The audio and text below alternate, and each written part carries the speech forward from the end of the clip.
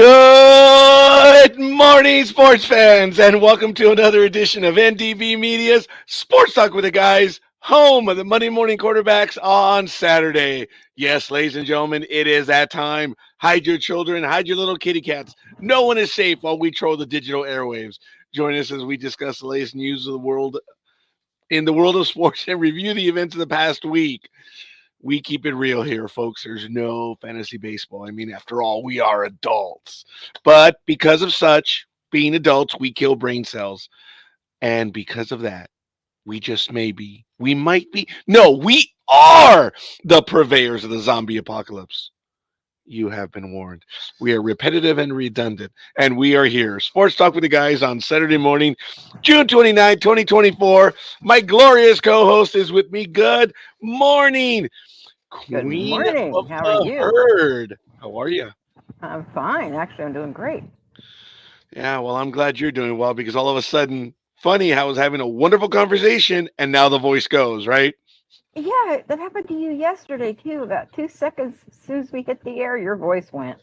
It's been going for a while. I've been having a little bit of issues with it, but it's all good. I had a shave. It was getting warm, and besides, I was starting to detect the communication between the civilizations that were in my beard. And when you can detect long distance communication, like, all right, I gotta end this. I'm not gonna be like Bender that had one civilization on this side and the other one on the backside. Yeah, I'm gonna have to put an end to that. But good morning, everyone. Thank you for joining us. As I mentioned, this is Sports Talk with the Guys, and of course, I'm your host, El Scorekeeper, and it's gonna be a great and wonderful program today. The holiday weekend is coming up. We do have a special, but we'll get to that in the calendar section right now. Oh boy, oh boy, oh boy! It is a nice, wonderful 61 degrees. Allegedly, it's going to get up to 91, and the overnight low is going to be 63. So it's going to be warmer at this exact same time tomorrow. Go figure. The humidity is 95%. I do feel it, but thank God it's not an East Coast humidity. Oh, I'd be dripping already, and me no likey East Coast humidity. Pressure, but we'll see what happens in October. Pressure 29.85 inches. Visibility is at 8 miles. The sunrise was approximately 23 minutes ago at 5:42 a.m. It is 8:06 p.m. right now. Now, that would be, oops, that wouldn't be correct. That would have been like 22 minutes ago. Sunset is at 8:06 p.m. as we march our way to the longest day of the year. And the wind is at 1 mile per hour. Dew point is at 59 degrees. UV index, of course, at this hour is 0 of 11. And the moon phase is a waxing crescent. Woo-hoo-hoo. A quick look at the events in sports history today. Back in 1901, the U.S. National Championship Women's Tennis in Philadelphia. CC, I'm sorry, in Philadelphia. Elizabeth Moore beats defending champion Myrtle McTeer 6'4", 3'6", 7'5", 2'6", 6'2" for her second of 4 U.S. singles titles. Also in 1947, Yankees beat Senators 3-1 to start a 19-game winning streak. That was a big deal. Back in 1958, FIFA World Cup final at Rasunda Stadium in Stockholm, Sweden. Vevey and Pelé each scored 2 goals as Brazil beat Sweden 5-2. And of course, on this day in 1961, Major League Baseball San Francisco Giants outfielder Willie Mays becomes just the fourth player in Major League Baseball history with three, not one, not two, but three home runs twice in one season in a 10th inning blast in the Giants' 8-7 win over the Phillies in Philadelphia. And of course, we just had the recent passing of Willie Mays, and kind of apropos that we have that moment in history today. And I believe Queen of the Herd does have some information, breaking news on someone that just recently passed away. Orlando Cepeda passed away last night. I got the news literally right at midnight. It broke through on my stuff. Family's not saying how he died or what he died of, but it's exactly 10 days after Willie Mays passed. Well, it is in going on in the world of baseball, and he is officially listed as passing in Concord, California. That's not far from you.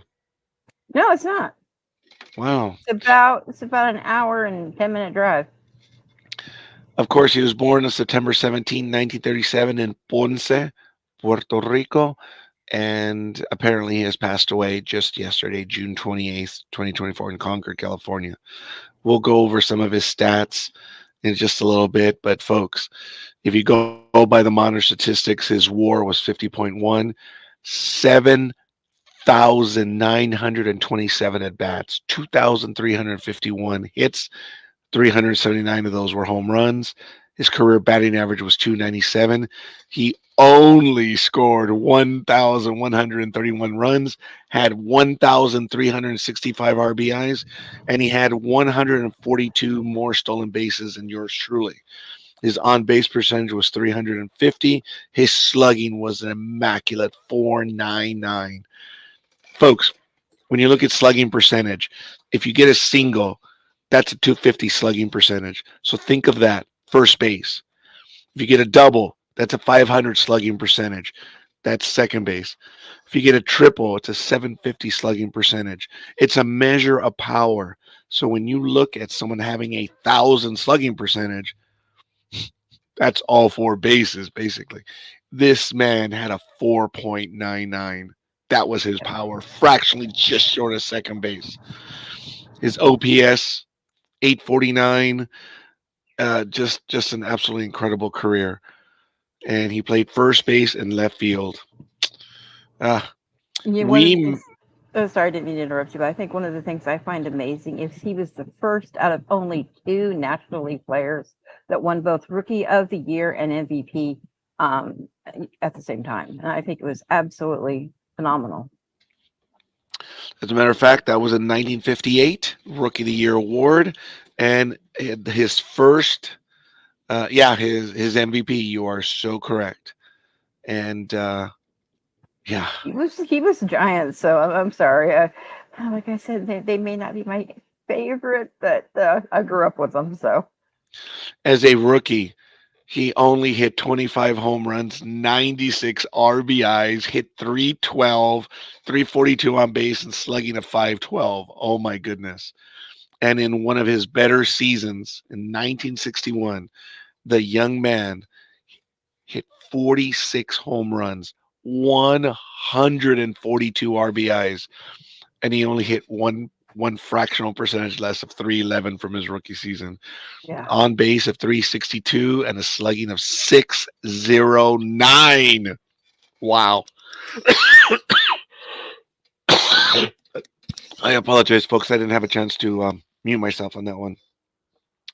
And in the season that he hit 46 home runs, he walked 39 times and struck out 91 times in 637 at bats. Impressive. Overall, he did not have a 2-to-1 ratio. He had 581 walks to 1169 at bats. That's darn good. That's all right. I'll take those numbers any day of the week and twice on Saturday, as they Yep. say. So, the unfortunate passing. I do want to give a quick shout out. Of course, a recent birthday, as you know, in the family. Gridiron Girl celebrated her birthday yesterday. She did join us on a program that we had yesterday, which was really cool. It was really fun. You guys might want to check it out. It's about a Canadian program that is doing a Hollywood style haunted house. It was really, really cool. And I think they're going to be joining us again, but there's some snazzy effects and really, really cool stuff that they're doing. I The wasn't only joking when I said I'd go there and live there. You could not get rid of me. That whole immersion program looks so awesome. the video that we saw online of the stuff that they were working on Yeah. was impressive. Folks, their Instagram page was really awesome. I'm not going to say that it's a cheat, but it is a secret. I'm going to reveal a secret as an interviewer that when you do your background, your research and preparation, and you always ask for their links of whatever they have, or even if they don't provide them, you look it up. when you look at their material, sometimes their material itself. That's it. It's that's your Yep. interview. And I'm not saying it's easy. I'm saying that's how professional they are. That's how good they are. That you can just go off their Instagram. There's a lot of stuff on there which is really really cool. It's got a taste of Hollywood. It's got a taste of some other stuff, and it's all good. Good morning. Good morning, Aisha. Learning to walk again. I Wow. don't want to know, considering I talked to you a few hours ago. Well, hopefully everything okay. Yeah, that's what I'm worried Yeah. about. Okay. Well, hopefully. So, upcoming birthdays. Of course, we had Gridiron Girls was yesterday. Tomorrow, June 30th, Raina Schmitz. Congratulations. Jet Bundit Wong. Congratulations to you. Michael De Palma. Oh, Jets on July 1st. Michael De Palma, formerly of the network. He was on the Tri State Sports Guys. Wonderful program when we were on Blog Talk Radio. Happy birthday on July 30th. Classmate of mine, Edward Solis, July 30th. For those of you that know on a personal level, uh, he was a classmate of mine. And someone else I met, I was going to say something else, but I wasn't. Aurelio Rico Lopez III from the Philippines, author of horror and a medical professional all at one. Dude! Happy birthday on July 4th, America's holiday. And there are more birthdays coming up, but we'll get to those as they come. And oh my goodness. Good The only morning, thing I Tony. want to say is hurry up and get it done. Get your breakfast done and show us the porn, the food porn. And join us. It'll be good. I'm a tad thin on the food porn today. This is the first time I don't have food in a while.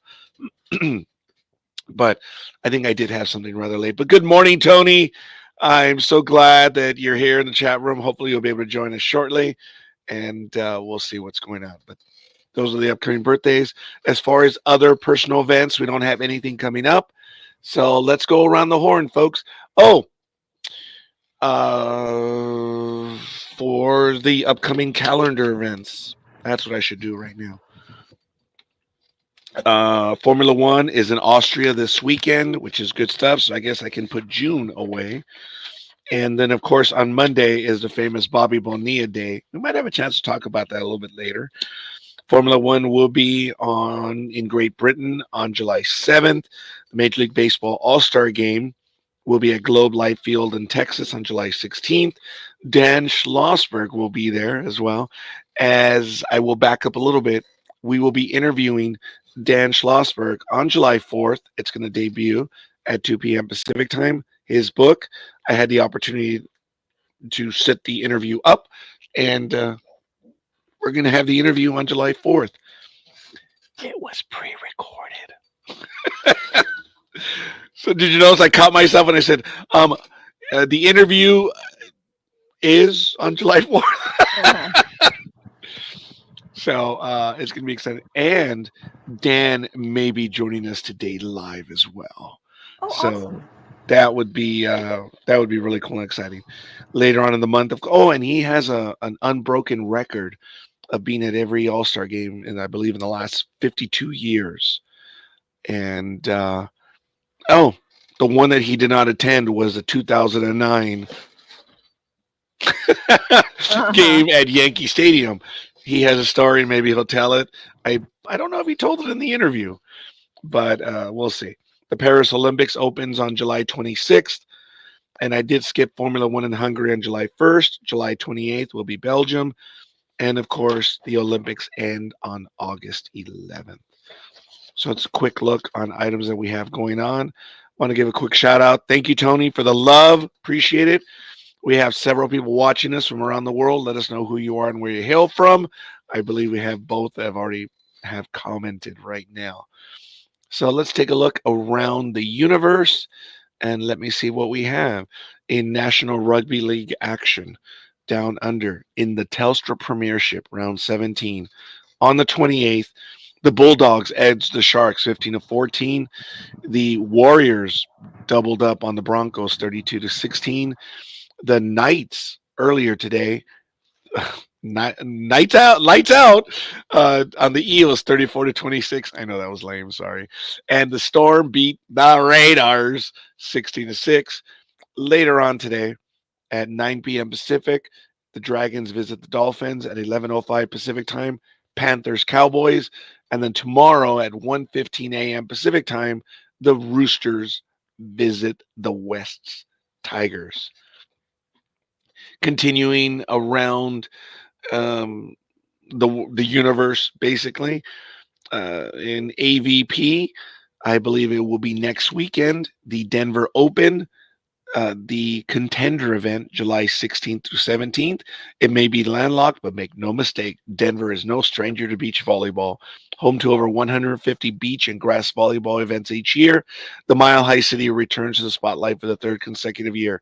It's going to be at the Island, 2233 South Geneva Street, Aurora, Colorado. And you can follow the link to it at avp.com.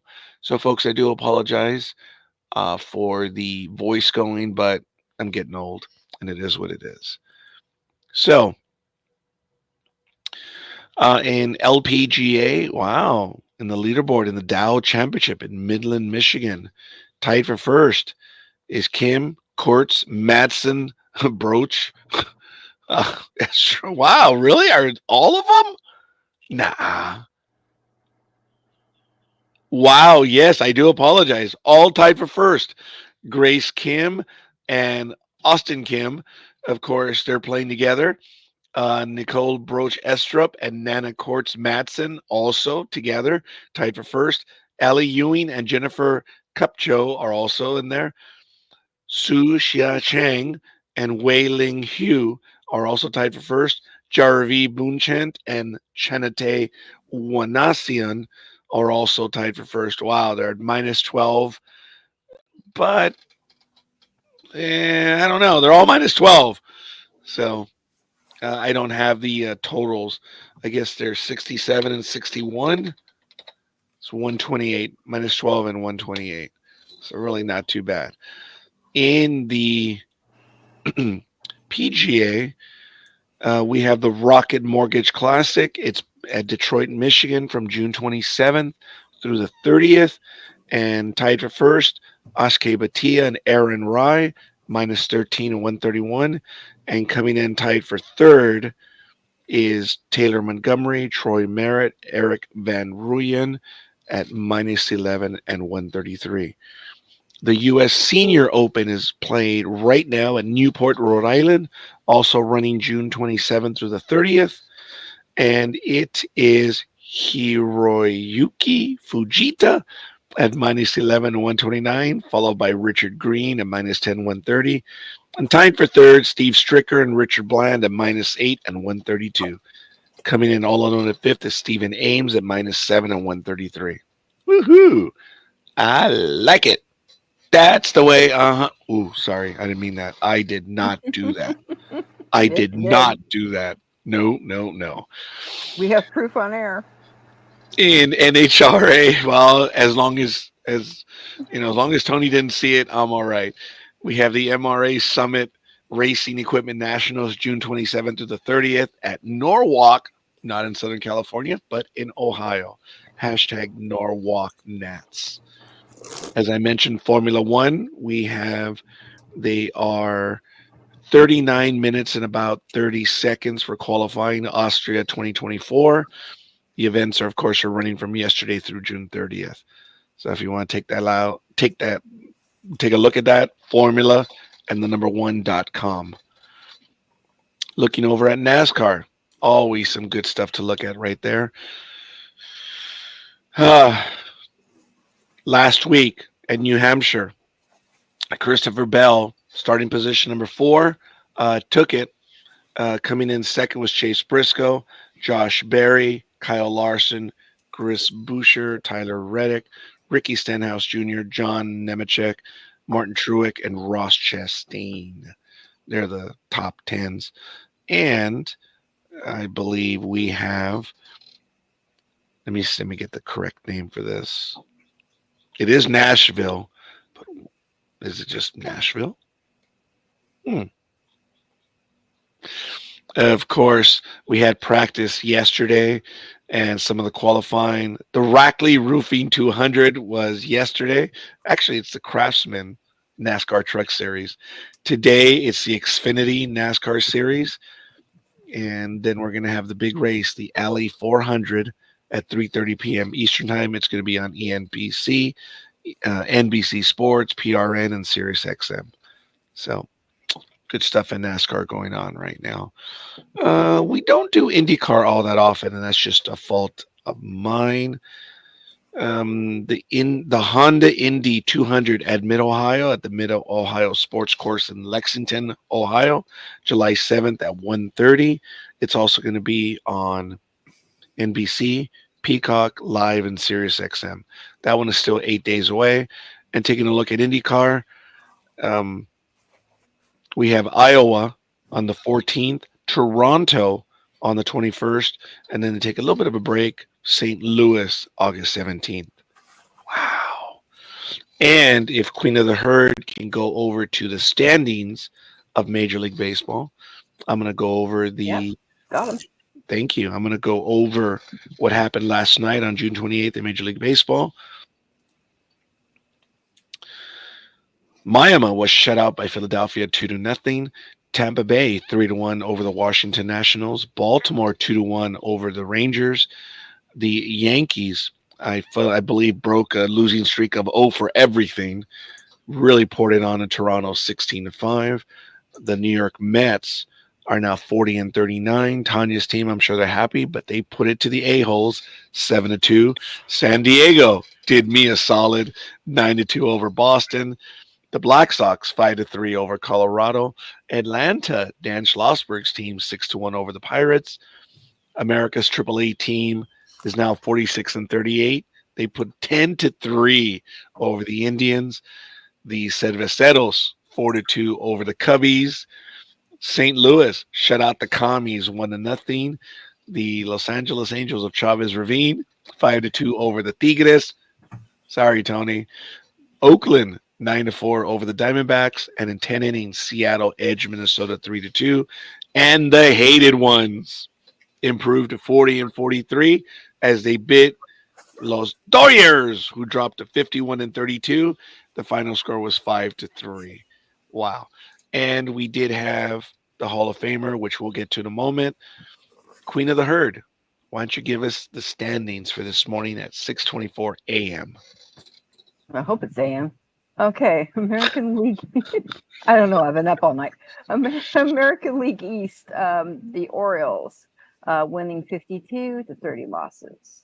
New York Yankees 53-31. The Boston Red Sox 43-38. The Tampa Bay Rays wins at 41, losses at 41. Toronto Blue Jays 37 and 44 losses. Moving on to the American League Central. The Cleveland Guardians are 51 wins and 29 losses. Minnesota Twins are 45 wins and 37 losses. The Kansas City Royals, 46 wins, 38 losses. The Detroit Tigers are 37 wins and 45 losses. And of course, one of the best teams in the entire division, the Chicago White Sox at 23 wins and a wonderful 61 losses. Go Ladies team. and gentlemen, did we get some shade right now? Woohoo! I have to say, Queen of the Herd was talking a little smack there. I like it. I haven't had my coffee yet. That's why I'm grumpy. I just had a sip while you began right now, and it's helped my voice. So Oh, that's good. you've got to get some, woman. Yeah, tell me about it. I need jet fuel at this point. Okay, American League West. The Seattle Mariners at 47 wins and 37 losses. Houston Astros at 40 wins, 41 losses. Texas Rangers, 37 wins and 45 losses. The Los Angeles Angels, 35 wins, 46 losses. The Oakland Athletes, I have a gripe about them coming up later with a certain play, but yeah. 30 wins and 50 4 losses. Oh, hey, they're tying up there with the White Sox with the other division there. Yeah, good. All right, moving on to the National League East. Philadelphia Phillies wins 54, losses 28. And they are the best team in Major League Baseball right Oh, now with definitely. 54 wins and a 659 winning percentage, hands down. Definitely. The Atlanta Braves at 45 wins and 35 losses. The Mets, 40 wins, 39 losses. The Washington Nationals, 38 wins, 43 losses. Okay. The Marlins, 29 wins, 53 losses. I'm not even going to say anything. Just moving along. The National League, National League Center, the Brewers at 49 wins and 33 losses. St. Louis Cardinals, 42 wins, 39 losses. The Pittsburgh Pirates, 39 wins, 42 losses. The Cincinnati Reds, every time I see them say the name, I'm craving Big Red Gum. 38 wins and 44 losses. The Chicago Cubs, 38 wins, 45 losses. And moving on to my favorite division, the National League West. The Dodgers at 51 wins and 32 losses. The San Diego Padres, 45 wins and 41 losses. The Giants, yes, I know you don't like them, or neither do I really, 40 wins, 43 losses. The Arizona Diamondbacks, 39 wins and 43 losses. And the Colorado Rockies, oh, they're right up there too. Okay, one of the best teams in the league. 27 wins and 54 wonderful, amazing losses. Let's give them a hand, folks. Wow, I'm getting some shade this morning. Young lady, we do have a few rules here on Sports Talk with the Guys. Number one, because we are into inclusion. That's why we say Miami, because of that one hick town in Oklahoma that I can't say it. I know you can't, but all kidding aside, we never refer to the a-holes by their given name. They are cheaters. They have been. They always will be. They've always been a-holes. They are the a-holes. I appreciate that you address them accordingly, but they are the a-holes. And since we are here from Sports Talk with the Guys, the third place team in the National League West are the hated ones. So it's all good. Every and anything else, you don't even have to say any of that stuff. But those are like standing orders. The officer of the deck has to go by that. The last two, a-holes and the hated ones. And I did not see that you did join us, Anime Girl. Top of the morning, afternoon to you. How you doing? I'm fine. I'm fine. Thank What you. does this So, mean? You having to learn to walk again? yeah, did you have a little bit to sip? Because I did yesterday. I had way too much. No, you know what this is, Liz. Oh, yeah. Yeah. Well, the rest of it arrived today, so I'm learning to walk again. Oh, okay. Is That's what that you your mean by learning to walk kimono? again. It's a yukata. No, I'm having to learn to walk again. See, Oh, wow.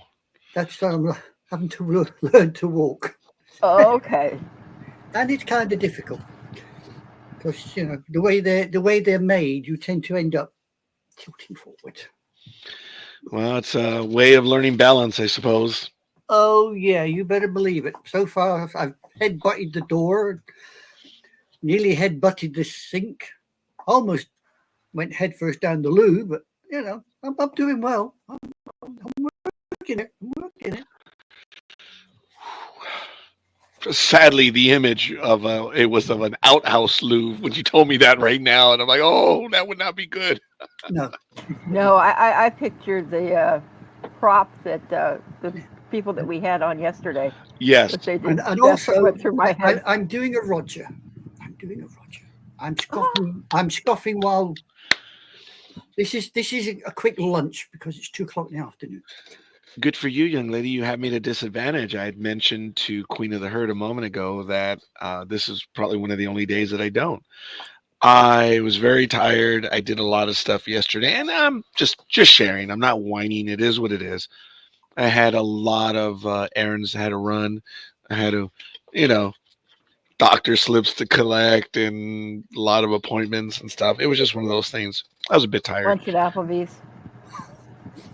I did stop to see Brandy. I did.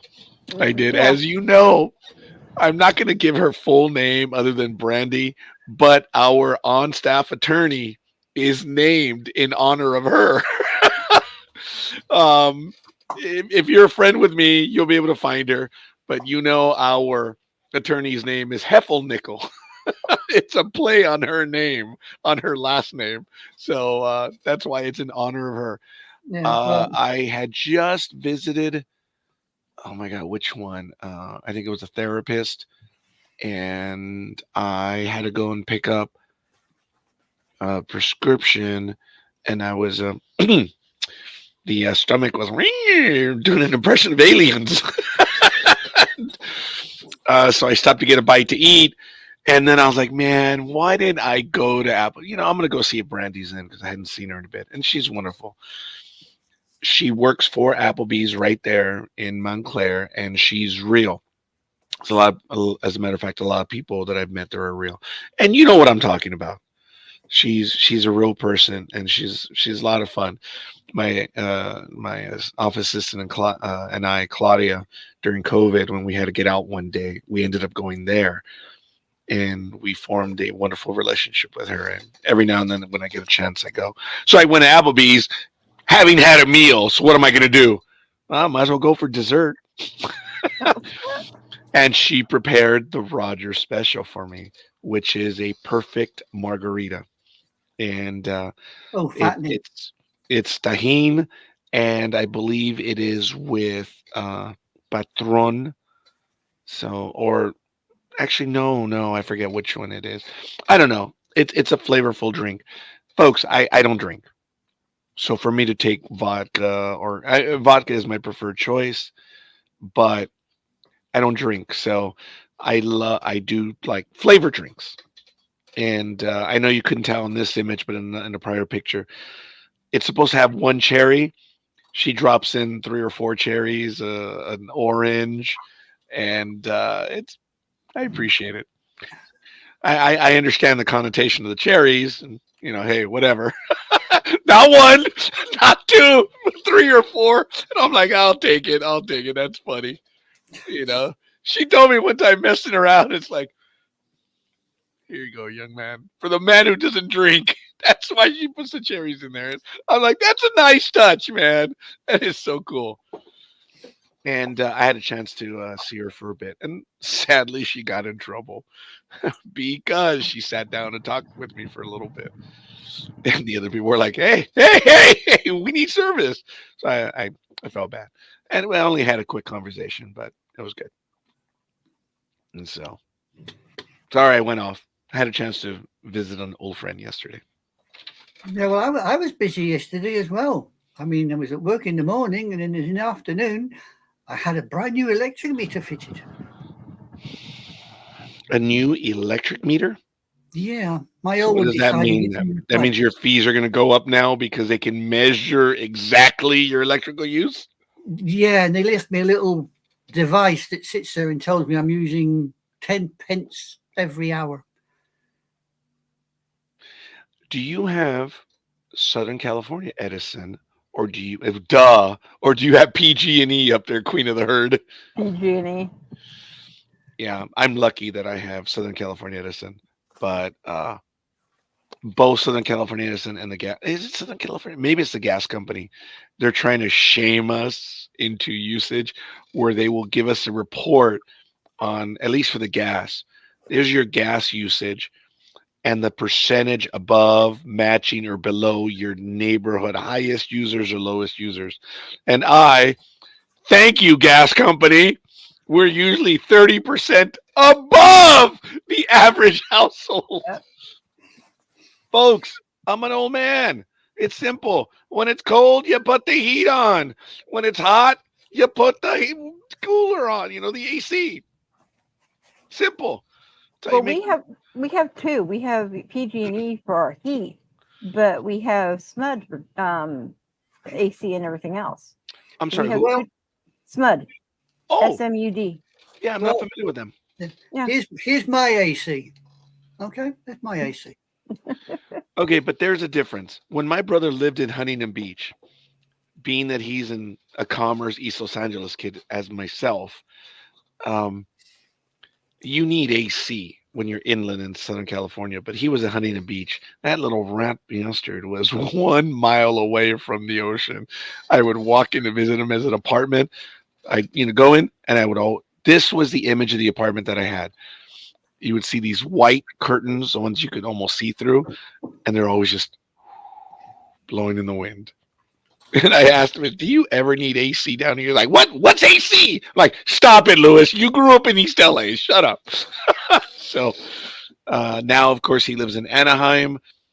You still get that cool breeze, and I believe where you are, young lady, it really doesn't get that warm, right? You get a good breeze down there, don't you?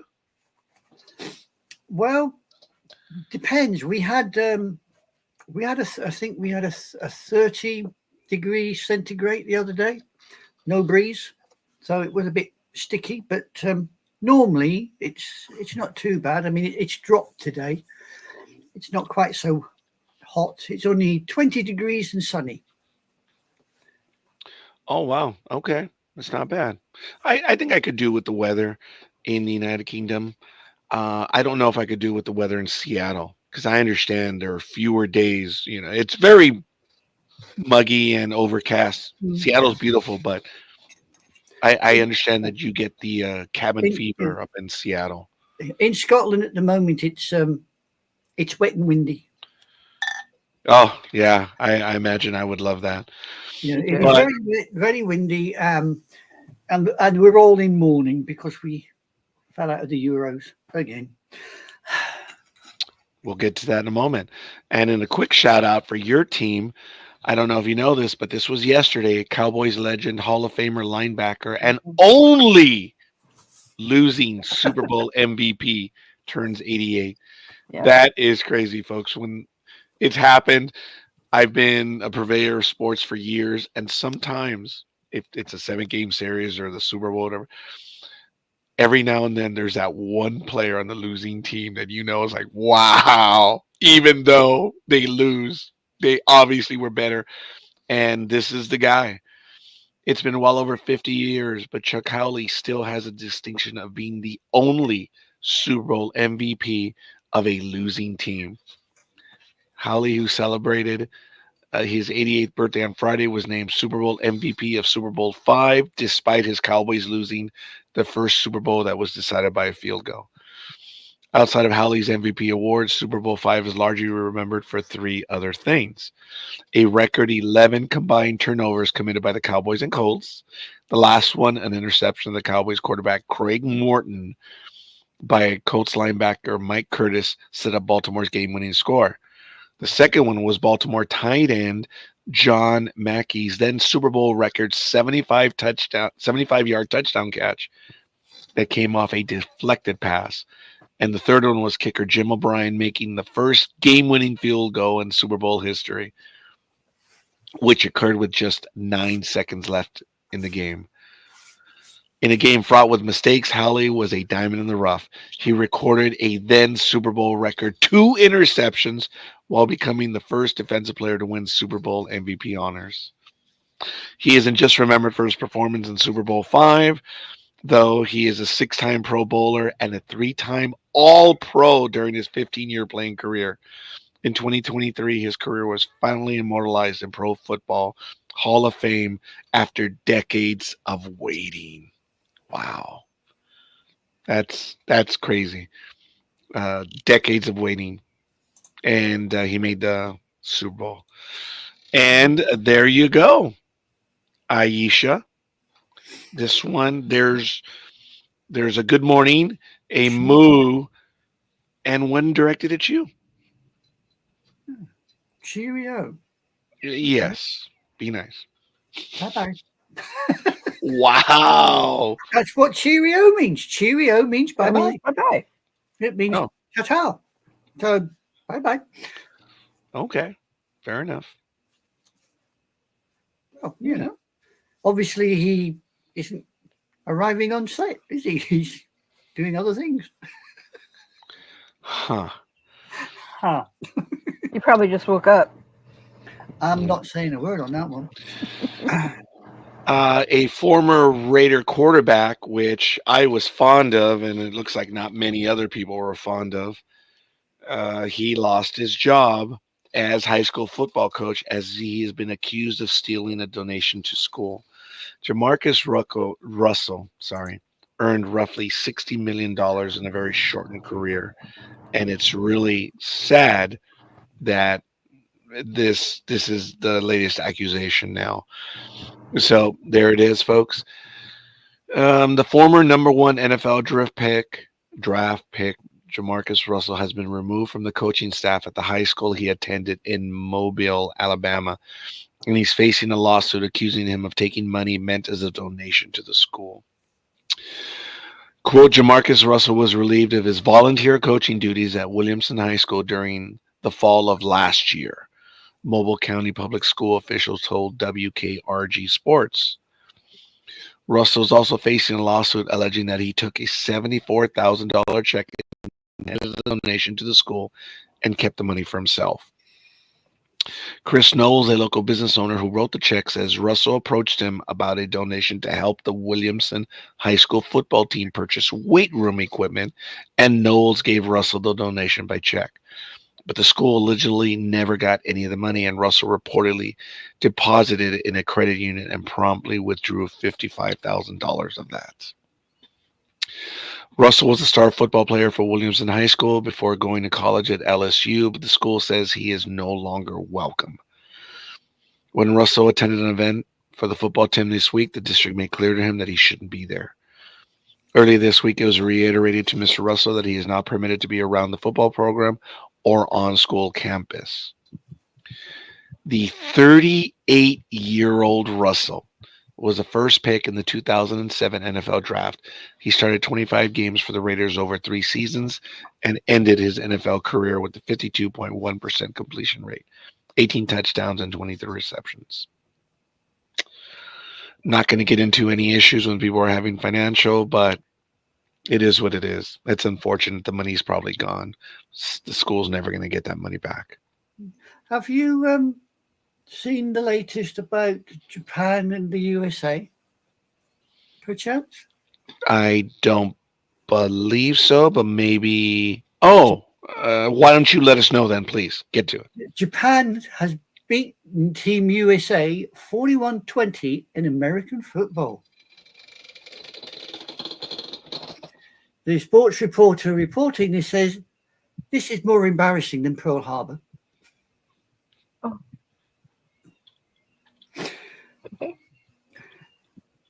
Yep. No.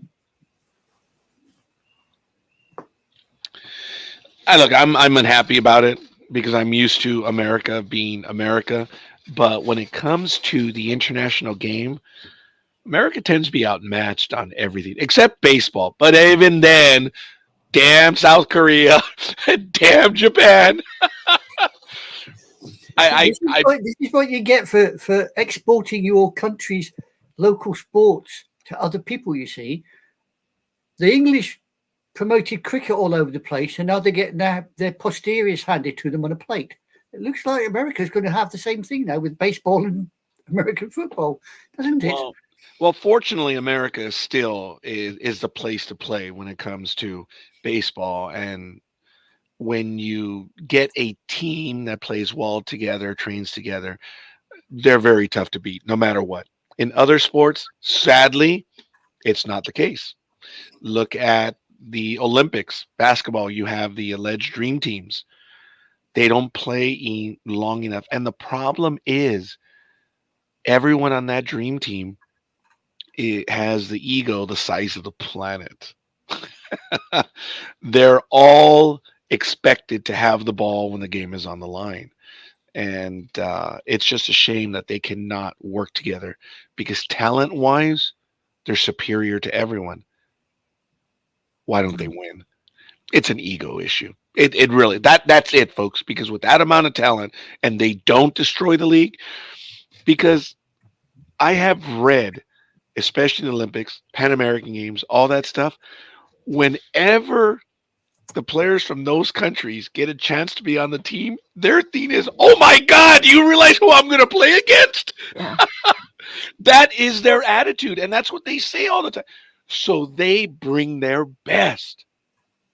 Now, granted, there are subtle differences with basketball is an international sport, but the international game has a subtle difference to the American game.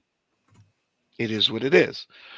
And I will say that there is difficulty in our guys adjusting to the international game. But folks, you bang it low, you go in. Come on, come on, come on. I mean, they're still dominant, but they don't win. So I'm glad that in baseball we're still the superior product, and it's really good. But the Japanese play with the reverence to baseball that is wow. In Mexico, they referred to baseball as el rey de todos los deportes. So I think you guys understood some of the words there, the king of all sports. And this is a Latin country which has a fervor for the World Cup, like most of the world. But yet in Mexico, baseball is a thing, and there are so many leagues in Mexico. It's awesome. It's not unlike the United States. That's why I'm disappointed that Mexico has not had a team yet to join professional baseball.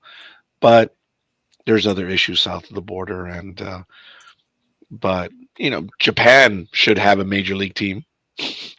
South Korea should have a major league team, but you're talking distances that are murder for travel. They just are. But if there's a way that they could work it out, look, Australia has stuff. They have baseball leagues as well, but no.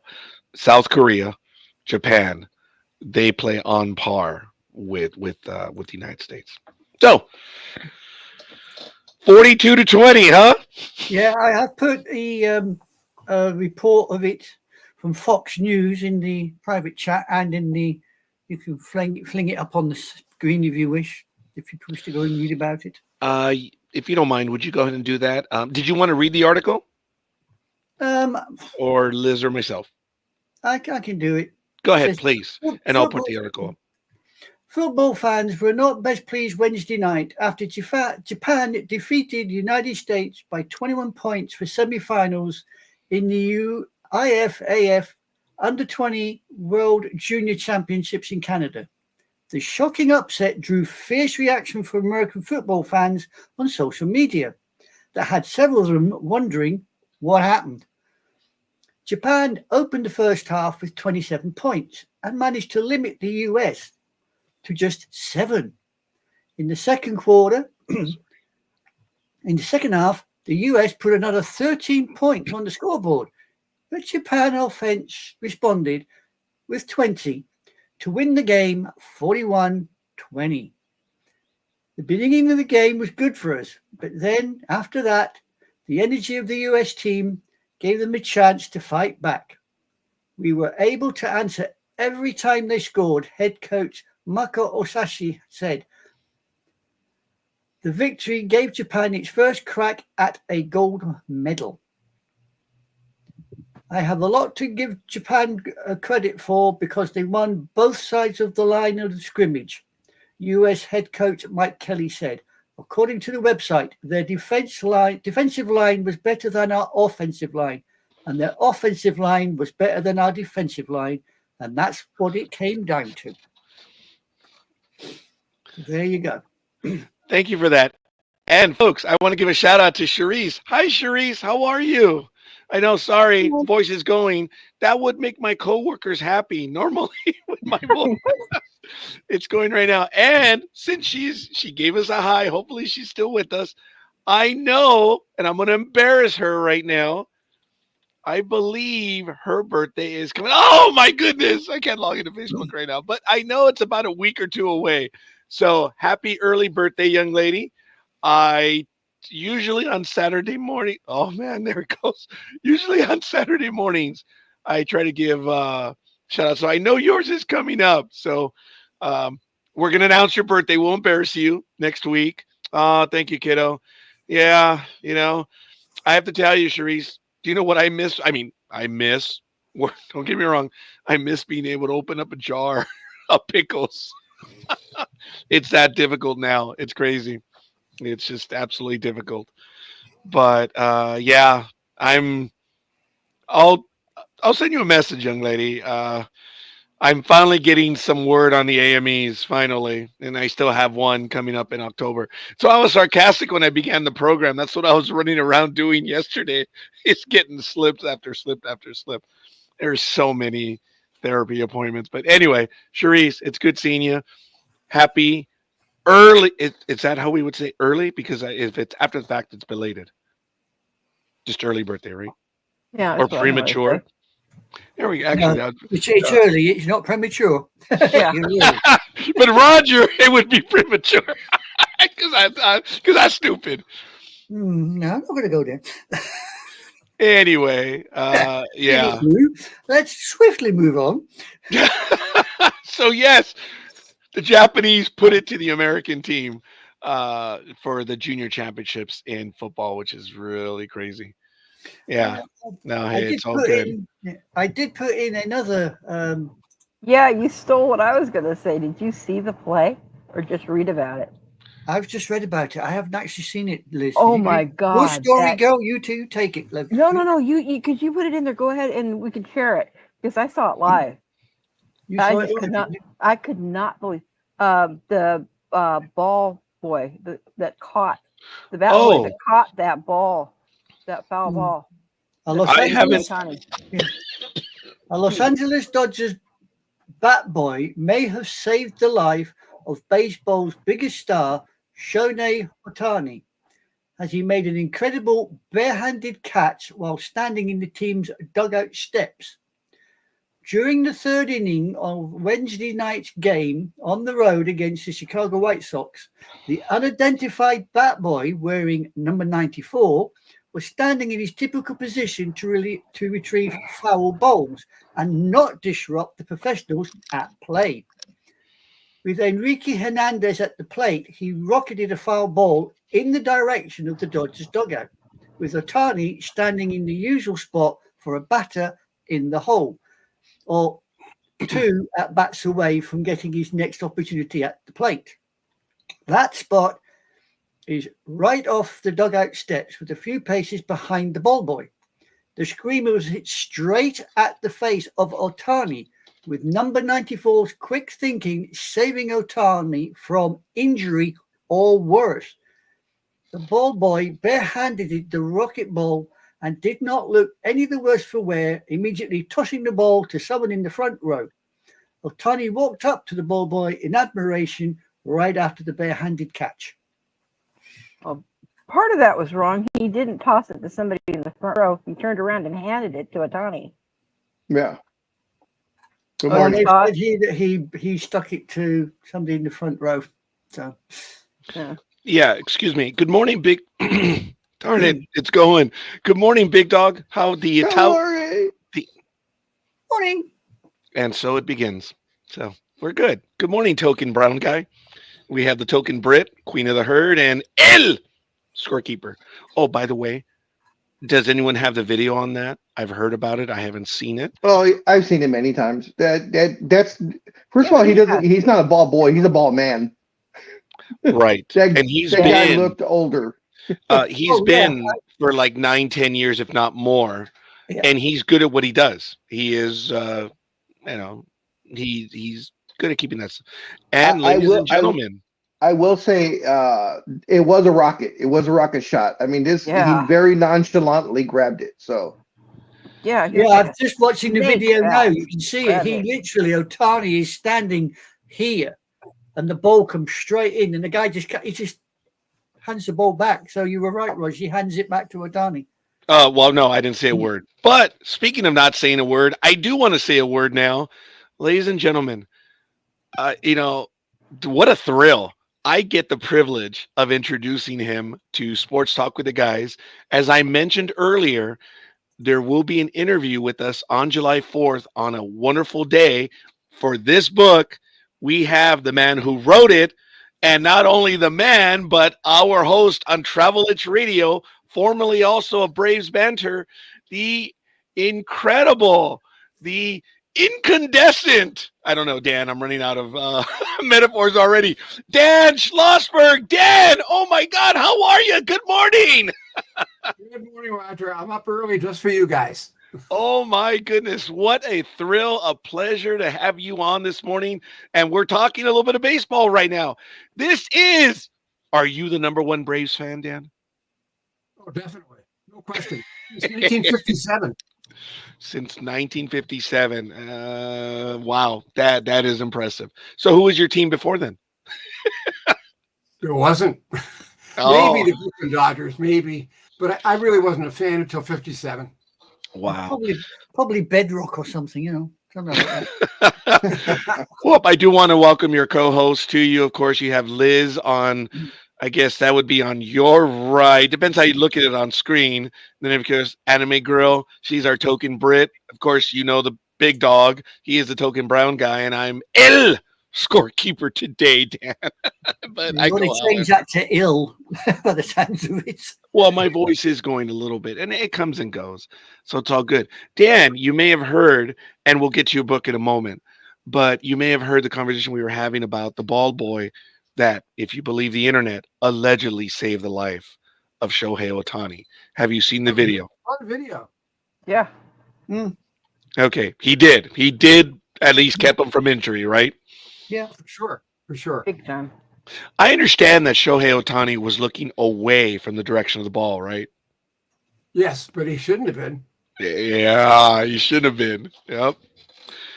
So, wow, that is really cool. So, I guess if we have a chance, if someone finds the video, maybe we can play it, but we have to play it without sound, of course, and it has to be quick. So, if anyone does have it, that would be awesome. So, Dan, Home Run King, why don't you tell the audience about it, please? But, folks, I do invite you to join us on July 4th as we're going to have an interview where I get the privilege of interviewing the man who has, well, without being rude, Dan, who have you not interviewed?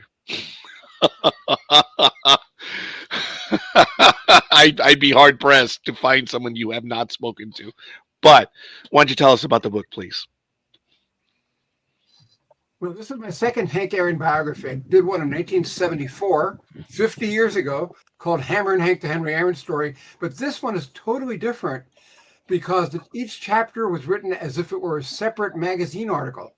Chapters were not written in sequence at all. And the book is the only one that was done by topic rather than time. The only baseball biography of its kind, actually, not just the only Hank Aaron book of its kind. But I've known Hank Aaron since 1965, a long, long time. A lot of the pictures of me interviewing Aaron are in the book. They're from my personal collection. Pictures from Jarry Park in Montreal, where the Expos used to play. Remember them, the Expos? Oh, yeah. So Hank Aaron's been around for a long time, and he was by far the best player I've seen. And I've been covering baseball professionally since 1969. Yeah, and that's when I was born, folks. I don't want to reveal everything, but you want $1 million picture? Look at the one right here. There is President Jimmy Carter, Hank Aaron, and look at that young man right there in the power position. That is Dan Schlossberg That's right there. Governor Jimmy Carter in that picture. Oh, I stand corrected. You're right. Ooh. Yes, Governor Jimmy Carter. Yes. And there are other images which I don't want to show on air because it takes away, but they are from Dan's private collection. This book, The Home Run King, The Remarkable Record of Hank Aaron, written by Dan Schlossberg, forward by Dusty Baker, preface by Kevin Barnes. It is available at danschlossberg.net as well as Amazon. Don't get the Kindle version. It's not the same. Get the hardback. Roger, your check is in the mail. Oh, thank you, Dan. Well, actually, the check was in the mail because I had the chance of spending a few days with Dan a few weeks ago, and it was fun. Dan had a very busy schedule as he was going to a convention, But like I said, I'd be there, and I. Well, I'm glad you have a watch cat. Okay. Everyone knows of Husker, Dan. So his watch cat. I was going to take him someplace one day, and I don't know what happened. Not one alarm went off. And the cat, Husker, came in, meowed in my room, and I heard the cat, and I'm like, oh my God, it's 5 o'clock. I should have already been on the road for over 30 minutes. And I zoomed out of there, and Dan, I was 6 minutes late, right? No, it was fine. I got there on time. That's all that counted. I told Dan, I said, Dan, the only reason why I'm here is because of Husker, my cat. And he immediately called the cat the watch cat. Roger, you said Yes. you wanted the video about Otani and the ball boy? Yes. Yes. Well, the article I put in the private chat? It's in there. I did not see that one. I apologize. Okay. It's in there, but I don't know how to get it up on screen. Okay, I'll see if I can find it right. Oh, yep. I think I see it right now. So I'll get to it in just a moment. Dan, why don't you tell us about your Braves, how your Braves are doing? We already did the standings. We did the results from yesterday. Would you give us your best? And please don't tell me they're the best team in baseball, because they're not. But they're damn good. Just kidding, Dan. Roger, going into the season, they were the best team in baseball. But then they lost their best position player and their best pitcher. Again. I'm talking about Ronald Acuna Jr. and Spencer Strider, 2 All-Stars from last year, out for the season. So, of course, that hurts them a little bit. They're still going to beat the Phillies. That's no problem. The Phillies now have 3 guys in the IL, 3 key players. Bryce Harper is one of them, JT Realmuto, and Kyle Schwarber. They're all on the IL. So the Phillies are in for a fall. Yeah, they've done well with what they've had up until now. The Braves are nipping at their heels. I know they're going to do it. So what is the strength of the Braves this year?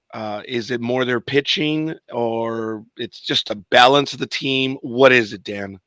It's definitely their pitching, because they picked up Chris Sale from the Boston Red Sox. They signed Ronaldo Lopez as a free agent. He was with the White Sox. The two of them arguably are the 2 best pitchers in the league this year. Chris Sale just lost a 1-0 game to the White Sox the other day, but going into that game, he was 10-2. And Lopez has the best earned run average of any pitcher in the major leagues. So pitching has been great. And Max Fried is pitching like an all-star too. And he's been an all-star before. Dan, I've always, and Big Dog knows this, I've always contended that when your team loses 1-0, the entire team has to go and apologize to the pitcher, because we all know, folks, that you're laughing because you know it's true, in that your guy is supposed to give up 1 run to max. And when they do that, there is nothing you can do to the guy that gives 0. He was never going to be beat. It is. But the guy that gives up 1 run, how many 1-0 games have we seen in the history of baseball, Dan? I believe that the team has to go and apologize to the pitcher. Right, but this is a peculiar year, Roger, because last year the Braves hit 307 home runs that tied the 2019 Minnesota Twins major league record. 307 home runs. They had 3 players hitting over 40 home runs. However, everybody has gone to a deep sleep except Marcell Ozuna, who should have been a finalist for the All-Star team, but the Philly fans stuffed the ballot box, electing 7 of their 8 players as finalists. 7 of their 8. Whoa, Dan! No, hey, no politics here. Oh wait, I'm sorry. We're talking about the All-Star game balloting. Just kidding. Yeah, I hate the All-Star game balloting. The fans are too stupid to vote. Let's put it that way. We're talking Philly fans. Dan has no love for Philly fans, for the city of brotherly love, right, Dan? Or New York fans, for that matter. But I don't like the fan voting, because Major League Baseball encourages the fans to vote 5 times every time they vote, and vote every day. This is not Honduras. This is not a banana republic. This is Major League Baseball. In the days when the All-Star game had integrity, which it no longer does, when it had integrity, players, coaches, and managers voted. They were not allowed to vote for their teammates. That ensured it was 1 man, 1 vote, and a fair election. Damn, times have changed. Dan, how do you really feel about the All-Star voting? Well, I think it's time to have a new commissioner for one thing. Whoa, there it is. Dan Schlossberg for commissioner, and I'll be vice commissioner. Well, he's already announced he's going to leave after his contract runs out. That's not till 2029. Why can't we have him go sooner? Speaking of him, Dan, has he been a good commissioner? I know that's it's a lame generalization. Well, but let's put it this way, Roger. He was appointed by Bud Selig. That's enough said. I have to remind the hosts, please, that they need to watch their language when they're on the program. And some phrases like Bud Selig are not allowed. Sorry, Dan. Well, let's put it this way. Calling him Bud Light is an insult to Anheuser-Busch. Yeah. That was good. I like it. Folks, if you like this exchange that we're having right now, I cannot wait for July 4th. You got to check it out. It's at 2 p.m. Pacific time, 5 p.m. Eastern. I have the privilege of interviewing Dan, and we're talking about the book. So are there any I have other a question for Dan? Go for it. Dan, do you think he'll actually walk away in 29? I mean, walk away from all that money? He will. He will. You think he's just tired of the whole thing, or He'll walk away if he's not fired first. He'll walk away. I mean, he's under fire. He's done a lot of really. Oh, definitely. I have always felt the he worst should have been thing- fired years ago. Well, the worst thing he's done is that what I call the Manfred Man in extra innings, that automatic runner. Oh, That makes geez. Major League Baseball look like a Sunday beer league. It's disgraceful. And if that was such a good idea, why doesn't he use it in the postseason too? He doesn't. Exactly. I like that. The Manfred Man. I think we're going to use that one more often. But you're okay with the pitch clock. I understand. Yes. You are okay with that. Speeding up the game is good, but there are ways to do it that are good and ways to do it that are bad. See, Dan, I always felt, because I am particular when it comes to rules, I was fortunate having the privilege of playing, that there already was a rule on how much time the pitchers had to take, but the umpires never enforced it. That's why this whole new pitch clock, it was not necessary. If they enforced the rules, they could have, but no one ever did, because baseball was the only game without a clock. But Dan, knowing that I have him, here we go. Tony Konopka, Philly fans came out to vote. Same opportunity for all teams. We just have the advantage of having the best fans. Go Phillies. Not true. Not true. You just had the advantage of having the most home games at the time the voting was going on. Oh, Tony, come on, buddy. That's not smack talk. That's real talk. and every team, including the Braves and the Phillies, should not be promoting vote for your favorites. They should be promoting vote for the most deserving players. This is not the Phillies versus the American League. This is the National League versus the American League. And it's disgraceful to have so many guys on one team. So you can't vote online? I wouldn't dignify myself to vote online. This is like fake electors.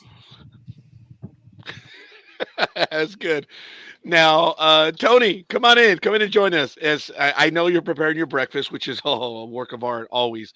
But Dan, what about the issue with the a-holes, the cheaters? The big dog big dog. Share your thoughts on the commissioner and the a-holes when they were caught cheating. You're asking me or you're asking... Which time they got caught cheating? Okay, the most famous time that they got cheating and the fact that they won the World Series and all that stuff. Oh, no, you don't want me to go into that again. Have Dan talk about that. No, I thought you were talking about Barry Bonds, the biggest cheater of them all. Barry Bonds' record should be stricken from the record. He did not break the home run record. Hank Aaron is the home run king, will always be the home run king.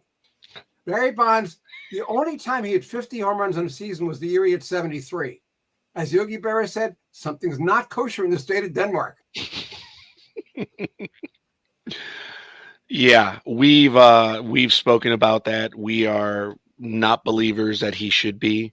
And you have one believer in our group that feels that he's the end all be all, but we always take everything he says with a grain of salt. So I agree. Hank is the all-time home run king.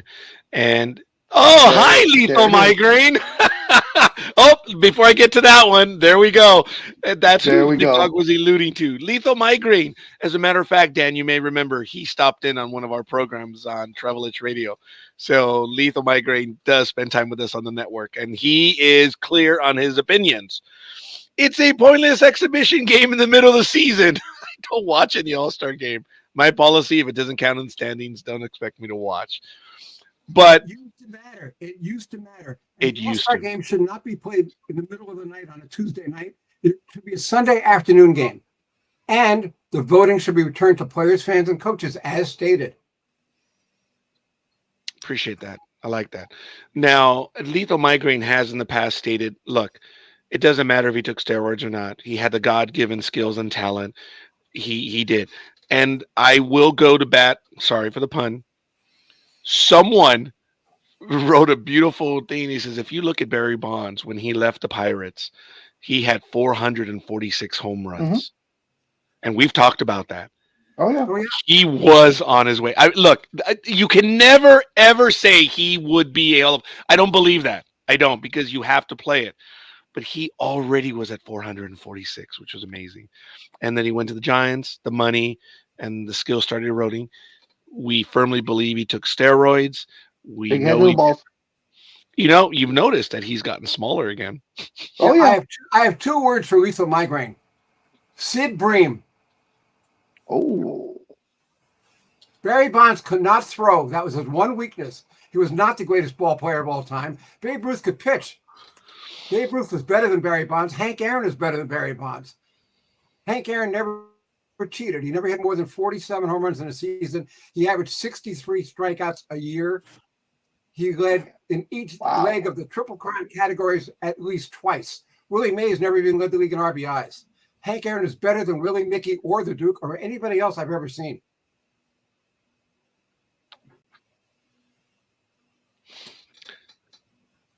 Okay, ladies and gentlemen, there are times that there's no answer. There's no commentary, and that was one of them. No The commentary Big Dog needed. didn't even say yay or nay. Both Big Dog and I kept quiet on that one. So it is cool, but that's why we have these conversations on Saturday morning. And I'm glad, Dan, you're here for that. Dan, I know you haven't heard this argument with me, but I don't know if you remember, but Mark McGwire, I felt that he was going to get a sympathy vote as time went on. But then when he came out and declared why he took steroids to come clean, that destroyed any opportunity that he would have for the Hall of Fame vote. But instead of coming clean, you of all people know why Mark McGwire came clean, right? His brother was going to do the tell-all book, and he doesn't talk to his brother. He said, this is what happened, this would happen. And in his own story, he says the only reason why I took steroids was because I grew tired of everyone always whining and saying, oh, you're hurt again. Oh, you're hurt again. He himself said it was the pressure of him always being hurt. That's why he took steroids. So if you go by that alone, it destroys any argument that steroids does not affect you, because it did. In the case of Mark McGwire and his chicken legs, he could not play the game. And without steroids, he could not play the game. And I believe it was the same way with Barry Bonds. I mean, Barry Bonds, I felt, was a damn good player. But he became an incredible player with steroids, right, Dan? Very much so. And the writers, the voters for the Baseball Hall of Fame obviously agree with me. Barry Bonds spent 10 years on the ballot and never got the 75% needed for election. If he was such a great player, how come he didn't get elected to the Hall of Fame by the writers? This was before. If you're going to go to that route, Dan, then Ichiro's the best player ever. So Ichiro did pitch a little bit at the end of his career. And here we go. As I've said many times before, and I will say it again, McGwire had one of the greatest rookie years ever. He was pure mediocrity after. He did have a great rookie year. He had 49 home runs, which at that time was a record for a rookie. Yeah. It's broken Definitely twice. Yeah. Really good stuff, folks. I want to switch over to that video. I know we're going to carry on this conversation. I just don't want to get away from that because Roger's all over. El scorekeeper is all over the place. Let me get to it right now. I already have it queued. And this is the video. Check it out. And let's go. Everyone flinched. Everyone deserves to get it. Oh, he does pass it to the person in the stands.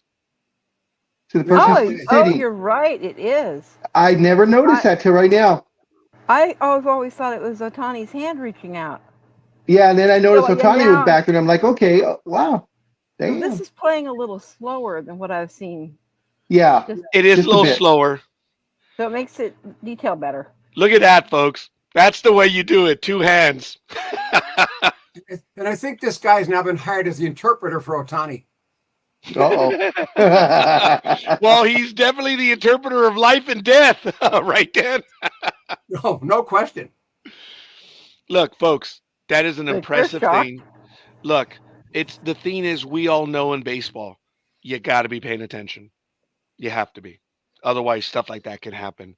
It is a little embarrassing. I know you get a bit distracted, but they should have been paying attention. And what was he doing? He had his eye on the ball. By the way, here's a prediction. Otani is going to join Frank Robinson this year as the only man to win the MVP in both leagues. Ooh. And I said it at the beginning of the season. Yeah, you did. Yeah, you did. By the way, folks, you know, and I'm talking to the audience here, you know that I've referred to the newsletter, and we haven't even talked about that with Dan Dunn as well. Folks, look up Dan Schlossberg on the internet. That's the only time you can use a swear word, damn it. Look it up. You'll find everywhere he writes for. Folks, he used to write for USA Today Sports Weekly or even had the chance to mention. Still do. I apologize. Yes. I am receiving the USA Today Sports Weekly. And I know you always let us know. But, Dan, what is the other endeavor that you have going as well? And the audience knows because I do refer to it from time to time. You are the sports editor for a particular newsletter. It's called Here's the Pitch. I do the Friday and Saturday editions. This is a 6 times a week newsletter. There's no Sunday issue. But I'm the editor on Friday and Saturday. And today I came out with a column that said the Braves and the Phillies will both put 3 starting pitchers on the National League All-Star roster this year. What is the name of the newsletter, and do you have the website? It's Here's the Pitch, and the website, I believe, is ibwaa.com. It's Internet Baseball Writers Association of America.com. Looks like you've got it on. I see it up on the screen next to your picture. There it is right here. Yes, this is today's link. Here it is, folks. I'm going to put the link in the chat room so that everyone can follow this particular link. It leads you to the article. And now, hold it for a second. You see where it says also lousy teams could reach playoffs anyway? That's my column for today. The All-Star thing I did yesterday. Lousy teams could reach playoffs anyway. That's about under 500 teams going to the playoffs. This is the entire newsletter. This is cleaning up. With losing records. My column, cleaning up. And the sky is falling. Yes.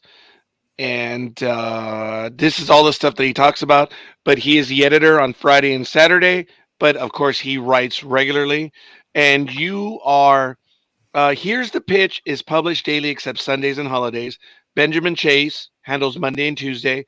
Elizabeth, is that what? Elizabeth? Muratori. Muratori, thank you, does Wednesday and Thursday. And up there on Friday and Saturday is Dan Schlossberg. Readers are encouraged to contribute comments, articles, and letters to the editor. HTP, of course, reserves the right to edit for brevity, clarity, and good taste. So in other words, if I email Dan, he'll just get one word that says, I hate the Braves. Something like that, which I don't. I actually have a respect for the Braves. I like the Braves because you folks come in, year out. Management is invested. The Braves are a good team, and they're always competitors. So check that out, folks. You have the link. Roger, it's interesting what we talked about before. You asked me how the Braves are going to do this year. And I mentioned 307 home runs, tied a major league record last year. They had 340 homer guys last year. This year, the entire team, including Acuna before he got hurt, went into a hitting slump. The entire team, with one exception, Marcelo Ozuna. Everybody else was slumping, underperforming by far what they did last year. Matt Olson led the majors in home runs and RBIs last year. Hasn't done anything this year. Ozzie Albies is another one. Austin Riley is just now starting to hit. The Braves went from the best offense last year to just about the worst offense this year. I don't know what the reason is. And you're in second place in the National League East. Well, yeah, the rest of the division stinks. All of the Mets are pretty hot. Hey, well, you did notice that. I gave Dan a little bit of love on that, and he's a realist saying, yeah, we're only in second because the rest of the division sucks. That's a realist, man. The Braves can't beat Washington this year. They've lost 6 out of 8 against Washington. Well, Dan, look, there are some times that there's just going to be one team that has your number. But I do believe, Dan, and I've seen it so many times, and the question is to the audience, how often do we see one team beat up someone in the regular season and then come playoff time, it turns, right? Oh, it happens many times. Oh, yeah. Joaquin Andahar, the pitcher with the Cardinals, was once asked for his one-word description of baseball, and it couldn't have been more correct. He said, "You never know." That was his one-word description of baseball. You never know. Yeah. And those Yankees. Yeah. Yeah, the Yankees, they totally turned their season around. Yeah, look, the Yankees were pretty much beating up on everyone, and now in the last 10 games, they were like almost 0 for 10. Hey, you know what? It happens. And they never beat the Mets. They never beat the Mets. Yeah. Yeah, I'm surprised Tanya's not here. But let's see what we have right here. Since I don't watch basketball, I have a cap question. So this will be to the big dog. I had the NBA draft on for a little while. The Timberwolves traded for the dude drafted number 8. Whoever was on ESPN, thankfully, it wasn't that clown Stephen Smith, but I digress. But they said it was going to add $30 million to the Wolves' luxury tax bill. His question is why? How does a cap in basketball work? He was drafted number 8, was it? Yeah. Yes. There's a tiered system in their salary. So if they were already near the cap, which I think they were, I do have the salaries already. And there's a minimum that they have to pay, right, Dan? Or I'm sorry, right, a big dog? Yes. There's a floor, and then there's the salary cap limit, and then you can go over. I believe it's $22.5 million over the cap, and that's when after that, then you start getting hit with the luxury tax. And he said it was the Timber rules. Yeah. Okay. Oh, okay. Yeah, they're at 100, and for this coming season, they're at 192.6. So they are well over the luxury cap. In fact, they look like they're by the 192. It looks like they're in tier 1 territory because I don't believe they're repeaters. So because of the salary that a number 8 college draft pick commands, it will add to their luxury tax. So they're going to do some maneuvering. Minnesota's usually pretty decent as far as their upper management is concerned. So they'll cut some contracts, or they'll do some trades to lower the salary cap. Okay. All right. Well, I appreciate it. I want to get back to Dan because I know we don't have a lot of time with Dan today. But Dan, commissioner, if you were a commissioner, what would you do day one? And please don't tell me you'd be a dictator. But beyond that, what would you do? No interleague play. That's number one. I think that's a farce. It's really, really distorted baseball history and baseball records. So I would get rid of interleague play. It came on as an experiment in 1997, and they kept it. No DH. That came on. Oh, thank you, Dan. I love you. That came out in 1973. Ron Bloomberg was the first DH. And, of course, I did his book, Designated Hebrew, which was a lot of fun to do, but I don't like the designated hitter. Max Fried will always be remembered as a trivia question answer because he was the last National League pitcher to win a Silver Slugger, which is given to the best hitter at each position. He batted .273 a couple of years ago, the last year National League pitchers hit. So those two things, I'm a traditionalist. I would, I'd go back as much as I could. And by the way, they need expansion desperately because if you have two if you have 32 teams altogether, you can have 4 8-team leagues, just the way it used to be. The winners go to the playoffs. The winners of those playoffs go to the World Series. The postseason is way too long. It's just a salary grab. All right, so we have 3 things as commissioner. Folks in the chat room and everyone else, let us know what you would do as Major League Baseball commissioner. I would love to know what lethal migraine would do. And that would be interesting as commissioner, but I'd like to hear about that. So this is really good. Dan, you're going to the All-Star game in a few days, are you not? How many days are you going to spend down there in glorious, hot Texas? Well, thank God the stadium has a dome. And by the way, Globe Life Park is the only stadium I've never been to. So this will complete my cycle of all. It's a dome. 30 of the current stadiums, right? That is correct. Plus a whole bunch that no longer exist, but 30 of the active ballparks, yes. I had mentioned to you about Jack Murphy. You'd been to Jack Murphy, right? Oh, yeah, definitely. Yeah. Here we go. I agree with you. The DH, if you can't play in the field, you don't belong in baseball. You know what rule I wanted added to baseball? If you hit under 200 for the year, you're required to spend the next 2 seasons in AAA, and you can't be promoted for That's funny. Okay, Dan, when you said about the thing about a dome, there's a joke on this program. You heard Big Dog say it, and Jason, hi, Jason. Everyone says it's a dome. Dan, when we do football picks, we talk about everything for the game coming up. And stupid scorekeeper said, the weather. Right. But I was going to spit up and say, the Giants are visiting the Dallas Cowboys.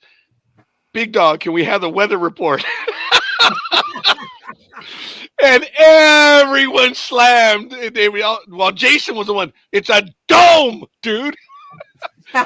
So right now, when you said dome, that's why I looked away. And then when they play in Soldier Field, which of course is open air, then we start. When he asks for the weather, then we say no dome, no dome, no dome. Yeah, it's I sat through some amazing weather delays and cancellations. Many times I got to the ballpark just when the storm started, like at 7:30. That's when the game was supposed to start. That's when the storm started. Yeah. As a matter of fact, my daughter and I and a classmate, we went to the minor league game, San Bernardino, and we were there. And just as the game was about to begin, power outage, and it went on for an entire hour, and the game was eventually just canceled. It was a bummer. They were about to start national anthem and all, and they ended up not playing the game due to a power outage in the area in San Bernardino. So it happens. I saw Hank Aaron lose a home run in Philadelphia because of a rain out. Really? All rain delays should be picked up from point of interruption and completed. Wait a minute. What's that, Dan, about the rain delays? All games that are, I mean, if it's not before 5 innings, everything is wiped out. All the records are wiped out. I saw Hank Aaron lose a home run in Connie Mack Stadium, Philadelphia. The Braves were ahead 8-0. It rained in the second inning. Everything was wiped out. I'm saying now, all rain-delayed games should be completed to 9 innings or extra innings. Without the Manfred man, of course. All right. I appreciate that. All right. Are you ready? Go ahead and do what you do. He is here. We have summoned him. His name was called more than 2 times. So on the 3rd, he shows up. It is the NFL prognosticator of Sports Talk with the Guys, the champion prognosticator of the year. It is the Philly Special. Let's go. Just like Candyman, 3 times. And he's even wearing the colors, Philadelphia. Oh, so we have something going on. I thought one Philly fanatic was too much. Hi, we have someone in the chat room that's giving me a little bit of grief about not having a Discord. Tony, I want to thank you, but wow, I mean that that goes way back. The People's Network. We're not that smart when it comes to the internet stuff. So, but I want to thank you. Hey, continue with the comments in there right now. So, Dan, you've been with us for 30 minutes. I don't know how much time we have with you, but Dan, every Saturday morning, buddy, we're here. So I know you're busy, man. I know you have a lot of stuff, but you're always going to be welcome with us. But that's not your cue to go because I want to know what Philly Special is going to say about the Atlanta Braves nipping at their heels. Oh no, the Braves have a good chance to catch up to Philly now. They're only, I think, 8 games back, and but Schwarber and Harper should be back in 10 to 14 days. So I just was checking. What they're saying about Harper is they're going to keep him out through the All-Star game, make sure he's rested. Yeah, that'd be smart. More than 10 days. Yeah, that'd be smart, but it's just listed as a mild strain. But hopefully he won't play in the All-Star game because he doesn't deserve to be the starting first baseman. Who does? Freddie Freeman. Oh, okay. I can't argue that. That's great, of course. Freddie's awesome, so I can't argue. Freddie Freeman. Philly was ready. I know. I thought he was going to go Matt Olson. And by the way, Philly Special, what's with Nick Castellanos getting any All-Star votes? He shouldn't get any. There you go. No. He's been horrible this year. That's like electing Orlando Arcia the starting shortstop last year. The fan base is fanatical. And, you know, Dan, I remember in years past, the teams always announce all-star ballots and stuff, and they say, pick your favorites, pick the home team. I remember they used to do that at Dodger Stadium. I don't know if they did that in Anaheim, but yeah, they did. Every team did it before, Dan. I don't know if they still do. It was wrong then, it's wrong now. It'll be wrong as long as it continues. You pick the best players, not your favorites. This is not a popularity contest. Oh, so it should be the players that earn it and not deserve it then. Well, I mean, if you look at the history of the terrible all-star voting by the fans, they elected Mike Schmidt after he retired. Remember that Philly Special? Yeah. They elected Mike Schmidt after he retired. They elected Davey Lopes when he was batting 169. Reggie Jackson when he was batting 199. According to your viewers, they'd be back in the minors for 2 years. Also, if you strike out more than 150 times, you have to spend the next season in AAA, and you can't be promoted for any reason. Oh, there you go. Lethal migrate. Man, if that was true, we would never have seen Adam Dunn after his first or second season. Or Adam Duvall. Oh yeah, there's quite a few. Yeah. So, wow, this has really been good. But Tony, I'm glad you made it. What'd you have for breakfast, dude? Come on, that's any. How many egg whites this time? 14 egg whites, omelet, half pound of ground turkey. Oh. 2 jalapenos, provolone cheese, and hot sauce. And lots In of short, spice. don't Lots of stand spice. behind the dodo. No, he just makes me hungry. Yeah, don't stand behind the dodo. No You way. know, coming from a Cowboys fan. Oh, Care. now, Dan, you are baseball, and I know you had mentioned to me that you're not into other sports, but do you cheer for any other teams? Because obviously, I'm a Yankee, I'm a Raider, I'm a Laker, and I'm a Kings fan as well. And this is from the Inland Empire team. That's all this is. It's the Inland Empire. Do you have any other teams that you cheer for? Because right above me, Dallas Cowboys. Big dog is Green Bay and Raiders. Raider. More Philly Raiders in Green Bay. Okay. Philly, what are you, Philly? What's your team? Eagles. Come on now. Yeah. Well, he knows. Dodo. Dodo Okay, boy. Roger, in answer to your question, I root for any teams to play the Mets and Phillies. I hate the Mets. I do like going to Citizens Bank Park, though. I must admit. Yeah, And it's a nice park. I even like Citi Field, although it's hard to get there. Yeah, Citi Field's a nice park too. Liz, who are your teams? 49er, baby. 49er. Baseball, what are you? You're a Dodger, aren't you? I'm a Dodger. You are. What about basketball, if anything? He's a Kings fan. Actually, no. I'm not. They choke every time they get close to even coming to it. In all honesty, probably the Lakers. Okay. Okay. Well, folks, I don't know if you remember, but I told a story. Remember when I went to the Padre game in 2021, and the Padres were in the middle of a perfect game, losing, and the Padres I think scored in the seventh inning, but they got a hit, and I started cheering, and my older sister Rose looked at me, and she goes, "What are you doing?" I said, "Rose, you always cheer for the home team, except when you're in San Francisco and Boston." And the fan in front of us, the wife, I thought it was a girl, but the wife looked over at the husband because they heard my comment, and the guy was like, "Yeah, that's true." So I love how mine is you never cheer for the home team. But, I mean, you always cheer for the home team if you're visiting, except for the Giants or the Boston Red Sox. And for Dan, you heard what his qualifiers are. Would you say them again, Dan? Anybody who can beat the Mets or Phillies. I even went to the Yankees when they play the Mets and Phillies. Oh, oh. I need a refill. I definitely need a refill. Welcome to the club, Roger. Oh no, it's great. And I've known Dan has always been, and I'm just glad that he's had the time, to spend some time with us. But Dan, dude, this is a lively program. I mean, And, Roger, we haven't even talked about the most controversial subject in baseball, which is the Baseball Hall of Fame. Who's in, who's out, that kind of stuff. ooh, I think we can talk about that then. I need a quick refill, folks, because I forgot to take my pharmaceuticals. But yes, that's coming up. As a matter of fact, Dan, where are you going to be on July 20th? In Cooperstown, signing this book in front of Willis Money Books on Main Street in Cooperstown. On the street. 11 to 1. There it is, folks. Going to be right there. But let me get, I need about a minute and a half. All kidding aside, I did forget my meds right now. I forgot my meds.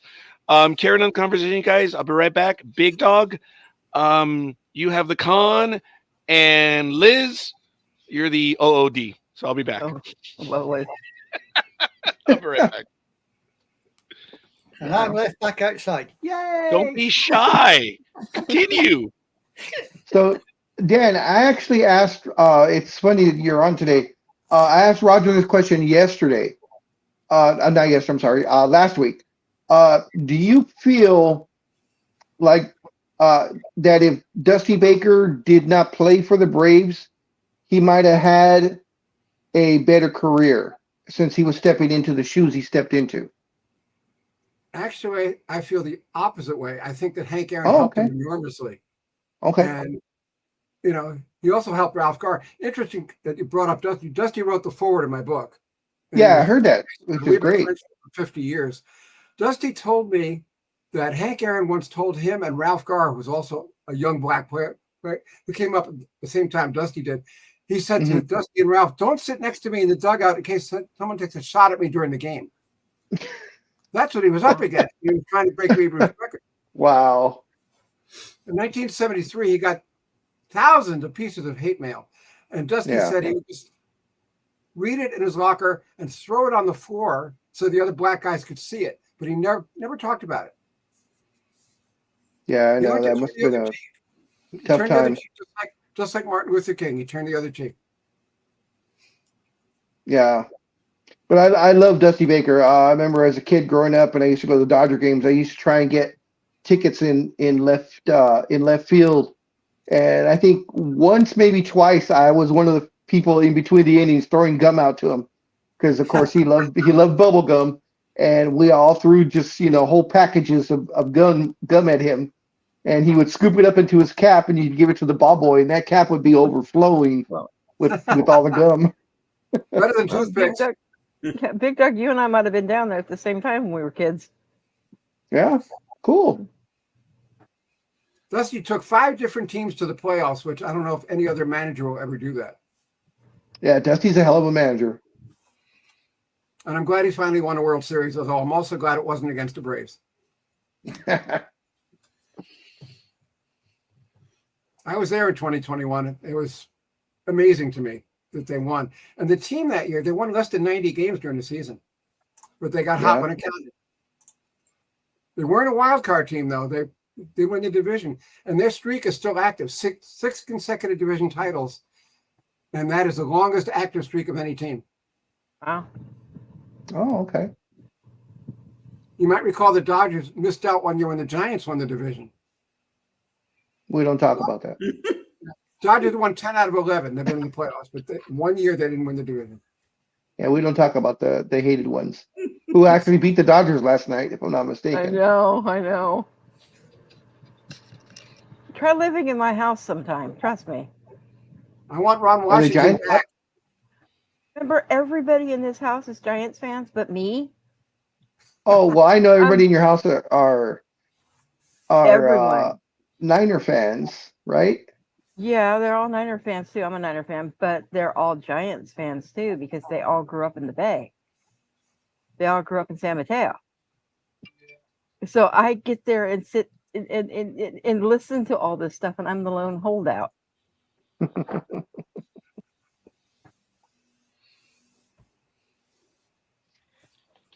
Scorekeeper. I'm sorry, I was just logging my medication.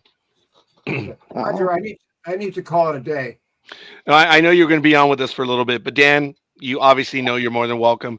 Maybe we can talk about the Hall of Fame if you're able to join us next week. I know you're going to be traveling, but Dan, thank you. I knew this would be fun. I knew it would be exciting. There's always a lot of baseball to talk about, and having a Braves fan in here, a real Braves fan, that would really change the dynamic here. It's really good. Dan, One parting comment. Andrew Jones and Dale Murphy belong in the Hall of Fame. okay, I'll have to take a look at that. Who does not recently elected?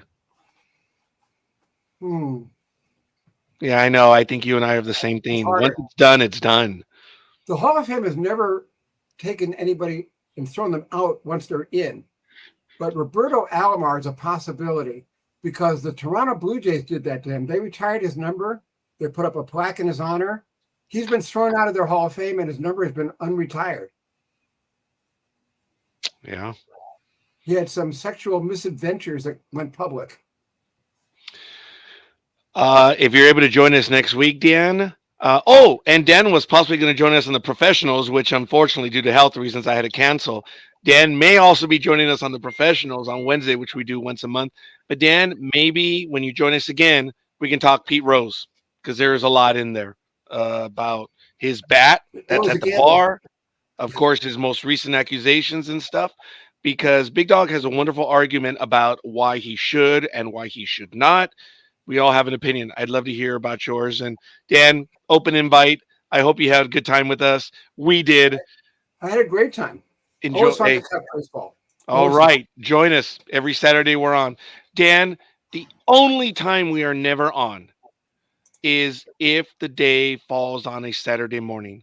Sports Talk with the Guys will never be on September 11th in the morning because we wisecrack, we kid around, we do stuff.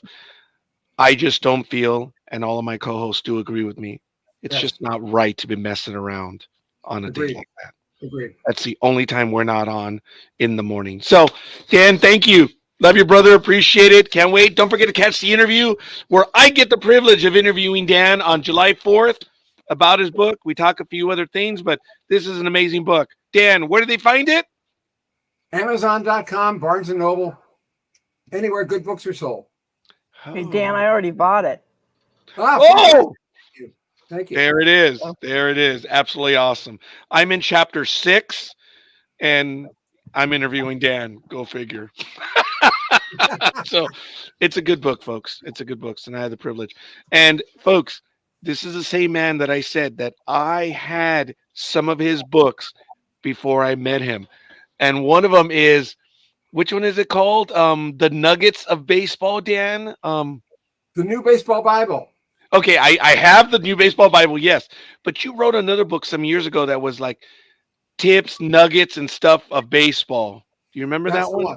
That's the one, the New Baseball Bible. Oh, I thought it was a smaller. Okay, all right. Well, I do have that book as well. Thank you, Dan. But you're thinking of baseball's memorable misses. Oh, okay. I think I have that one. But I had that one before I met you, Dan. That's crazy. So this is how well known. Folks, he does baseball. One comment. If anybody listening is going to Sabre 52 in Minneapolis, look me up. I'll be there. Lethal Migraine. He's in Minnesota. He just may. Be ready to talk and be ready to spar steroids with him, Dan. Okay, sounds good. Dan, thank you. We'll see you. Thanks, Take Roger. care. Have a good weekend. Thanks, Dan. All right, we will appreciate it. All Bye. right. So, folks, wow, again, what a wonderful baseball conversation. He is a sports fan. I'm looking forward to having Dan join us for a bit. He's always been busy, and I think he'll be joining us again, which will really be exciting. So, all right, we still have a lot of stuff to talk about. I don't want to break Big Dog's heart. My heart was absolutely shattered, stunned. I didn't even bother to waste time on the internet. I didn't want to waste time with anyone. Big Dog, what the? What? Ah! Talking about the NBA draft. Take it away.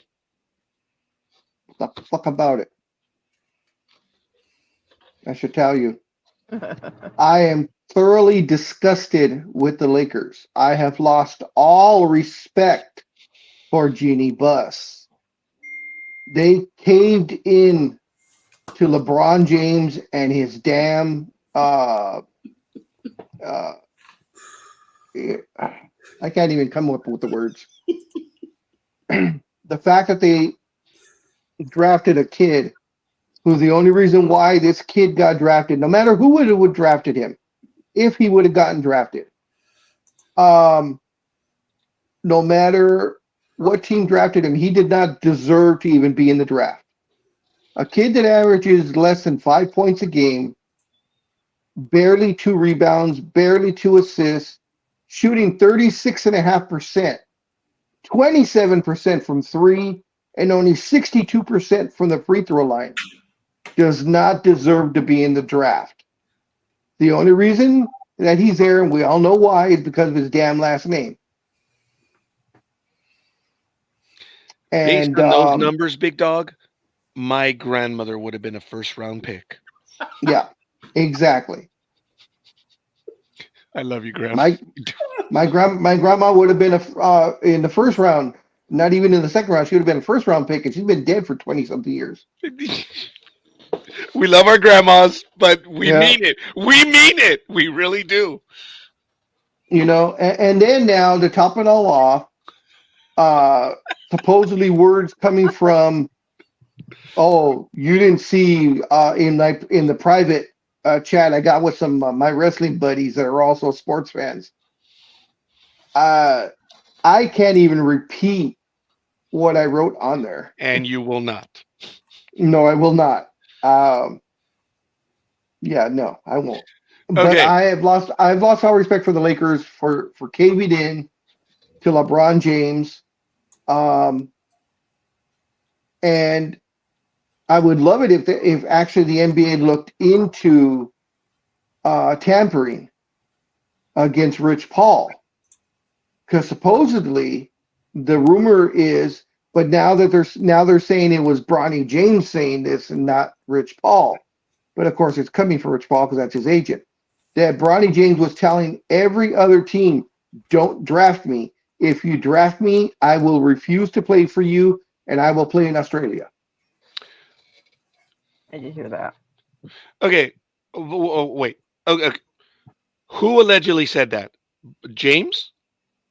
Rumors are, is the original rumors when it first started, this part first broke, that it was Rich Paul calling all the teams. The narrative curved or switched a little bit because I think the originator or Rich Paul, who knows that if that was in fact true, that's tampering, switched it to Bronny James calling everyone saying, "Hey, if you draft me, I'm going to go to Australia." Then there's no tampering because you're the Rich player. Paul is Bronny's agent? Yes, that's LeBron's agent, and he's one of the super agents. He's the Boras of basketball. Okay, fair enough. Because I'm stupid. No, you're Why not. is it tampering? Because you're telling other teams, "Don't take this kid because he'll refuse to play for you, so don't waste your draft pick there." But other players have told teams that. Players have done that. not agents. Agents cannot do something like that. Players can talk Okay, amongst themselves. right there. Player agents can't do that. I guess that's what Yeah. the thing. And It'd that's be like across a the board. lawyer You going can't do that in baseball or basketball, But, well- baseball or football. Yeah. Boras can't go and tell everybody, "Hey, don't take this guy because he's not going to play for you." That's tampering, because you're guiding where you want your player to go. So that is tampering. Okay, I hear you, and I understand what you're telling me. I don't see it as tampering. If the agent represents the player, he's speaking for the player and saying, So I don't see a difference between the player or the agent saying it. Because the Tampering, agent is. as I Paid for understand it, is I don't see why. But again, if those are the rules, those are the rules. There is no. I'm in a quandary right now. Like, well, why is that tampering if the agent tells his team, don't even bother to draft. He doesn't want to play for you. And he's representing the player. I don't see a difference. Let me put it to you this way. Told me it's the rules. So I was like, okay. Let me put it to you this way. Aaron Judge, let's say Aaron Judge wants to play for the Minnesota Twins. That was his life goal. And the baseball draft is coming up. And his agent wants to go to the Yankees because, that's where it's at. So the agent tells everyone, don't even bother drafting this guy because he won't play for you.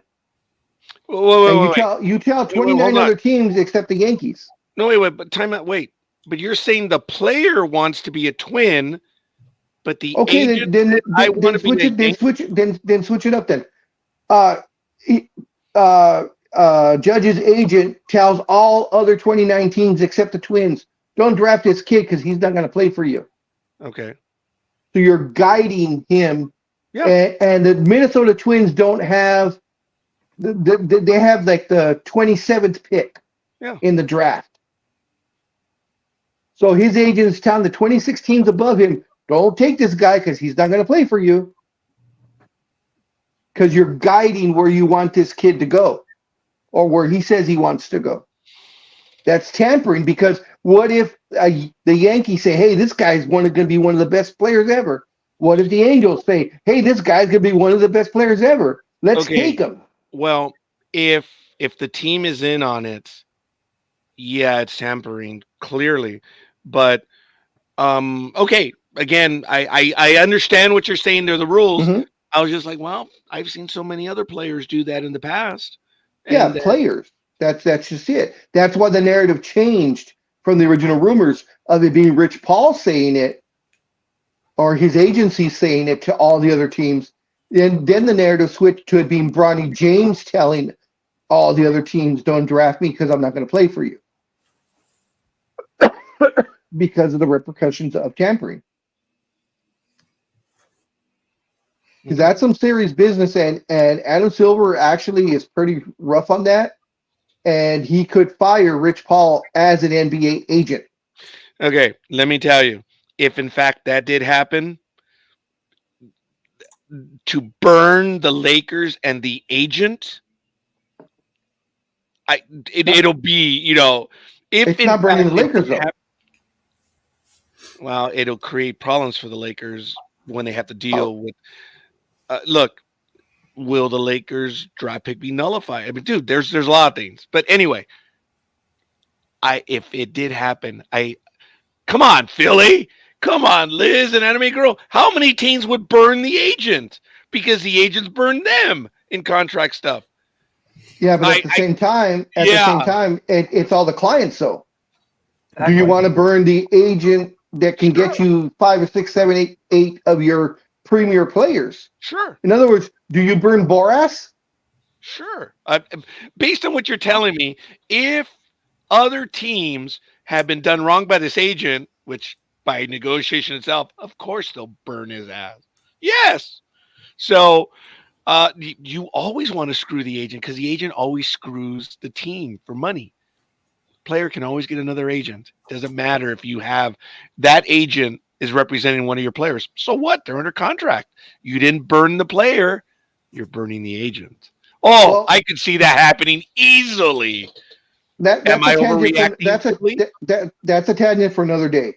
The fact is, along with drafting the prodigal idiot son, Tell it like it is, big dog. Tell it like it is. he got my blood boiling when he decided to go. I was hoping he wasn't going to want to talk about it, but he went to it. Look, I'm talking and I'm doing this the whole time I'm talking because I'm so freaking pissed. Not only did we draft him, supposedly there is an agreement that he does not sign a two-way contract, nor does he go to the G League. He has already been guaranteed a freaking spot on the bench in the NBA. Hasn't played one solitary second of NBA ball, summer league, pro, all the other shit that happens on the during the summertime. Hasn't even stepped on the court yet, and supposedly he already has a guaranteed spot on the bench. It's like Because Daddy bought him and that he refuses to sign a two-way contract, and that is per Rich Paul, his agent. Is he allowed to do that? I mean, as a player, you're allowed to ask for anything you want. I mean, he could ask for $1 billion a year. Yeah, it doesn't mean You know- he has to give it to him. Exactly. I call bullshit too. Okay, who's playing the organ? Not And me, that's for damn sure. whose time is off because it's 7:57 a.m. Actually, I need Oh, to go does too, it yeah. ring early, Tony, for you? Of course, he's special. He's the Philly special. I want to know where the hell he is because he ain't in his room today. He's traveling. And No, my clock goes off every hour. he's in his No, he wants to living know where room you're at. or dining room where, yeah. Oh, we're Figured used to you'd the know. different background. Well, that's his office or where the deed's done. God. Oh God. I did that one time. I was over at the house, and some of my coworkers came over, and you know what a jerk I am. Several of the female coworkers came in. I'm like, oh yeah, this is where the deed's done, and we moved on. I was stupid. Well, this is like 30 years ago. Was now, Statue. now It definitely knowing It is now. It was. I was stupid. see now knowing the chimes are coming from Philly. See, that wasn't an alarm. Well, it was an alarm. It wasn't the 8 o'clock chime. It was the alarm so that he could feed the person that's in the basement that we don't talk about. That's where the egg yolks really go. He gets the white. The egg yolks get cooked up and sent downstairs. I wouldn't want to give my guests cholesterol, high cholesterol. Shout out, Philly. I have never ever slammed you personally on air or whatever, and you did to me a few minutes ago. No problem. I was just repeating what you were saying. That's all. Oh no, you were clarifying your opinion. So It's like, it's all right, brother. I like it. I mean, wow, you took a shot at me. back to my anger. Sorry. What did you guys feel about that draft pick? Now earlier the day before we got the number 17 pick, which was I think steal of the draft. This kid fell from being a top 10 draft pick, and it's weird. He fell, and one of the main reasons why they said he fell to our spot when we picked him is because of his age. They felt that being 23 and actually playing 4 years in college made him too old to play in the NBA as a rookie. And I'm like, really? He's been dry behind the ears yet. Yeah. 4 years of college, and he's too old. Yeah, at 23, they said he was a little old. That's stupid. So, because he was Well, predicted to obviously go in the the top league 10. obviously the league didn't think so because he was still drafted in the first round. Oh yeah, and the Lakers were ecstatic to get this kid. He's the 3-point shooter. Hopefully, that we finally found one. Excellent player. Played for Tennessee. He was their main scorer, and of course, Tennessee was a top 5 team, I believe, in the AP and the coaches polls all the way through the entire season. In the NCAA, took them to the playoffs. In college. Excellent kid. He's got some hops. Can play a little defense. He's not that, that's part he's a little bit lacking on, but everybody's calling it the steal of the draft. And then, of course, the next day the Lakers, threw a turd. But Sorry, big dog. Jason, are you going after me now? It just dawned on me. What? Stupid is as stupid does. I'm a Jason. Well, that actually should have said, LeBron is as LeBron does. Same thing. I want to give a quick shout out to Roz. Thank you for the love. We also got Roz from Gridiron Girl, as well as from Tony Kono. Come on, head. Kono Pucka. He must be Hawaiian. Sorry, that was bad. Right. He's from the Eastern Bloc. Kanaka. What would you say? Kanapka? Hey, you almost said a bad word there. Oh, I am saying a bad word. That's why I'm stuttering. Ladies and gentlemen, all kidding aside, thanks, Roz. I'm sorry, what? Anime Girl? I said, Kanopka, any one of Putin's boys? Oh, hey, he is wearing red up on top. But all kidding aside, ladies and gentlemen, it's 8:02 a.m. on June 29, 2024. Oh, shit, I gotta go. The holiday weekend is coming on up. It is Sports Talk with the guys. I'll be right back. The Monday morning quarterbacks bye. on Saturday. Bye. I might end up being the watchdog now for Big Dog because we have a watch cat. You guys heard the story of, I thought Dan is always asking me, how is your watch cat? Because it woke me up to get me on time. I told him, I said, oh my God, Dan, the only reason why I'm here is because my cat, Husker, walked in the room, just meow. And I was like, what do you want? Ah!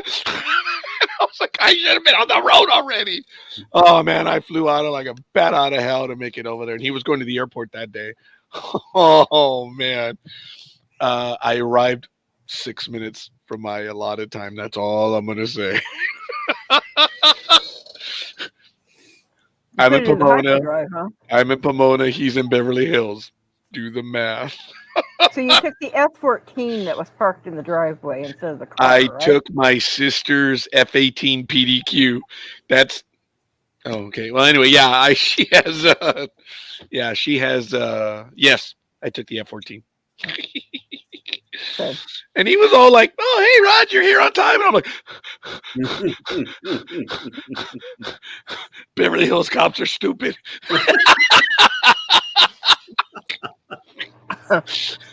He's like, what do you mean by that? Nothing. Get in, damn it. Oh my God. I was hyperventilating the entire trip. And the Lords of Cobalt were with me the entire trip. I swear I should have had a lot more traffic, but it was still early in the morning. It was still good, but it was fun. Like I said, well, you guys all know Dan was on about 2 months ago when he was visiting here in LA. So it's really good. Oh man.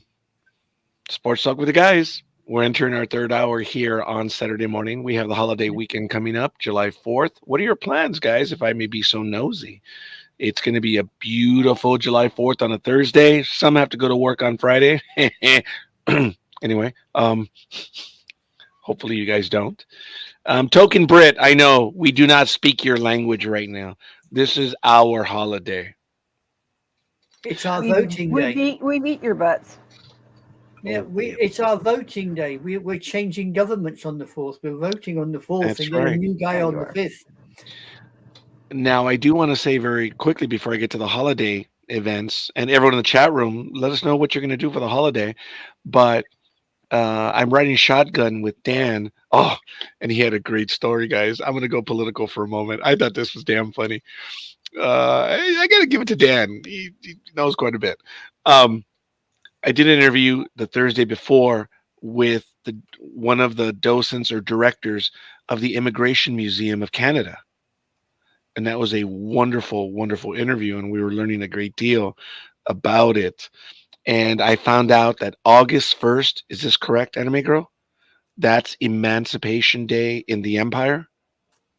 I believe so. I'd have to double check, but I believe so. I didn't know that, and I learned that. That was really cool. I think that's something that we're going to celebrate here on Sports Talk with the guys as well, because that's throughout the entire colonial empire, both former and otherwise, right? On August 1st.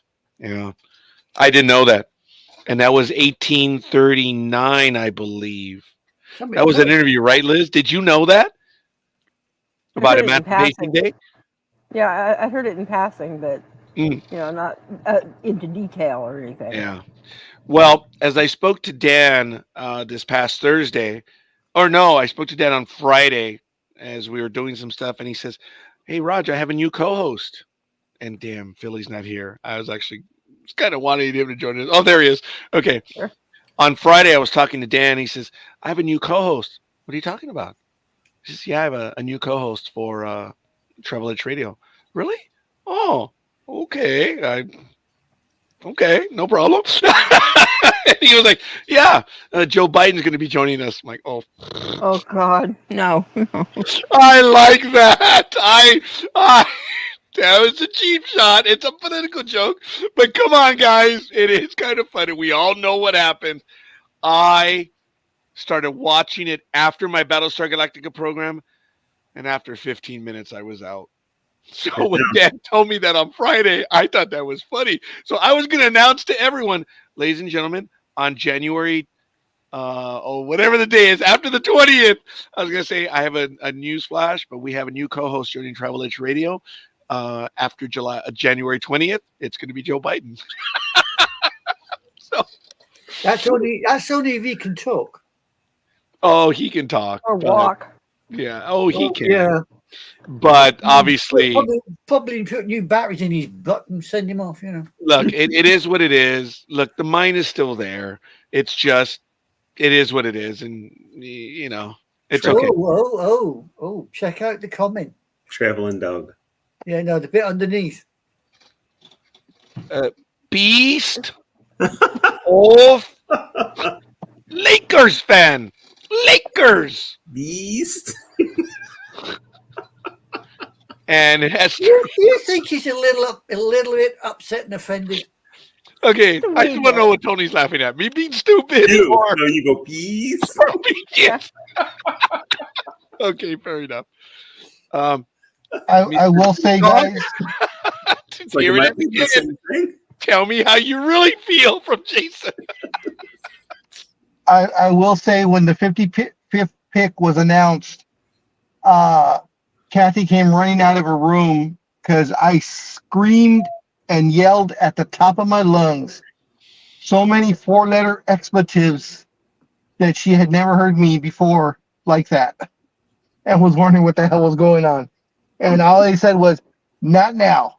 Go back. It's a sports thing. You wouldn't understand." So she stopped and she went like, "Okay."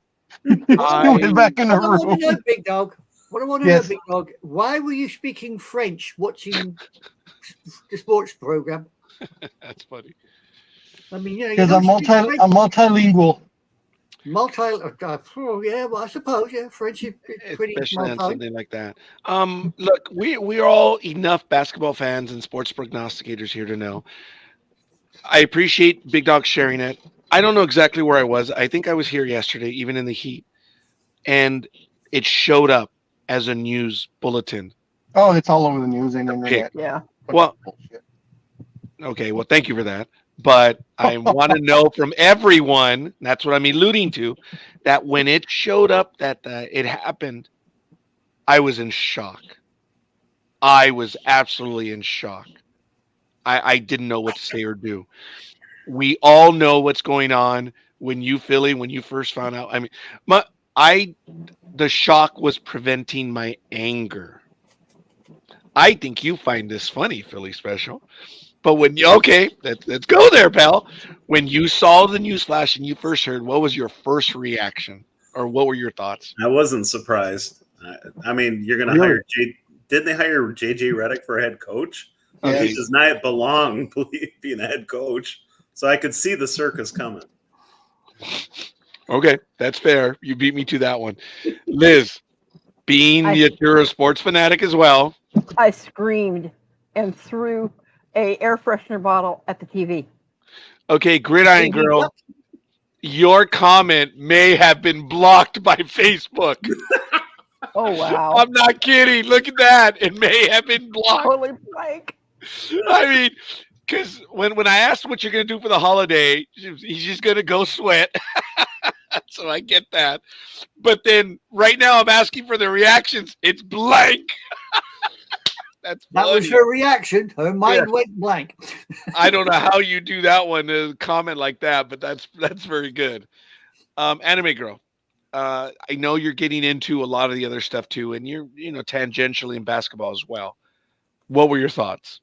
I mean, you knew enough of this. I only found out about it this morning. Okay. And I've been reading bits and pieces on it, and to me, it sucks.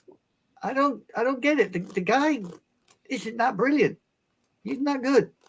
So what the hell's a team like the Lakers doing picking up a dumb idiot like him? I just, I don't get it. There it is. At its greatest. Big Dog, there's the translation from Gridiron Girl. I'm driving, so I can't see what it said. What did it say? It's 5 pissed off, covering the mouth with expletive emojis. Oh, yeah. I agree. The little red ones, Yeah, sorry. Yeah, the little red ones, yes. Really good, Gridiron Girl, but I'm going to save this one for a little bit. It's just, wow. All right. Well, the Lakers are just, I don't get it. Why? It's such a Cowboy thing. Teams have done stupid things, but the Cowboys keep losing. That's the stupidest thing, but, Look, folks, I'm sorry. He has the genes, but that's about it. He's got to take them off every day. That's it. Bronny is not. Look, I hope he does well as a young kid, but he's not. As a bench warmer? Yeah, it'll be fantastic as a bench warmer. It's a big guy. Do not tell me that Daddy did not buy that for him 100%. Hold on. Liz, hold on a minute. Okay, wait, everyone. Liz just asked the question, and this is almost like a moment that we had a few weeks ago about fast forwarding TV. So you know what? Big Dog, God bless you. You just go. Weapons free. No, I'll be nice. Oh, come on! Yes, that is why I said I've lost all respect for Jeannie Buss. Okay, Lethal Migraine is sharing in your agony, Big Dog. He says Stephen A. Smith wants you to know that Bronny is a future All-Star. Yeah, well, Stephen A. Smith, All-Star down at probably doesn't know how to wipe his ass, so that's not saying much. I was going to say the Star is a gas station. Wow. God, there's a lot of love on this program for this kid. Well, I mean, yeah, he'll make the All-Star game when, he goes as a traveling buddy for LeBron, because LeBron will make the All-Star game. Sorry, folks, I got to get up. It's getting warm over here, so I got to get the fan going. As far as the whole situation, like I said, when they made that pick, that showed me that Jeannie Buss and upper management absolutely have no spine. They gave in to LeBron because LeBron said, if you want to keep me, you need to draft my son. I don't care how bad he is. I want to play with my son. If Dr. Jerry Buss was still alive, he would have told LeBron, then you know what? We're not offering you. You can opt into your contract that this will be your final year. If you opt out, then we'll let you go. because we're not going to give in to anything like that. Yeah, The Lakers, Jerry Buss. the Lakers draft for championships. They don't draft because the star. Oh, I want to play with my son. You know what? Screw that. If your son deserves to be, or has earned his way into the NBA, then we'll draft him. Kobe Bryant earned his way into the NBA. The Barry sons, John Barry and Fred Barry, they earned their way into the NBA. Tim Hardaway Jr. has earned his way into the NBA. Gary Payton Jr. has earned his way into the NBA. What has Bronny James done other than be LeBron James' son? Is that all he's known for? He had a crappy high school career. He had a non-existent college career on a crappy USC team. I'm reading an article here. Maybe Big Dog will like some of these stats here. It says, in 25 games with the Trojans, Bronny averaged just 4.8 points per game, primarily as a rotation piece off the bench. Over 19.3 minutes per game, he shot the ball inefficiently, posted the worst three-point shooting percentage of any player on the team. His career high came in the conference matchup against Oregon State, posting 15 points along with 3 assists, 1 rebound, but he struggled to establish himself as a solid option for the team. Man, with those numbers, I would be living a different life right now because my grandma would have been a billionaire. His college career almost ended before it began. Prior to his first and only season at USC, Bronny suffered a cardiac arrest.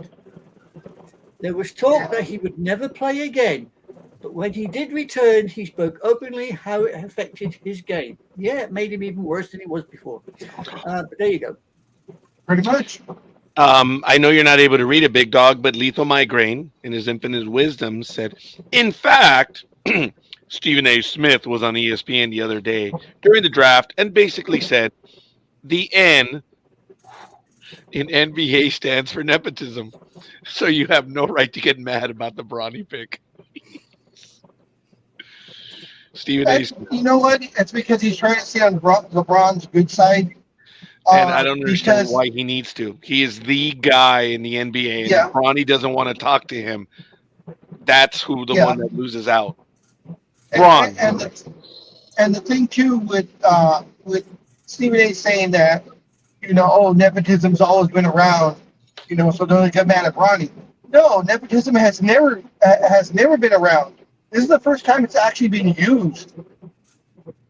That's why I named the players that I named. Their dads did not dabble in that. Their dad said, you earn it. You think you're good enough to be in the NBA? Go out and prove it. The thing is with LeBron James Jr., Bronny James, whatever the hell his name is, this kid has had the best trainers, the best dietitians, the best everything that money can buy. And yet this kid can still only average 4.8 points a game. Only averaged, I believe, 13.5 points in high school and didn't even start till middle of his senior season. So he went 3.5 years as a bench player on his high school team. Have you heard the number they're giving him? Number nine. Yeah. Nick Van Exel. Yeah, Nick Van Exel, Chuck Atkins, Chris Kaman, Matt Barnes, Louis Deng, and Rayon Ronaldo. Oh, that's Luol Deng. Just had to mention that one because that has wonderful history in the NBA. Luol Deng. Yeah. Well, Matt Barnes and Nick Van Exel are really the only ones that were any significance on the Lakers team as far as number 9 goes. Probably. Ooh, I don't know who would you pick, Raj? Would you have Nick Van Exel or Matt Barnes as your favorite number 9 player? Van Exel. But first of all, Big Dog, I know he's feeling emotional right now because did you notice how he really said, I don't know, scorekeeper, which one would you think? I'm like, "Nah, what the hell do I know? Do I know he's having an emotional moment? No, he's having an emotional moment. I'm like, well, I got to point this one out. I mean, he was like, come on, scorekeeper, give me Van Exel, Gridiron Girl, Van Axel, but sorry, Nick Van Exel. Nick the Quick. Okay. Yeah. Hey, Cancun. Oh, I'm sorry. I mean something else. Yeah, there was the article yesterday that I said it was like the heading was, and I got pissed because it says the heading was Bronny James gets his number and it's an iconic Laker legend, and I clicked on him like it's fucking Nick Van Exel. He's no Laker legend. He's the Cancun guy. Well, But he yeah, might be a legend. He's an internet legend for saying that. He's a legend in his own mind. Stop picking on the poor guy. Well, the thing is, Anime Girl, is when he was with the Lakers and they were not doing very well, and they were in the first round of the playoffs and they were going to get beat. Everyone knew they were going to get beat. And you know the way you put your hands in, you go 1, 2, 3, and you say your team name or slogan or whatever. They said 1, 2, 3, and he said Cancun because he figured within 48 hours they would be in Cancun, celebrating their loss. So, and it was safe to say, I believe he was traded the very next year. yeah, and the entire team heard it. Yeah, I mean, obviously they were right there, and it was more of a joke because, but that's bad. He was a leader on the team, and he was a good player. And your main guy is saying, "Yeah, we're going to Cancun in a few hours because we're about to lose." Yeah, pretty much. Two good positive things came out over the last 72 hours, I guess. The number 17 pick, like I said, was a steal of the draft, and that's what all the paid talking heads are saying. So it must be true. And the second thing is breathing. D'Lo, D'Angelo Russell has opted into his contract, so we will have D'Lo for another year, which made me very happy. He was, I think, had a very good season. I believe he averaged 18 points a game, like 6 rebounds, 5 assists. So he did very well. So I'm glad that he opted in and didn't go free agent. That was the one good thing. And one just quick note is J.J. Redick, as I forgot which one of my fellow Sports Talk with the Guy people mentioned, was hired as coach. I believe it was Philly Special. I will reserve my judgment for at least 10 games into the season because JJ said all the right things in the news conference announcing him being hired. I want to win. I don't care what the internet says. I don't care what everyone else says. He actually said, F everybody. I don't care what everybody thinks. I'm here to win. So he said all the right things. I'm going to reserve my judgment 10 to 15 games in because I want to see if he actually chastises LeBron for not playing defense, for having the ball die in his hands.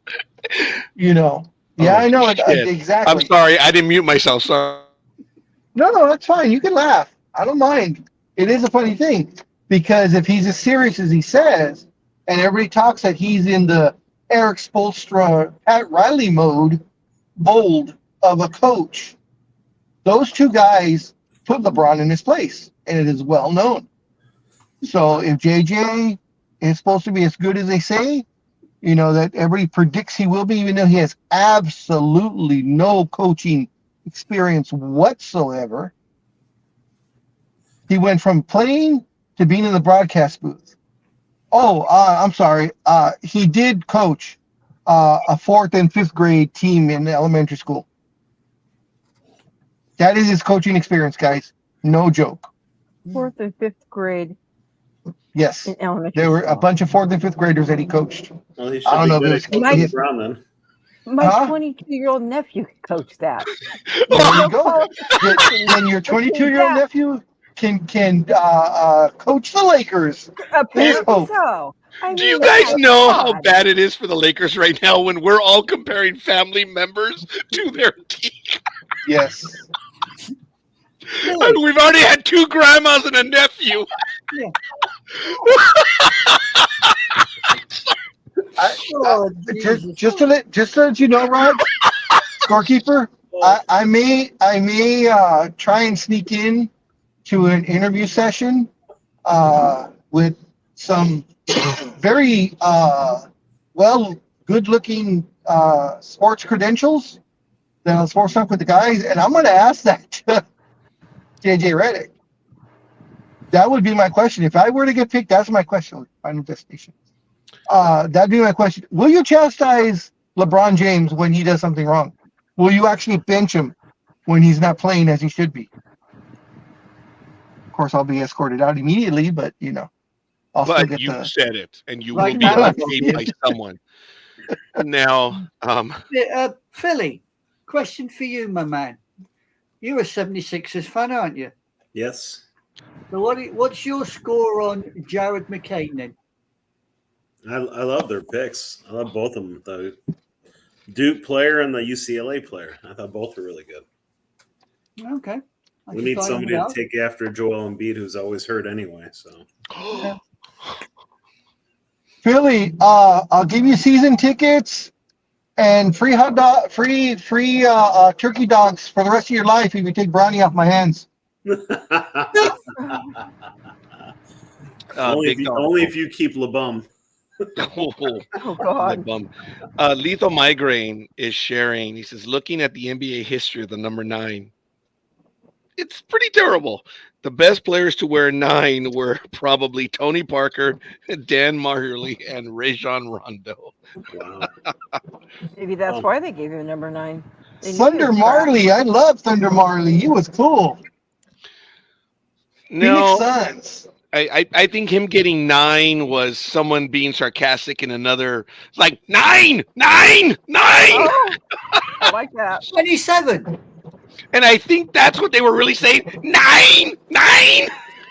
And then they're No. like, Ronnie, 9.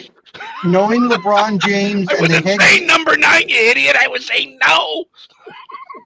Sorry. knowing LeBron James and his head games that he loves to play, number 9 is one more than number 8. Oh, for the love of God. Whatever. Good luck. Good luck with that. Well, I know, well, all right, big but dog. Yeah, no, I hear you. I But can see that I'm answering implication.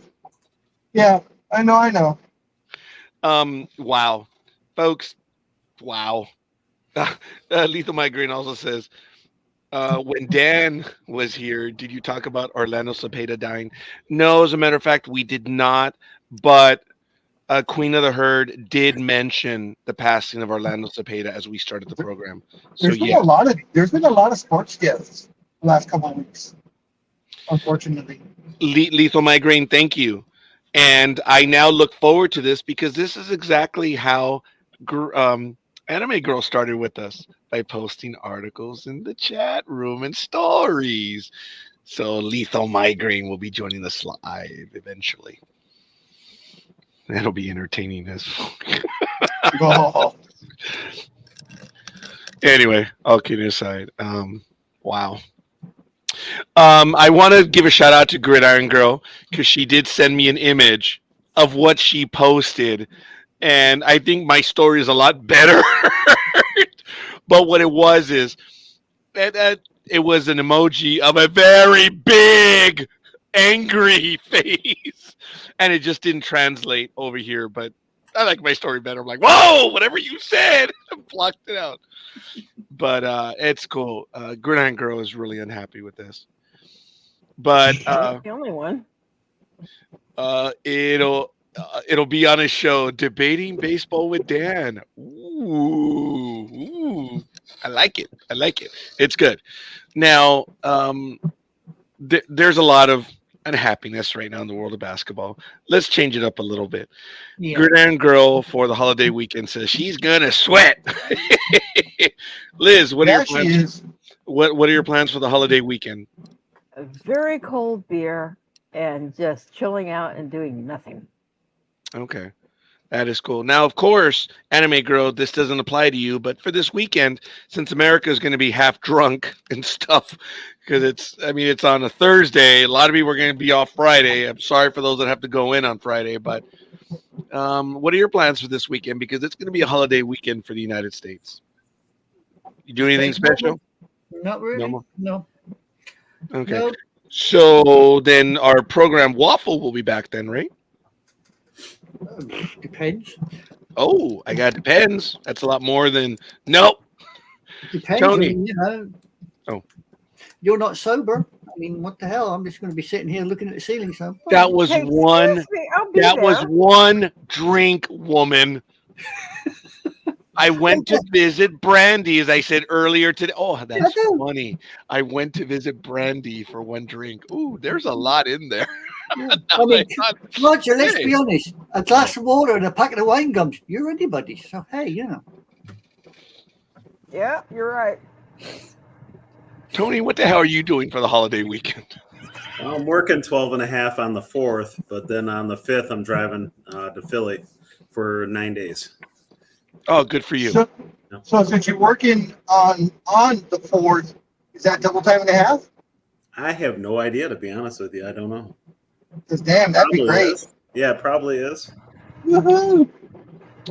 Is it possible that we're going to have you on next Saturday as well? I'll be in Philly, so I might be able to do it from my buddy's house. Yeah. Bring your buddy on if he's a sports fanatic, which, Yeah. birds of a feather are stupid together. Yeah, I'll be able to go on. Come on. That's the first shot I've ever taken at you, Tony. It's all good. It's only been 15 minutes. That's what she said. Sorry, Roger. Here we go. That's funny. I'm all right with it. Guys, this form of smack talk, cut it out, man. That's hilarious. Big Dog, what are you going to be doing for the holiday weekend, if you already know your plans? Next week, I don't have anything planned. Oh, okay. Because Gridiron Girl added, and I got my fruity drink when I went to Applebee's. Well, Gridiron Girl's going to be sweating at night. I don't know what she's going to do during the day, but, I'll have the towels ready. I don't know what you're going to be doing either, so we shall see. Actually, what are you doing tomorrow? I ain't sweating. Well, I just found out that the Anaheim Ducks are having a, I guess, like an open invitation to, if he wants season The tickets. tryouts? Oh, yeah. I'm going to go for tryouts for the Anaheim Ducks. Oh, yeah. I'm going to take my stick, and when I'm there, they're like, hockey stick, dude. Anyway, go ahead, Big Dog. So they're having some sort of, in other words, like an open house tomorrow, Really? which is free, and they're supposed to give away prizes, and I think they're going to do the official unveiling because the Ducks have brought back the jersey that I love, the logo, and they're going with the orange and black for next season, this upcoming season. Cool, like the Flyers. Nice. Yeah. Hopefully we can win like the Flyers. That's sad. We haven't won since, what is it, 2007? 2006? Oh, wow. A long time. Actually have an empty Sunday. Wow, that's strange. It depends. I like the idea. I've never been down there for anything. I'd like to see. Lethal Migraine says that on the bright side, day 2 of the NFL draft is starting now. So it's kind of cool. And he says, let me tell you about the Ducks. With the number 3 overall pick last night, they went so far off the board that the kid who got drafted turned to his mom and said, Yep. Oh my God. That's actually funny. He was in total shock. The kid himself said WTF. Yep. Oh my goodness. I didn't know that. That's hilarious. Yeah, he was expected to go in the first round and be a high pick, but not this high. Hey, the team thinks it's a He diamond is, in the rough. I believe he's a goalie, if I'm not mistaken. Wow. He may Yeah, because be. I think the Ducks had the third pick. I think that's what it was, third pick or the fourth pick. Number 3. Yeah. So yeah, he was in total shock. You could see him. I mean, he was literally flabbergasted. He could not even speak. So that was the shot of the month, pretty much. Other than Laker fans, cussing out, management. Beckett Sennick is his name. That Yeah, guy he's Finnish, I believe. He's Finnish. I would have loved to have been a fly on the wall to hear him say WTF in Finnish. That would have been funny with that brutish, that guttural tone. Well, Sorry. I mean, the Ducks have a great, legacy with Finnish people. 'Cause you got Timo Solani. Okay. Timo Solani. Yes. Lethal Migraine said he's a forward. No goalies were harmed in the first round. Okay. That's funny. Beckett Senecki. He's from Toronto. Okay. Bless you. Yeah. All right. That's cool. Appreciate that. From our prognosticators on our staffers right here, do we have any updates on any events that are going on right now that you would like to share with us? That is really good stuff. What's your ETA back in the in the satellite studio, Big Dog? Probably another 30 to 40 minutes. I have to put gas because the car is on empty. So. Wait a minute. You're Latin. How are you going? I mean, what's the purpose of putting gas in your car? Oh, since I'm Latin, then I'm putting petrol in. That's what it is over there. Yeah. I mean, for us to say that we're putting gas, it's like, well, why do we even go out then? But anyway, it's okay. It's all good in the hood, so they say. Ladies and gentlemen, Sports Talk with the Guys, home of the Monday Morning Quarterbacks on Saturday. This is the Saturday morning extravaganza right over there. That's the queen of the herd. Right next to me is the token Brit. Over there in the corner, that's the pissed off Lakers fan. And, of course, we have the irrepressible Philly Special and yours truly, El Scorekeeper today. So, he's what we're going to do. And still no Speedy. No Speedy. Yeah, I well. know. And he sent me an Instagram, like, according to my phone, he sent it like 5:45 this morning. Wow. Folks, so look, he saw the back episodes. That's it. That's all it is. He saw the episodes. That's all that can be said. And don't give me that attitude, big dog. Put his big boy pants on. Hey, you know what? It was more than that. I was telling you guys then, it was more than that. We shouldn't be doing it. And you know what? He saw the episodes. So it is what it is. So we're going to go ahead and move on and be the jerks that we are, because that's what we do here on Sports Talk with the Guys. Hey, everybody's got to have a thick skin when they come on. They already know that walking in the door. We're going to continue. We're going to let it go. We've already done what we've done. Lethal Migraine says, kind of crazy. Only 3 U.S. kids were drafted in the first round. It hasn't been that low in quite some time. And the funny thing about that is 2 of the 3 kids are from California. Said the Minnesota man. It's all right. Whatever. All right.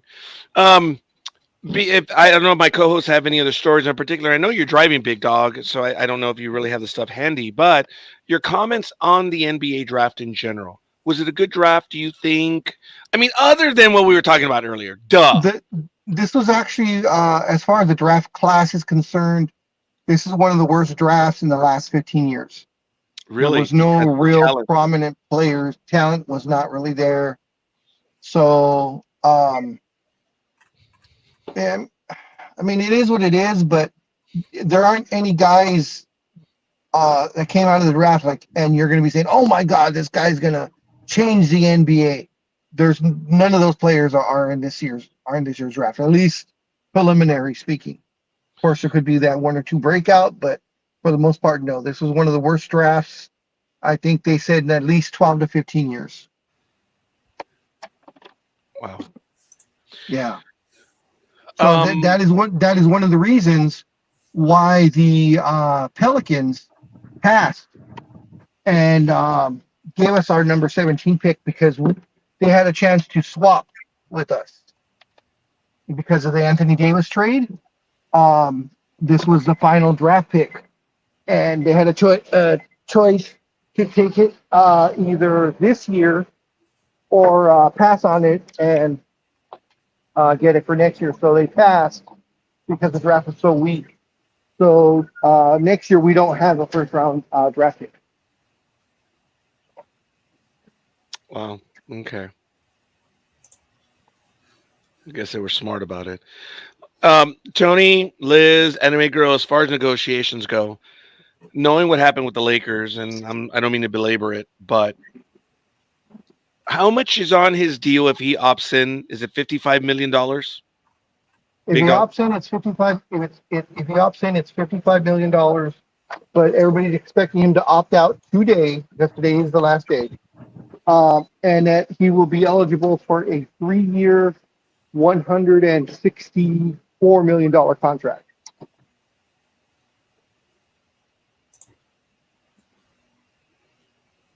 So I'm stuck with that asshole for another 3 years. Yeah, afraid so. And like I said, I used to really like the Lakers, but the last few months, my stomach's just been turned. Knowing that situation, and I appreciate that, Liz, I guess I'm going to throw this one at Tony now. Hey, it's always a business, and it is what it is. I would have said, Sorry, I can't mute. You Sorry. want us to draft him, you have to take the $55 million. As opposed to screwing us for 3 more years at 160-some million. That might have been done. We'll see, because I'm surprised LeBron didn't already opt out. So sorry about the noise, guys. I'm outside the car and I can't get back to the car because I'm pumping gas, and there's an idiot that decided he wanted to rev his engine. So sorry, I apologize. Well, the only noise we're hearing is from you, so it's okay. Oh, okay. Which is normal. Cool. Then Wow. my noise canceling ones work really well then. Actually, we can tell the noise canceling is working, huh, guys? It sounds a little different. It actually is working, Big Dog. Oh, okay, because there's 2 guys in Harleys that are revving their engines like crazy. I can barely hear myself. So I'm glad these things are working. We're hog owners, and I don't hear a hog behind you at all. Those are Oh, good here noise we canceling. go. Those are very good noise canceling. Yeah. Hey, Anime Girl, are you a hog owner or Philly Special? Are you guys a hog owner? Oh, I could see Philly driving a hog, no problem. The only hogs I know got 4 legs, a bloody wet nose, and a shitty arse. Hey, that's not nice to say about Roger. Roger's a good guy. He doesn't have a wet nose. That's pretty good, Anime Girl. That's funny. That's good, folks. And that's what I mean. That's what we do right here on Sports Talk with the Guys. It's part of it. Oh, we heard you. We heard the horn get blown. Somebody got upset. Yeah. I'm getting back in the car. Oh, your car honked at you? No, another car. Oh, the other car honked at you. Oh, you so No, you- not me. No, I never do anything wrong. You kidding? Yeah. I'm waiting for the lightning. You are at a gas station. Don't let the lightning hit you there. It's the only guy I know that's got his halo around his ankles, Big Dog, but there you go. Yeah. He's been balanced. I'm glad Big Dog wasn't watching the video, but I'm pantomiming my responses because I know Big Dog can't watch. So I'm all right. Oh, I can see you.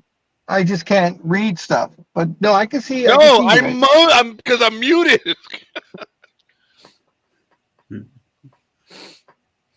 Yes, there you see. Such is life.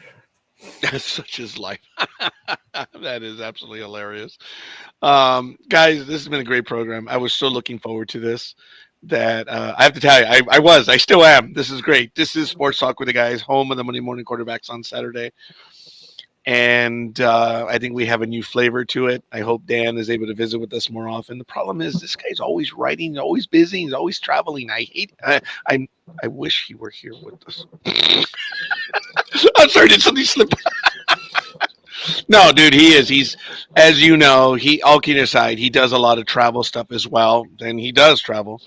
And but his passion for baseball, gosh. It's obvious. You guys think that I'm the baseball guru? I am the. Oh my God, Liz! I almost said the acolyte. Yeah, you want me to I almost said the acolyte. Now you're the novice. We'll give it The novice. Yes, I would definitely be the novice, especially. Yeah, you're the novice. Yeah. So you drink from the seed that is Dan Schlossberg? Excuse me? Oh. We getting personal now? I don't know, but I'm not going to argue with Big Talk right now. I mean, that was rather creative. It's right then and there. Lethal Migraine says hockey players are getting very large after 39 picks. Already 3 guys taken who are 6'7". Yeah, I think as a whole, the players are just getting bigger in everything, folks.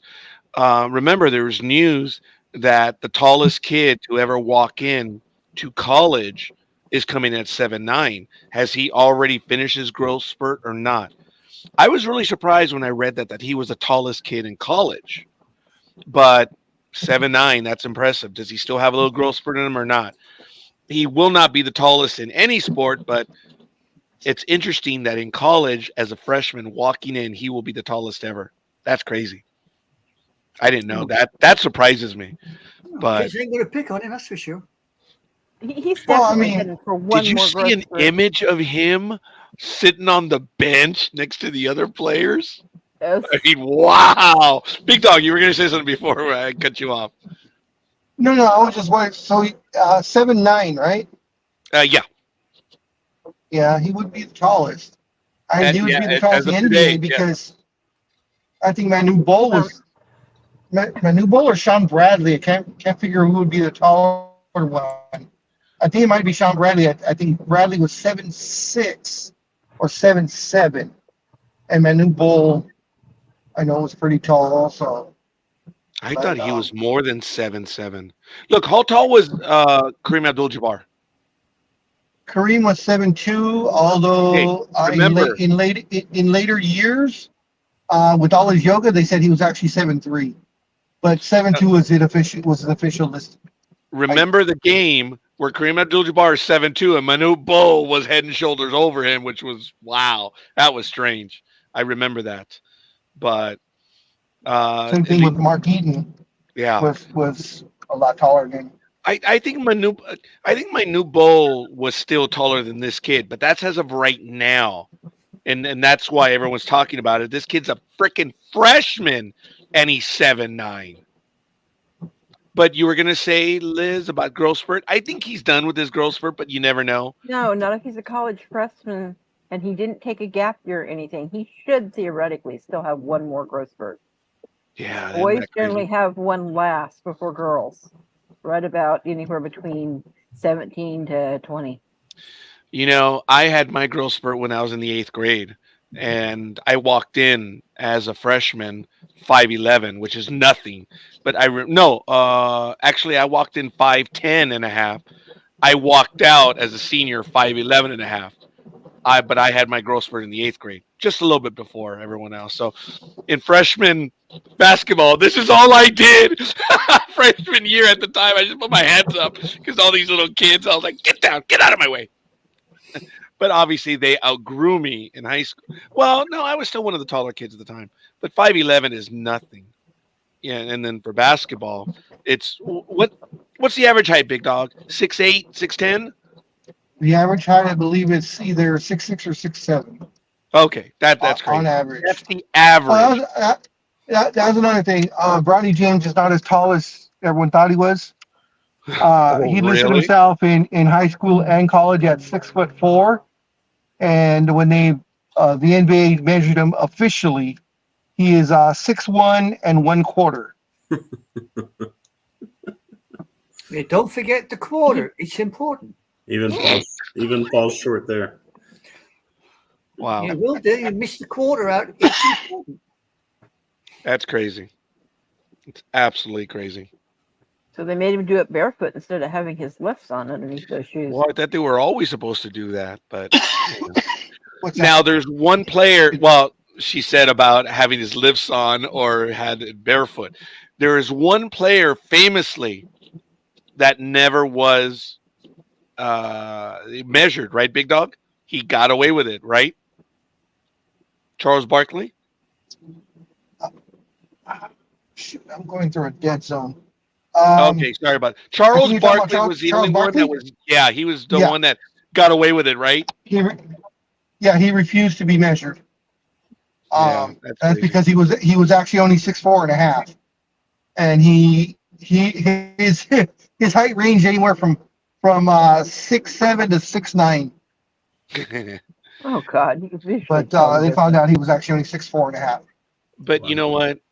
The height didn't matter. It was just a matter of, maybe it was a mind game Yeah. getting in. You really don't know how, but it turned out that he was so good at 6'4". That's impressive. Yep. Yeah. Exactly. But anyway, I know you're doing yoga right now, Tony. You okay, buddy? A little tired there? No, I'm good. Okay, I know you close your eyes. I'm like, let's see. How many times do I have to tell scorekeeper he's stupid again? Let me see. No, Don't even bother to say I'm in a no. glass house. I can't throw those stones. Oh, all I can say is, well, okay. Imagine the gloves have come off. No, I got a barbecue. I got to get ready to get going through here. Oh, You don't good want for to take you don't want to take the glove. You don't want to take the glove off. You might get pregnant.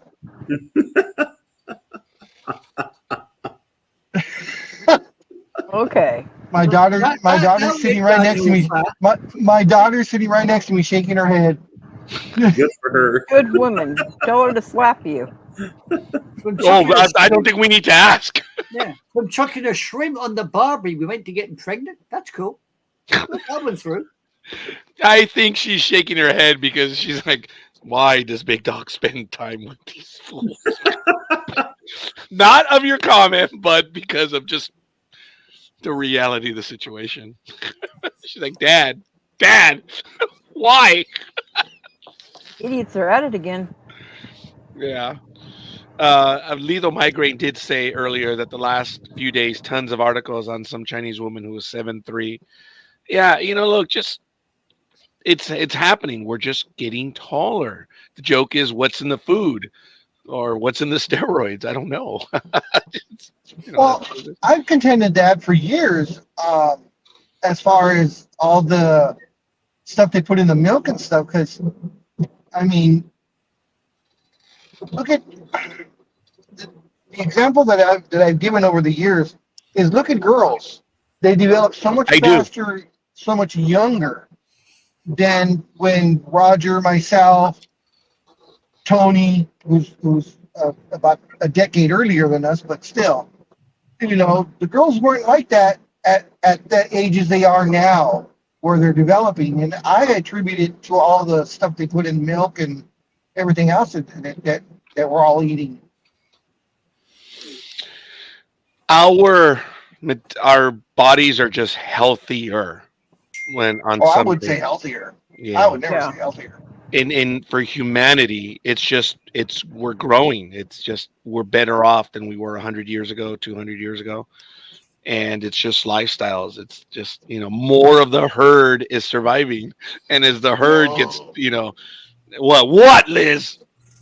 I didn't say anything. As the herd continues to progress forward, you're going to get the ones that are taller. And it's just statistically, we are getting taller. In the 20th century, the average height at the start of the century, I believe, was 5'4" for men, and by the end of the century, oh, you guys are gonna have to help me out. I forgot. I think it was like 5'8". That was the average height for males. It's just we're getting bigger and bigger and bigger. In basketball, it's crazy. Big Dog. When Manute Bol came in, there were some other people that were just shorter than this guy. It kind of tailed off a bit, didn't it? On those A bit, super yeah. giants coming in, yeah. But like the thing with Manute Bol, though, I mean, he was just super lanky, though.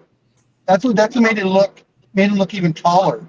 He was Well, just you so got to damn be thin. tall and lanky to defend yourself against a lion. Okay. You don't remember that story? Oh yeah, when he used to when he fought a lion in the Sudan or something or other. Yeah, I just know that he was involved with the lion. That's all. Yeah. He fought off a lion. If you guys believe Good for him. such things. You know, those Detroit players aren't that great anyways. They're not. They're no tiger. Okay, fair enough.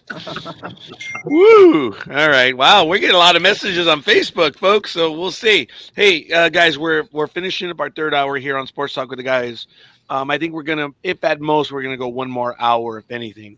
But do you guys have any other stories that you want to get to? Big Dog, you're gonna say something? Yeah, actually, I had a question for the group. And Speak up, Tony. I fought back and forth on Facebook with these idiots about it, but I want your opinion. So, whoever wants to go first, take the answer, or give me your answer. Championships, whether it be baseball, basketball, football, or hockey, do they belong to the franchise or do they belong to the city? Because there were a lot of people that the fight started with Minneapolis, that Minneapolis should hold the banner for the first 5 Laker championships. And I, of course, fought back saying, no, it's the Lakers that won the title, not the city. So my opinion is championships belong to the franchise, not to the city that it was won in. What are your guys' thoughts? Anime Girl, then Liz, Philly Special, and I'll go in at the very end. I would say that it belongs with like Big Dog. It belongs with the franchise. It belongs with the team. It doesn't belong to the city. It belongs to the team. Yes, the city is part of that final, championship, but it's the team. So, I'm with Big Dog on that one. Yeah. Because I'm going to ask for an issue of clarification. You said you were having this conversation with someone online, Big Dog? A bunch of idiots that put a post up on Facebook. I don't recall us talking about this last week. You're not an idiot. You are never happy in that right? category. You don't know what Tony's been saying lately. But anyway, okay. I just want a little bit of clarity. Oh, dude. The gloves are off, homie gloves. Anyway, all right. Fair enough, Big Dog. And their contention was that the cities are the actual owners? Yeah. So, just real quick, All my right. answer back to the idiot that in particular said that, I said, so you're saying the 5 championships in Minneapolis. Are you telling me that the Raiders championships don't belong to the Las Vegas Raiders because nothing was ever won there? Six of the Giants fans, six of the San Francisco Giants championships don't belong to the Giants because they were won in New York. And I went on, and the Golden State Warriors, I said, okay, so their first 3 championships don't count because they were won in Philadelphia when that was their franchise. And I named about another 4 different franchises across the boards, the Dodgers being one of them. And, of course, the person had no answer for that. Liz. Oh, franchise, definitely. And before Big Dog had actually said it, I was going to say the same thing. It stays with the franchise because the franchise can move different cities. Okay. Yeah. There's a little asterisk, which all football fans who know anything will kind of argue a minor point. Philly special. I've never thought about it before, but yeah, Big Dog's right. So is Liz. I mean, it's got to be with the franchise. It has to. It only makes Okay. sense. You don't lose titles because you moved. Now, I will add, now I don't know if this is where Scorekeeper was going with the part about the yes, asterisk. you know where I'm going. If your franchise switches cities and also switches its name, That's different. then that's different. Then I'll say that the original championship belongs to that city. But No, like the Lakers went from Minneapolis to Los Angeles, but they remained the Lakers. So that's why I say, you know, all 17, and it's actually 18 for those who really know, championships are the Lakers. Yes, sir. I'm glad that we're able to waste time on 10 minutes of idiots arguing something like this, which is absolutely awesome. It means that we're overqualified. But Lethal Migraine says that when the North Stars left Minnesota, all the records went with the franchise to Dallas. Wild have the rights to the North Stars color scheme, however, which is kind of cool. That's good to know. The only city that has a claim to anything is Green Bay because they actually own the team. So it comes to ownership, the franchise. Yeah, I was really surprised that you guys were not going to beat me to that one. My argument would be they're the only city that can claim anything because they actually own the team. And if they were to sell the team, which they never will, that's theirs. That would be Green Bay because they actually own it. There is no ownership by anyone. It's the franchise, folks. Why the hell are people arguing it? Seattle Supersonics. Oh, anyway. It is what it is. Now that is different because the Seattle Supersonics, when they did go to Oklahoma City, they disavowed all previous championships because they said they wanted to start completely fresh and not have a history. So that's why Oklahoma City does not claim Seattle as a championship. As the hooker on Holt Avenue said as well to the new Sean. That's a good one, Raj. That is good. Oh, man. All right. I'm sorry. Come on. Stop arguing with fungus that is out there. Fungus. Wow. Organisms. And Lethal Migraine is reminding us 140,000 people are currently on the Green Bay Packers season ticket waiting list. Wow. Yep. Isn't Wisconsin like 58,000 population? Something like that. Yeah. Yeah. Folks, it's a waste of time article, but that's Sports Talk with the guys. I mean, far be it from us to deny a bunch of idiots their voice. So for us to, dip our toe in on this one, no doubt about it. It's a waste of time. It's the franchise that owns it. And that is always the way it's been. And the reason why I went to Anime Girl at first, I was wondering because in football, international football, what we know as soccer, that might be a bit different. That's why I went to her first, and I wanted to know what she would say. And nope, she's in agreement with all of us. And even Lethal Migraine. Oh, God. Something's wrong. The apocalypse is going to happen. Ladies and gentlemen, the harbinger of the apocalypse is here. We are all in agreement at 9:04 a.m. Pacific time on June 29, 2024. The end is at hand. Okay, thanks, Legal Migraine. Wisconsin has over 7 million people, and there are 105,000 in Green Bay. And the waiting list is 140,000. That's crazy. Folks, you need to take in this moment. Look around you. See where you are. Think of this moment. We're all in agreement, and me no likey. But it's something worthwhile to remember. Dude, Tony, what are you gonna have on the barbecue, dude? Because you are like Cisco at the end of season 5, or at the end of season 6, when he's already looking ahead to smash the Dominion. What are you gonna be cooking on the grill, dude? I'm not cooking at all. I'm a guest. Yeah, you're still looking to that. Sorry, big dog.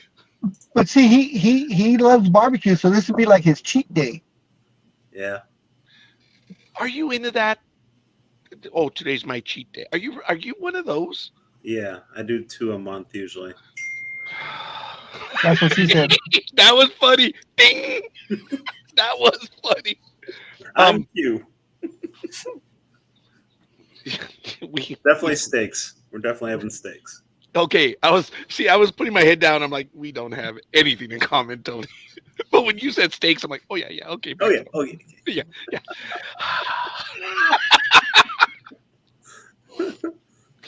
Oh my goodness.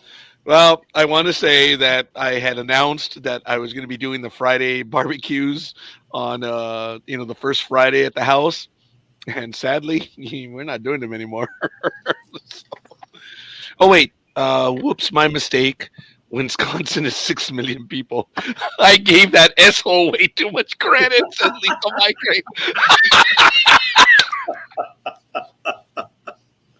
Lethal Migraine was so caught up in the moment that we were all in agreement. He's like, okay, I better tell the truth while we all have this friendly moment together. That's funny. I don't know what we're going to do with this moment. I think it's time to move on, but it's all good. Tony, since you are really going to be going somewhere soon, do you have any stories that you wanted to get to? Maybe a $4.8 million, or anything with the NFL stuff? I don't get all that story. Are you familiar with it? No, I'm not. It was, I think, 2 days ago, the NFL lost a major lawsuit having to do with Oh, the Sunday NFL Ticket. ticket. Yeah. Sunday Ticket. Yeah, I heard a little something about it, but I'm going to look it up right now if my co-host could help me on this. There it is, explained. I'm looking at NFL Sunday Ticket lawsuit, and then as I was about to hit enter, you know how Google fills in the rest? Mm-hmm. It had explained. I'm like, okay. This is from Morning. Ooh, this is a business article. This is from Morningstar. Here's what the $1 billion NFL Sunday Ticket lawsuit means for consumers. The NFL has been found guilty of violating U.S. antitrust laws in its distribution of Sunday Ticket, and could have to pay as much as $14 billion. The National Football League has been ordered to pay nearly $4.8 billion in damages following the ruling that the NFL broke antitrust laws when it distributed Sunday Ticket broadcasting package. That payment could balloon to more than $14 billion because damages can be tripled. That's right, under federal antitrust law. With such a high damages amount, it's unlikely the NFL will be cutting any checks before exploring a potential appeal. The league released a statement Thursday saying it will certainly contest this decision, as we believe that the class action claims in the case are baseless and without merit. Yeah, how long did it take them to come to the conclusion? Was it like 2 hours? The jury. it was quick deliberation. Yeah. It was quick. The 8-person jury determined that the NFL broke the law by selling a Sunday Ticket package of games at a price that was too high, as well as by restricting competition by offering Sunday Ticket only through a satellite provider. NFL Sunday Ticket, which broadcasts NFL games that are out of market and unavailable on local television stations, was distributed by DirecTV until 2022. And the lawsuit named 2.4 million residential subscribers and 48,000 businesses in the U.S. who paid the package from 2011 through 2022. Holy crap, that's a lot of money. That's a lot of money, yeah. Wow. In 2022, Google's YouTube streaming service bought the broadcast rights to Sunday Ticket for $2.5 billion per year. Can you sign up for the class action lawsuit? Wow. Residential damage class, DirecTV residential subscribers that purchased NFL Sunday Ticket between June 7th, 2011 and February 7th, 2023. And in the commercial damage class, DirecTV commercial subscribers that purchased NFL Sunday Ticket between June 7th, 2011 and February 7th, 2023. So there's no way to sign up, but wow. The damages calculation would be evenly split among the NFL's 32 teams, with each franchise paying $449.6 million. Folks, that's not a chump of change. That's a lot of money. Wow. Will NFL Sunday Ticket be shut down? Probably not. And they're saying that once all the appeals are done, maybe. Wow. That's crazy. Any comments on that? There's a lot of legalese in there. I'm not 100% familiar with it. So I had to look into it a little bit more, but I don't know if you guys are familiar. Yeah, I'd I have just to know look they were into it more charging myself. bars. They were charging bars like crazy amount compared to like a residential. This lawsuit was originally filed in years ago. 2015. Yep. Wow. By the San Francisco bar Mucky Duck, which was dismissed in 2017. But 2 years later, the Ninth U.S. Circuit Court of Appeals, which has jurisdiction over California and 8 other states, reinstated the case. Gutierrez ruled last year that the case could proceed as a class action. Wow. Makes you wonder. Well, Amazon's going to lose a lot of money as well. Let me tell you why. I have Prime, Amazon Prime. Well, I did not renew it in April. But it's understood that I paid the going rate in advance for the year. It's understood. I paid a year in advance. How can they increase my fee 2/3 of the way through? I, in good faith, so, well, we're changing. It's in the language. No, it's not in the language. I paid you in advance, advertised 12 months. Yep. Free and clear. Yeah, you Doesn't can't- matter what's in the little, all this other stuff. Yeah. Amazon's going to end up having to pay. I'm going to receive probably 48 cents once all this is All done. right. Yeah. My damages. But even though Amazon was entitled to do it because they claim, and even then it wasn't very clear, they're going to end up having to pay. This is a slam dunk for the Amazon one. They just really screwed up.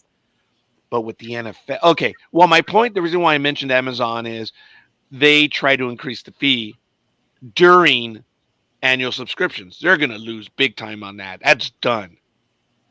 With the NFL, you knew going in what Sunday Ticket was. That you were going to get this and this and this. I don't know if they're going to, but them hosing the people, yeah. And in this article, it even lists that if you want to get every game in the NFL today, right now, it's $2,300 What? because of all the things you have to sign up for. Oh, We know YouTube is one of the most expensive ones, period. That one's unreal, but there are people signing up through YouTube for it. But anyway, you know what you have to do going in. That's why I wonder how this class action, I wonder if that's why it was thrown out. It says, wait, you knew it was available there. This is the price. This is what they told you. That's different from the Amazon one. Now, I am paying for Major League Baseball TV. Friday games have been taken away from me to go on Apple. Oh, dear. Exclusive games out of market. I'm like, well, that's why I'm paying for MLB TV to get all out of market. But now I've lost Thursday games to Friday games to Apple. I'm like, wait a minute, that was not part of her agreement. And they're claiming that it's in the legalese. No. So that's another class action lawsuit that's going to happen. It's like, I signed up for all out of market. I do not get the Dodgers and Angels home games. That's the beauty of MLB TV. You get everything out. Well, not anymore because Apple stepped in. And now I believe YouTube has done some stuff too. So it's like, dude, you guys are effing up. I think MLB TV is going to have the same case where the NFL is going to get screwed. Big Dog, while you were out on this Morningstar News, since this is antitrust, they have to pay $4.8 million, which the NFL is going to appeal anyway. Million or billion? Billion. Okay, thank you. 14.8. But no one has mentioned that because this is antitrust, the violations are triple. This could be a $14 billion if it stands. So They're going to appeal this, and in it's other going words, to take several years. a weekend of games in the NFL. No, this is a year of salary for the NFL. This is what they earn on a year, dude. That's a Yeah. lot of money. But they're going to appeal it, and we're going to see what's going to happen. But wow, that's crazy. So when my grandson graduates from college, we'll have a decision. When he gets his Probably. when he gets his AA, I think 2 you're off years by in 2 the college. years. 2 Yeah, years in you're college. you're just off by 2 years. That's all. Oh well, maybe 1.5. Maybe he'll finish it early and follow along like his mother. Didn't she do it in 3 years, or it's 3.5? Doesn't matter. She didn't I do it think in 4. I think it was 3, Yeah. just over like 3.25. Yeah, congratulations to Melissa. She finished her degree in under 4 years. So, Yep. hey, son like mama, maybe. And she's making the money, so good for her. Yep. Rightful. So, anyway, all right, guys. It's 9:16 a.m. This is Sports Talk with the Guys, home of the Monday morning quarterbacks on Saturday. Hey, it's a Saturday morning extravaganza. We will be on next Saturday as well. And looking ahead on the calendar, of course, we will be on for the rest of the year. As we get near to the holidays, we'll see, but we're always on. I don't see any interruptions. Oh, it looks like on, I don't know if it's the 10th or the 17th. I think I did let you guys know. Now my brother has asked me to take him to a gun show, and I don't know if it's August 10th or 17th, but we're going to be heading up to Bakersfield. So I will probably end up leaving that program at 9. That's all. So I can go pick him up from his dialysis and then take him up to Bakersfield. That's the only thing that's going to be in my way. Oh, maybe. Uh-oh. No, I think October 12th is still set, huh, Liz? I think we're okay. Yeah, I think we're fine. I think we're We're fine. talking to the guys. We'll still be on October 12th. And Unless there are further things that we will have to pull it off, but we will find out more later. we will. Actually, there may be a problem because it's 9 o'clock in New Orleans. There may be a problem. Yeah. So I may not be there for October 12th. Well, the 12th, we may have to pull it off completely because of something else that might be going on with us regarding that convention. Yeah. So, all right. Sorry, guys. We're having a staff meeting right now. I don't mean to. Sorry. So it's all good. Big Dog, when's Comic-Con? Less than a month. Do you know the date right now? I'm not being a jerk. I really don't remember it right now. July 23rd to the 28th, which it should be Wednesday through Sunday, Okay. or the 27th. There may not be a Sports Talk with the Guys July 27th unless the non-LA host would like to do a program. Well, where are you going to be? Are you not going to be down there? I'm going to be at Comic-Con, yeah. Are you going to be? You said you weren't going, so that's why I was asking. I just got an email. Oh. Well, you're going? I think I'm going. Yep. Just got an email. All 5? I'm not kidding. All 5 days? Yeah. Yeah. Oh, no, I don't know if I'm going to go Wednesday night. Oh, no, I was going to say if you want to go Wednesday night, I'll definitely go with you Wednesday night. So. We'll have to see. But as of right now, it looks like I'm not kidding. At 8:45 a.m., I've been holding on to this email. It was one of the dings you heard. Yeah, I probably will not be there on the 27th. Then that's why if the co-hosts wanted to do a program, you guys can do it. Liz, Anime Girl, Gridiron Girl, and then have Tony show up, and that'll be great. That would be Sports fun. Talk with the guys. Are you going as a guest of someone, or are you going through NDB Media? Yes. Yeah, that's about as clear as a bucket of mud. Can we have a No, I am going as media, but as a guest of someone, and I'm going as NDB Media. Yes. So I am. Okay, let me clarify my question then, since Roger's the stickler. The credentials that you will be given, will they be given to NDB Media? Yes. And you're only getting one credential? Beggars can't be choosers, dude. Well, when you put in the application, usually you put in how many you're going to need. Dude, like I said, beggars can't be choosers. This is because of connections that have happened in the last week. There's a lot of stuff going on in NDB Media right now, and I'm not going to talk about it right now because we have to see it come to pass. But holy crap, Yeah. Liz, holy It's crap. been, yeah. It's wild what is going Yeah. on, folks. We'll be My talking emails off are blowing up. air. It is. We don't want to say any more, but life's changing big time, and that's why I'm saying, Big Dog. This is. I just got the email. I didn't think I was going. Oh, No, actually, I might have gone as a guest, but things have changed. well, because I remember you were saying just because of the I know you really didn't feel it last year because Dude, of all the I walking felt and like stuff. So shit. I was Well, done. I was couldn't. trying to be nice. Yeah, I was having a hard time come Saturday, and then Sunday I was spent. So Well, we can get you a wheelchair. no, Why not? no, it's okay. I don't We'll want switch anyone. off. I don't want One anyone. for you, one. I'll Excuse follow me, behind you. You follow behind me. I don't want anyone to push me around. No, no, the electric wheelchairs. What are you talking about? I ain't pushing you shit anywhere. Oh my Let me put you in the damn God! electric ones. You know, he needs to get one of those electric scooters that are Yeah. like dinosaur animals. Have you seen that going through the mall? Oh God, those are They're funny. for Yeah, in the adults. malls. Yes. I Anyway, would see Roger on a Segway. I reckon that'd be a hell of a sight.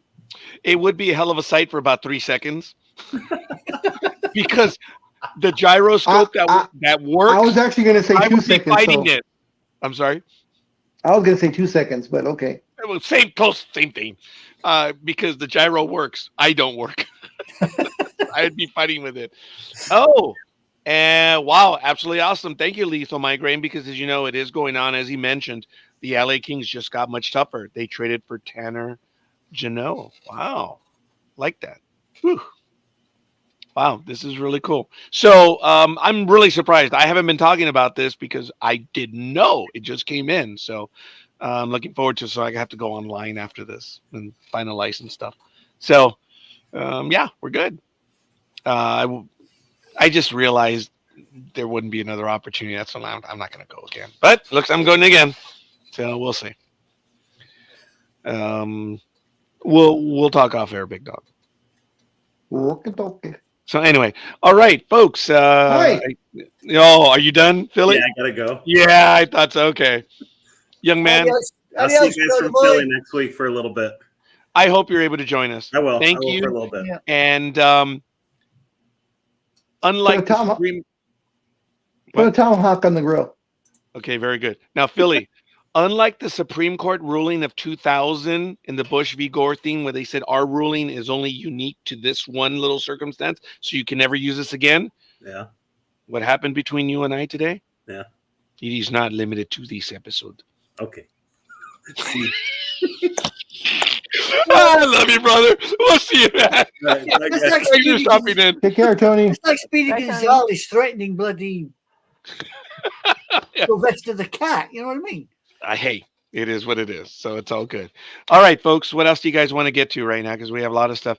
Lethal Migraine, I appreciate the updates. I did notice, and last week or the week before, I thought this was case, but someone somewhere told me I was wrong. You're thought wrong. this exact. Well, thanks for playing, Big Dog. But in a situation by situation thing, Utah is getting the Arizona Coyotes. Yeah, that's what I thought. They inherit the players, the draft picks, anything else to do with hockey, but all the records from the Winnipeg Jets, Arizona Coyotes stop with the Coyotes. Yes. Now, there was news that the owner's walking away from the Coyotes, and everyone was given like a 1 month severance package, I think it was. I thought there wasn't an owner. I thought the NHL has been run by the Coyotes have been run by the NHL for the last 2-3 seasons. No, there is a guy who walked away, and it's crazy. That's why there's a lot of confusing things, and we haven't been paying attention to the Coyotes, but it looks like they're going to take the name. Okay, here we go. No, Arizona had an owner, a giant con man. Now, I believe he walked away because last week, which we didn't talk about it, I believe I had the story, but we just didn't get around to it, that there was a major auction for land that was going to come up, and at the last minute, the county or the state of Arizona pulled it, and they claim that they didn't put in the proper permits. And the argument is, well, everyone is staying quiet. The owner is unhappy. He threw a tantrum. The team is like, what is going on here? We've been blindsided, whatever. And the undercurrent was they have been working with the county and the state for a long time to get all of this done. Why all of a sudden did the state pull it off the auction and say, you didn't submit the permits? It's like, well, but we were doing this because you were helping us do this. So the argument is, why did they come up with it at the last minute? That's the contention. But I haven't followed up the story, and I'm going to have to look into it. So Lethal Migraine says the NHL uses the same set of hotels for all teams when they travel. Halfway through the season, the hotels demanded Arizona would have to prepay with a bank check because the Arizona owner wouldn't pay the bills. Wow. Wow! Oh, hold on. Anime Girl, you got to join us on 3. 1, 2, 3. Wow! That's a cheapskate billionaire.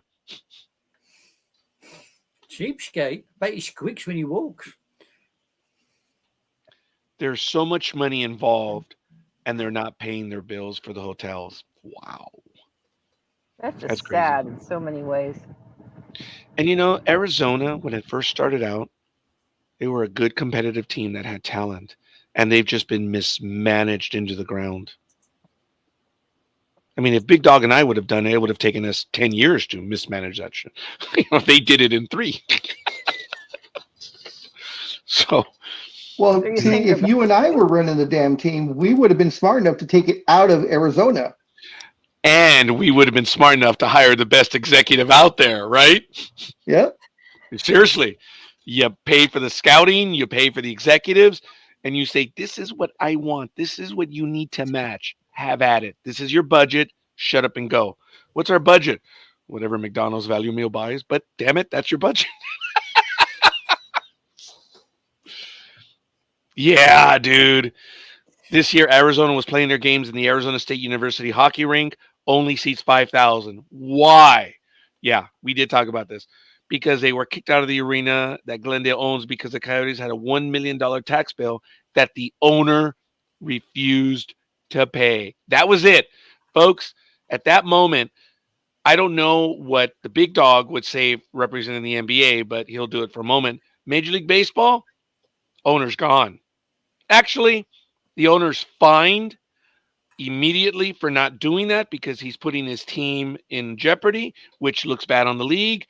And if it's not remedied, I mean, it would never come to that in baseball.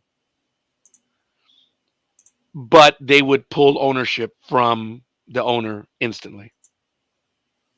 Frank McCourt. They got the Dodgers fast. But wasn't that an exciting time, Big Dog? Remember? Oh, man. Every week there was breaking news on that. And Yep. there was a whole issue of, are they even going to hit payroll? And they met payroll. And how was it? Well, McCourt got the Dodgers sale agents to pre-sell following season tickets. What an effing genius. Yep. You He gotta pay got up out there, reached out to the fan base, and they said, we will match this year's fee and we'll throw in 2 seats. Fans were like, no Okay. increase, and I double my ticket. I'm in. And they accelerated and they got up to 2 additional years, but McCourt still lost it because of what they were doing overall with the team. But that was genius, man. Yeah, you gotta give it to McCourt because he thought outside the box for that whole thing. And Oh, yeah. he effed baseball because we talked about it, because most owners don't split up. This guy split up the operations. He split up the retail. He split up the food, the concessions. He split up the parking. He split up stadium ownership. Each entity became an LLC. So when it came time to selling, the Dodgers thought they were going to get everything. He's like, no, I own the parking lot. Well, no, we want the parking lot. I said, no, it's its own entity. Baseball couldn't take the parking lot. So McCourt still owns the parking lot, amongst other things. Baseball legally could nail him. They could only nail him for mismanagement of the team. It's crazy. McCourt, bastard. He was smart. He was smart, but he ended up losing the team. So whatever. Fly little git. But he still, like, the parking lot is huge. I mean, Big Dog, what is it? $30 to park now? It's ridiculous. I mean, that's just Dodger games. I mean, that's not even counting when they have concerts or postseason. Postseason, the parking doubles or sometimes triples. He for also, postseason. for special events, he has that. And he also owns the LA Marathon. And Frank McCourt is does doing he? just fine. Yeah. Huh. Yeah. Anyway, So when he lost the team, does that mean he can't go and get another team? he doesn't have the money for it. But yes, he can. Well, of course he can. But these very same owners that kicked him out, Yeah. They have to vote him back in. yeah. Yeah, that's what I'm saying. Like, I mean, look, in essence, yes, but will he? No, he won't. Like Schneider, he'll never get another NFL team again either. Because remember, no matter all the stuff that he did, remember, he kept monies on interleague game or in games when he played his opponents. Remember that? And even I was like, ooh, dude, he broke the code of Omerta. He stole from the other owners. That was automatic. Remember, guys, when we were talking about that? Ooh. So how do you trust? It's like, he's gone. It doesn't matter. Guys, we've talked about this over the years. These are the A-dogs. These are the animals. These are the capitalists. They stop at nothing. So they know how to protect themselves. When you look at the rules of the NFL and MLB and everything, the rules are protect their own existence. so say for instance, he lost the baseball team. Uh-huh. What stops him going to pick up, say, a hockey team? No, there's nothing stopping him, but the problem is let's say it's you. You have enough money to buy whatever you wanted, a hockey team, let's say. The thing is, the other 29 owners have to vote you in. It doesn't matter that you could have more money than all of them put together, but they still have to vote you into that exclusive group. So that's one of the reasons why Donald Trump does not own a team, because no one trusts him as far as he can throw his diaper. Folks, 4 bankruptcies before failures, what do you think he would have done? He could have conceivably bankrupted the team. And then you're threatening the revenue streams of the other teams. Mm-hmm. That's why they would never give him one. They're like, dude, you don't pay your bills now. The ultimate elitist billionaire club, which he qualified for, the NFL's like, dude, you ran for. How the hell do you run a casino into the ground and go bankrupt? Oh, I'm sorry. Wait a minute.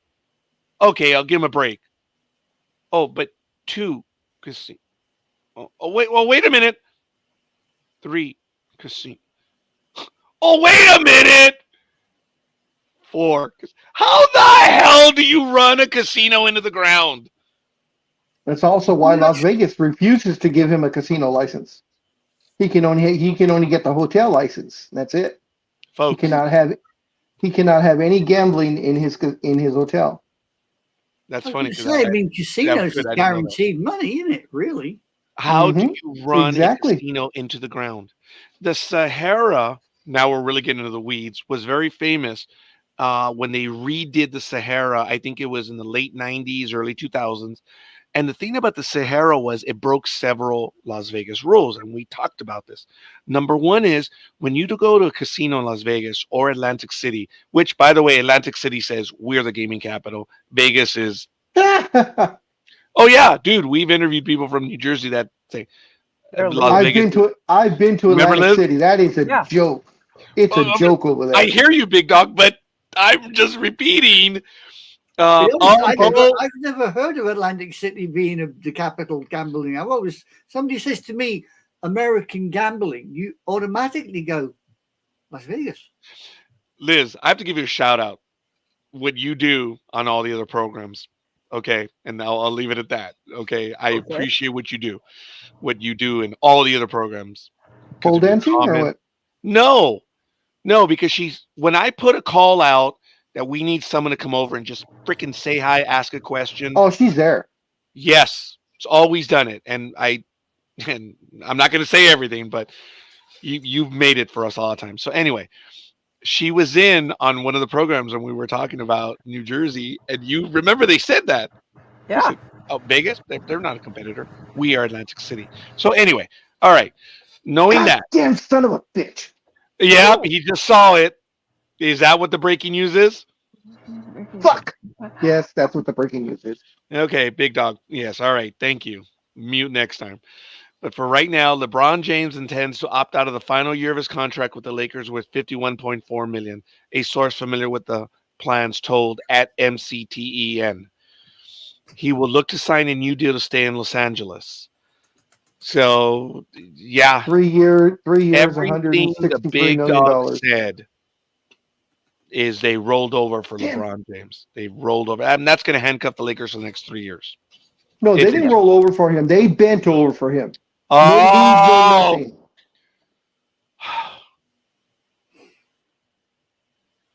oh, I'm sorry. Did we just state the obvious?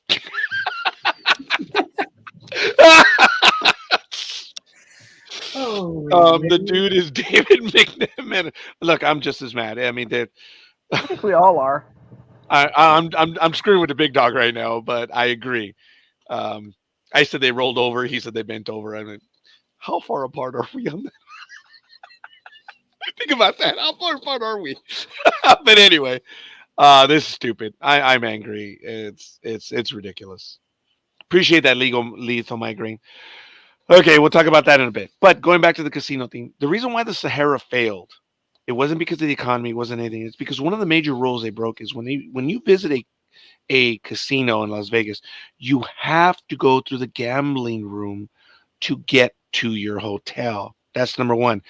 And they were like, well, we're going to be a little different. We're going to do so people were actually able to go to the Sahara without number one ticket item.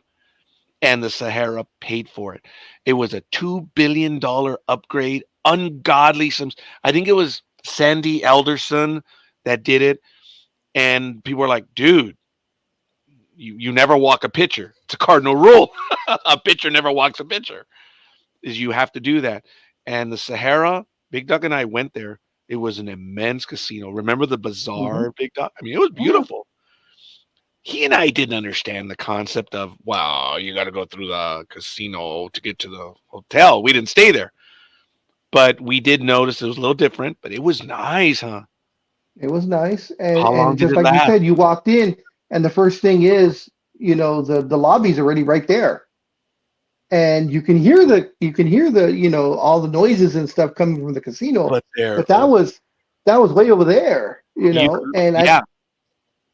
And I could see it, unless you're there specifically to gamble. I mean, if you're there just to check in, yeah, a lot of people, when there's a line, that's what I do. If there's a line to check in, put $1, $2 here, $2 there, Get the slots, basically, yeah. Yeah. I do Okay. the same thing.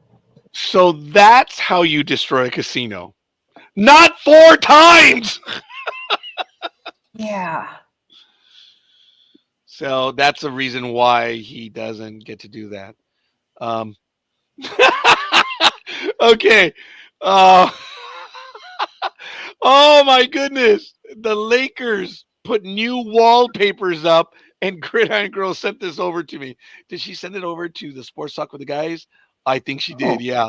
Yeah, Number 4. I'm looking at it now. Necht and James Jr. at number 4 and 9. Oh, I only have the one. Yeah, well, when you click through it, Big Dog, I It don't shows want that to. what See this both of was them. on the Facebook link I don't that want to. Gridiron Girl just sent. Wow, Yeah. that's I crazy. believe it's night is the way it's pronounced. I am not prepared to argue, Big Dog. Yeah, I forgot how. I've heard his name a couple of times. I keep forgetting how it's supposed to be. Yeah, but I'm not trying to be that way. It's like whatever. That looks German to me. Seriously, it's European. Next, but He's a it white could guy. be nice. If it's the pronunciation of how it's done from home, I readily accept that. But folks, you still speak English, and there are rules on how you say things that you should follow the rules. That's why I admire the United Kingdom. There is a commission, right, that standardizes English still. That's Yeah. why whether you speak with an accent or not, there is one way to say the word, and it's established by the commission. The United States doesn't have anything like that, and that's why we're all stupid and we don't speak. And then you have the word low, LOWE. That's low. It's always been low. Follow the English language. Other people, well, it's lowy. It's low. It's always been low. And when your mama used it, it was low then too. Yeah. Well, it's like the Lowy. name. It's like the name Colin. Moron. Yeah, it's like the name Colin. Colin. That's Colin, not Colin. Colin. Well, Not really, you know. yeah, but you guys have the standard. United States does not. And it's Oh, tell me about it. not and the individual that I talk about, Lowy, your idiot family is the only one that says that. The rest of the world says low. In Europe, it's low. In English, it's low. In Spanish, it's low. But he said it's Lowy. I said, well, he's a moron. Well, that's the way my family. Who gives a rat's ass what your family? You speak English. Yeah, well, Call us rednecks? yeah, No. yeah. If I want to, I can speak proper English. Really? I wasn't speaking to you. You say Lowy? No, I do L-O-W-E. not. My All right God. then. Jesus. But I was. Did you notice I got all Yes. defensive? I'm like, Did you notice how I went fishing and caught myself a real big fish there? very Yeah, good. yeah. Yeah, sorry, Big Dog. I used your name in vain. I apologize. I No, readily she did. acknowledge. She did. Oh, I thought I did as well. Okay.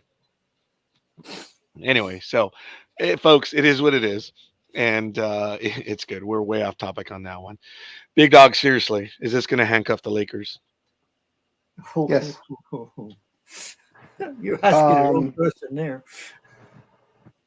Now we don't know the full details, but is there going to be an opt out? Do you think? I mean, okay, we don't know.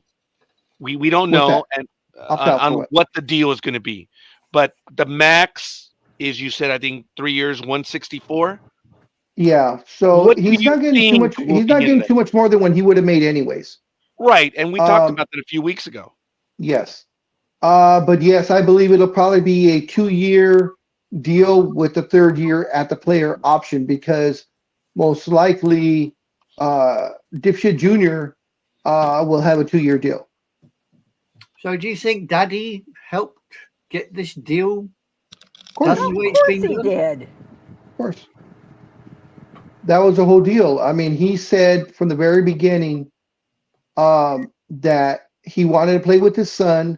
He didn't care what team it was, but that whoever drafted his son, that's where he was going. So he let it be known at that time. Yeah. And, everything kind of progressed since then over the last week and a half. Breathe, scorekeeper. Breathe.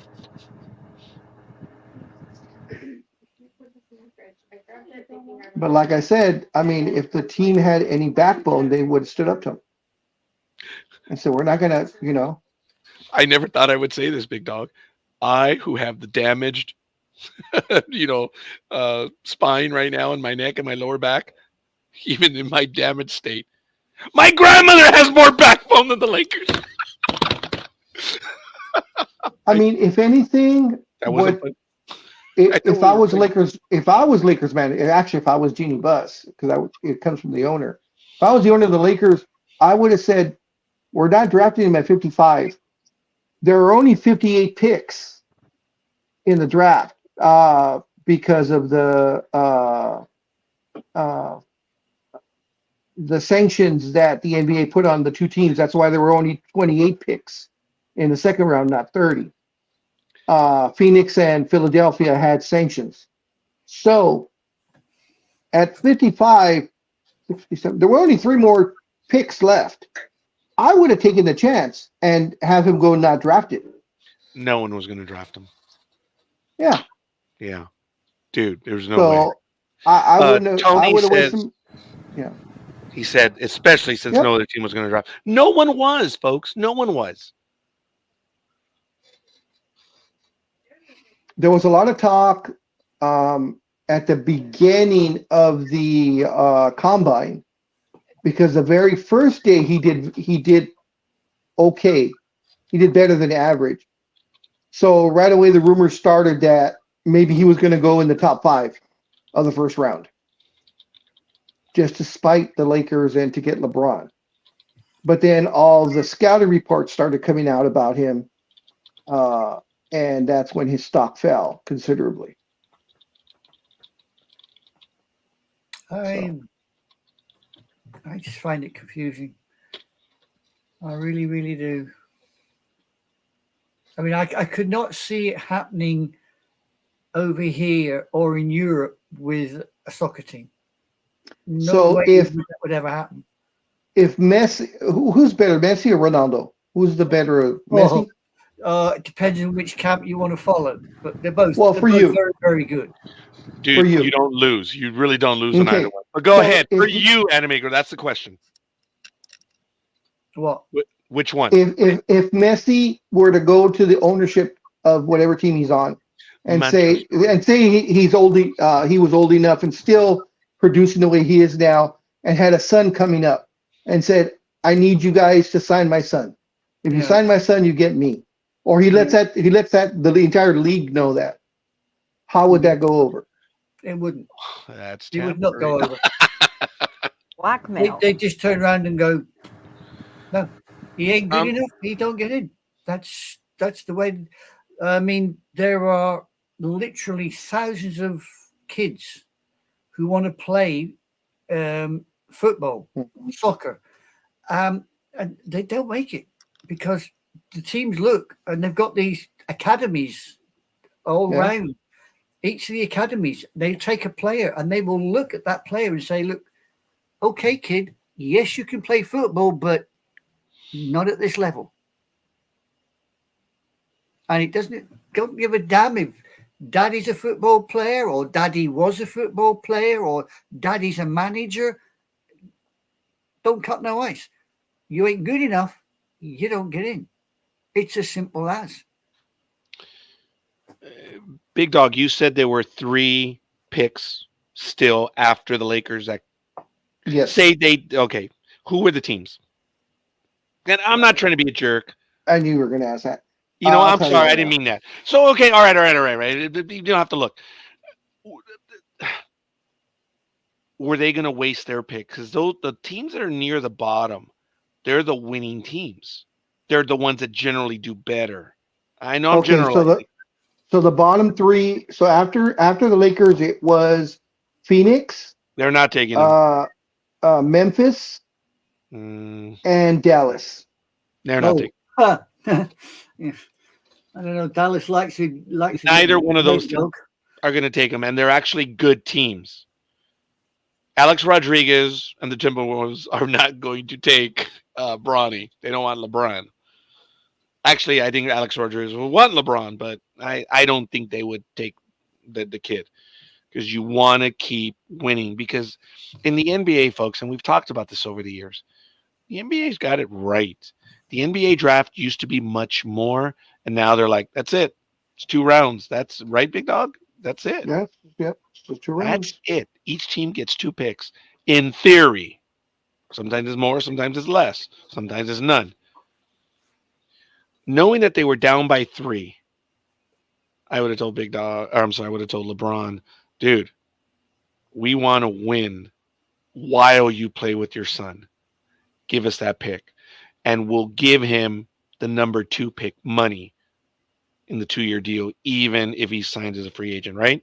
Because thank you, Lethal Migraine. Because the reality is, Big Dog, that if you sign anyone non-draft, aren't they still under the rules of draft picks? So what I mean is this: the second round draft pick gets a certain amount of money, right? Hmm. Max.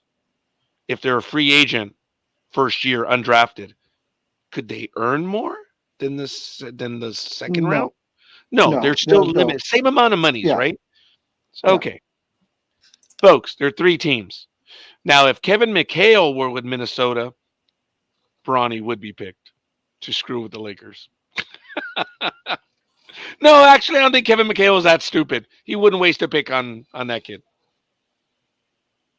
See, now if I was See, but Lakers that's the management, intrigue. I wouldn't even go to LeBron and say, hey, we're gonna have him go undrafted, but we'll give him the second year money. No, I'm gonna be a Richard Cranium about it, and I'm not gonna talk to LeBron. Period. I'm just gonna have it go undrafted and let the chips fall where they may. Well, you and I run Because teams differently, because Big Dog, because the Lakers don't. well, yeah, and the Lakers wanted LeBron back, and of course we all know I never wanted LeBron in the first place. So I would have not drafted Bronny, and then I would have went after LeBron had his little tantrum saying, "Why didn't you draft my son?" I'd say, "Look at his numbers. He doesn't deserve to be drafted. He will earn his spot. He'll go to summer league, and if he can catch on there, then we'll think about sending him to the G League, and then if he can show spectacular numbers in the G League, then we'll put him on the Lakers squad." Damn you, Lethal Migraine. Damn you. For those that are only listening, Lethal Migraine, sorry, Big Dog. The 3rd California kid has been drafted. Who knew they actually played hockey in the state? Big Dog. No, I was just going to say, I think it's a telling sign of how great the international pool of players is getting, because the top 2 picks were both France. Yeah. They're both French players. Yeah, because the third pick, I believe, was Kentucky. But France is you might say a northern climb territory, but that might be a little bit of a reach. I think they're like Central Europe. But I believe what the Big Dog is saying is there's a lot of validity to it, because when you talk about hockey players, they're northern climb. It's Russia, Finland, Sweden, Norway, Canada. That used to be hockey. But Lees, are No, you I was making I was just laughing at your accent. you mean at my butchering of the English language? I think it's Yeah. more. You gave it much more credit than the Big Dog ever would, because he's like, what was that? What the hell is that? 4 French guys in the first round, I believe. And that, I would agree with Big Dog. It's broadening the international pool, that you don't have northern climb players anymore. I cannot wait to see the first Jamaican hockey player. That'd be We cool. already have bobsledders. So it'll be good.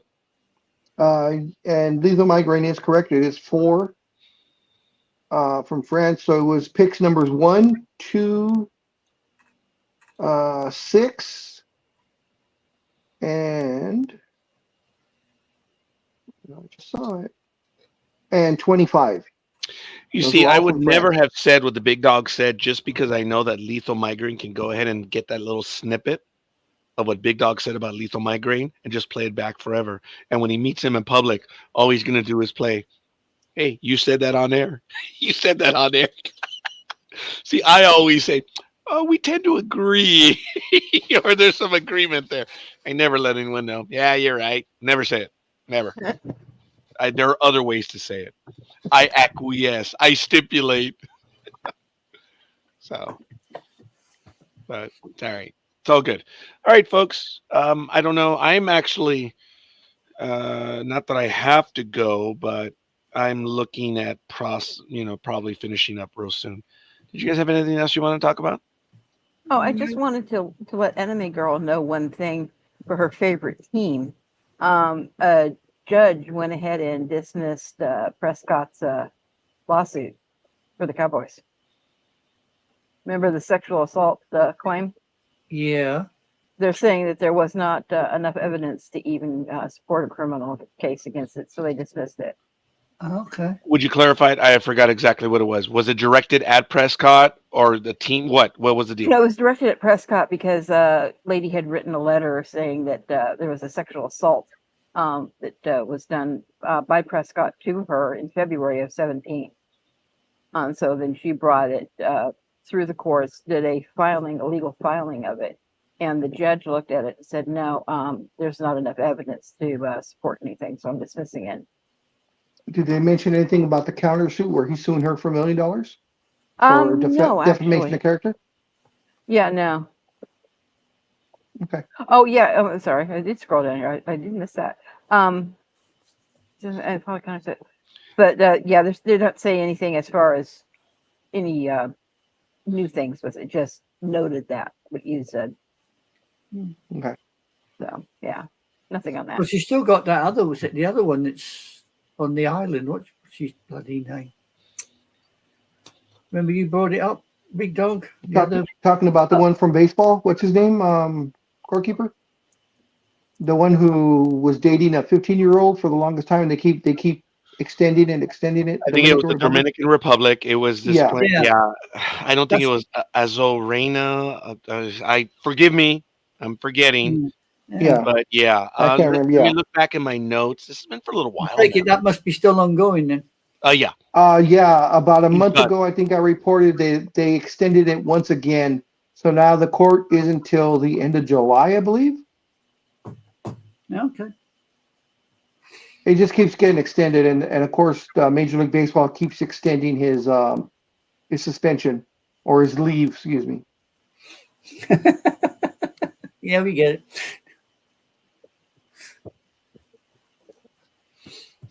Scorekeeper, when do you think? Oh shoot! All these names are just July 1st, Bobby Bonilla Day. no. Oh. I was gonna say, when do you think what's his face is gonna get a tryout? The one who was accused of sexual assault but never did anything here in Pasadena, Dodger. Oh. Oh yeah, Wander Franco. That's the one we're talking about for Dominican. Yeah, the Thank Tampa you. Bay shortstop kid. Yeah. Thank you. Yeah. Again, lethal migraine. You know who I'm talking about. Yeah. I'm far from Trevor Bauer. Trevor Bauer, yes. Yeah. I don't think he is. He's not going to get a shot. But that's just the thing, lethal migraine. He's not in the league that he's pitching in. I think his ERA is like 0.4 or something like that. He is pitching incredible. I know it's still minor leagues, but I mean he's showing that he has the stuff still to play baseball. And of course, no one may. Yeah, whatever. All the love just ended. no one may agree with his sexual exploits, or very few may agree with them. But the thing was, he was never convicted. He was never charged. One of his accusers has been charged. Yes. That's a rarity. That changes everything. So, I mean, the fact that Trevor Bauer was drummed out of the Major League Baseball just off of an accusation, he deserves. I mean, we may not like him or his attitude, but the guy can pitch. And folks, another thing, he took the medicine of baseball and he paid his penalty. It's done. Everything he was supposed to do, he's done. Big Dog and I are far from friends. We've ripped this guy from time immemorial. We don't like his attitude. We don't whatever, but is that going to keep him? I mean, he has engaged the commissioner publicly. They've had their spat for a long time. And no one wants to piss off the commissioner, allegedly. So teams, he just I don't think that this guy brings the baggage that other players did years ago. There are some people that were radioactive. The 49er quarterback. Joe Montana? No. Oh God, no! Shame on you. I I forget his know. name. That's why I said it. Yeah. Look, today he's no longer radioactive in the same way that he was before. But now it's kind of sad to think that the Denver Broncos were the only team to offer him a contract, and he turned it down. Now, Oh, looking back in yeah, I know. Yeah, I know what you're talking about. and it's really a shame that, but it is what it is. Look, we've talked about that ad absurdum, but now this guy Bauer, I don't believe he has the same radioactivity. It's not even close. We've talked about how the United States is, the Bible thumpers. We've talked about the in the Washington, Virginia area, the type of lifestyle and belief system, the Puritan attitude. America is a really strange country still, the way it has its things. So, Do you think if maybe he was more amicable towards the reporters, do you think they would have maybe kind of gotten together and tried to, through articles and such, to try and get him back into the major leagues? But the fact that he was a jerk to everyone he spoke to, do you think that plays into it at all? I don't know how much you mean by that, big dog, but let me answer it this way. Mhm. You filthy animal, you beat this woman, you're into all this stuff. What's your opinion? I'm innocent. No, you're not. Blah, blah, blah, this and this and this and this. How amicable can you be to a reporter that continued incessantly writing him on the accusation? No, I'm talking about before the accusations that he was a jerk to everyone. He was a jerk. I mean, he was Rocker In personified. interviews, well, I don't know if he was a jerk to reporters per se, but I'm not arguing. I Yeah. don't have that answer. Okay. What really rubbed me the wrong way about Bauer was his attitude, especially during COVID, and his thing was, no, you don't understand. And I've made fun of this. He says, I only have so many years. I want what I want. It's about me. I gotta get my portion. I'm like, I know but you need to listen to the interview. He says, I have to get what I'm entitled to right now. So what you're entitled to? Shut the F up. He says, and it's just the attitude he had when he was talking about the game and the aspect. Some people say he was a realist. Some people say that he was selfish. It doesn't matter. It's just I was turned off by him. I didn't like him. And I had said it over the years, and I had talked about those interviews. Selfish prick. He was. Never questioned his ability. Never did. And but I just thought he was a jerk. And I laughed when the Dodgers signed him. I never thought what would happen. But I just like, oh my God, thank God they got that selfish guy. In the rules of Major League Baseball, he was suspended, penalized, lost a lot of money. He paid his bill. He did what he was supposed to. It was rough sex. He didn't beat anyone. He didn't deprive him of anything. And the accusations against him were so false that his accusers have been charged with falsification. I am not a fan of Bauer, but this is Americana. Your perceived hero is knocked down. They come back. This is what America is. It's all about second chances. What did he do?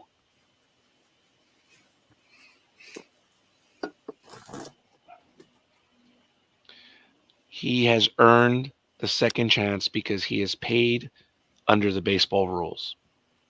He took his fine, and that was it. It's done. He should have an opportunity. He's playing in Mexico City, if I'm not mistaken, or Where is it? TJ. I know he's some sort Yes. of Mexican league. Yes, lethal migraine. We talked about that too. The commissioner and their teams. Because, okay, it's not only the interviews. The guy has his own physical program. You guys have seen him work out with that very long pole that, it's, I forget what it is, but it waves, and he contends it builds up his That's what got him into body. trouble. Okay, maybe so. He does things that are out of the ordinary and question baseball wisdom. So he doesn't follow the plan. He does his own thing. A lot of people don't like that. That's the thing. He does his own thing. He wanted to be lockstep with everybody else, not think for himself and figure what works best for his body. And that's the thing. That's what he's contended. This works best for my body. And if you look at the results of what this guy has done, there is merit. He's not lazy. He works out, but he doesn't do the weight training that baseball requires. He does different styles. So yes, if you're not part of the program, you are the problem. So yeah. Yes. Yes, he is. He is. And he's burned his bridges. That's the thing. All right. Here's his thing. Right now he's playing for the I thought it was Diablos Rojos de Mexico Oh, of the okay. Mexican League. Of course, he played Major League Baseball. It says he also played in the Nippon Professional Baseball, which is the NPB for the Yokohama Bay Stars. So, scorekeeper, this is his records. So, in Major League Baseball, he was 83 and 69 with an ERA of 3.79 with 1,416 strikeouts. In Nippon, in the Japanese league that he was in, he was 10 and 4 with the ERA of 2.76 and 130 strikeouts. Mm-hmm. Nothing has been given for his Mexican league numbers. Yeah. His attitude is disqualifying in many ways. Yeah. I mean, look, I called him a colossal a-hole before. I used other choice language that even the big dog wouldn't use, and I did because of the issues with him. But he did what he was supposed to. So, but he is blackballed. There's no doubt about it. His ERA is higher because it's over his career, but over the most recent years in baseball, he was a good pitcher. But I thought he was a colossal a-hole because of that moment that he did on TV, and he used. Remember, I have it right here on my desk. Or maybe I don't have it anymore. Oh yeah, here it is. The powder. Yeah. He said, it's like, well, this is adhesive. And I lost my mind. I says, nope, those aren't the properties. Those are not the properties. But I relented on my argument because it turns out that baseball changed to the sticky version of the powder. What, 2011 or something like that? I don't know when it was, but at that point, I no longer had the argument. If baseball itself is supplying that material. See, rosin bag. Okay. A lot of people argued with me. They says, Roger, it's rosin. It's sticky. Says, okay. In its purest form, rosin is. But I'm sorry, dumbasses. You never played baseball? A rosin bag is a powder. And it's like baby powder. Does it have the sticky substances that you're... Not the same. It collects sweat. It's powder. It doesn't clump the way that you're implying as sticky stuff would. This powder was used to dry your sweat, and that's all it was for, and it worked. I played baseball in high school. I played semi-pro ball after, and I played with a lot of guys that did. They used powder. It's baby powder. It doesn't have the properties that when he famously got the ball on TV and said, look, remember? And he kept it on the hand. No. They were using the sticky version, which is now available in baseball. So when I found out And the new version of baseball, it's like, well, shit, baseball's letting it be used. Yeah. and since he's already pissed you off with the rosin thing, so according to his Wikipedia page, it says Bauer Bauer, by his own admission, throws 19 different types of pitches. A four-seam fastball, which tops out at 99 miles an hour, a two-seam fastball, a slider, a curveball, a split-finger fastball, and the one I wanted to ask you, a cut fastball. What is that, Raj? What's a cut fastball? So much so that even I never learned how to throw that one because I never threw very hard.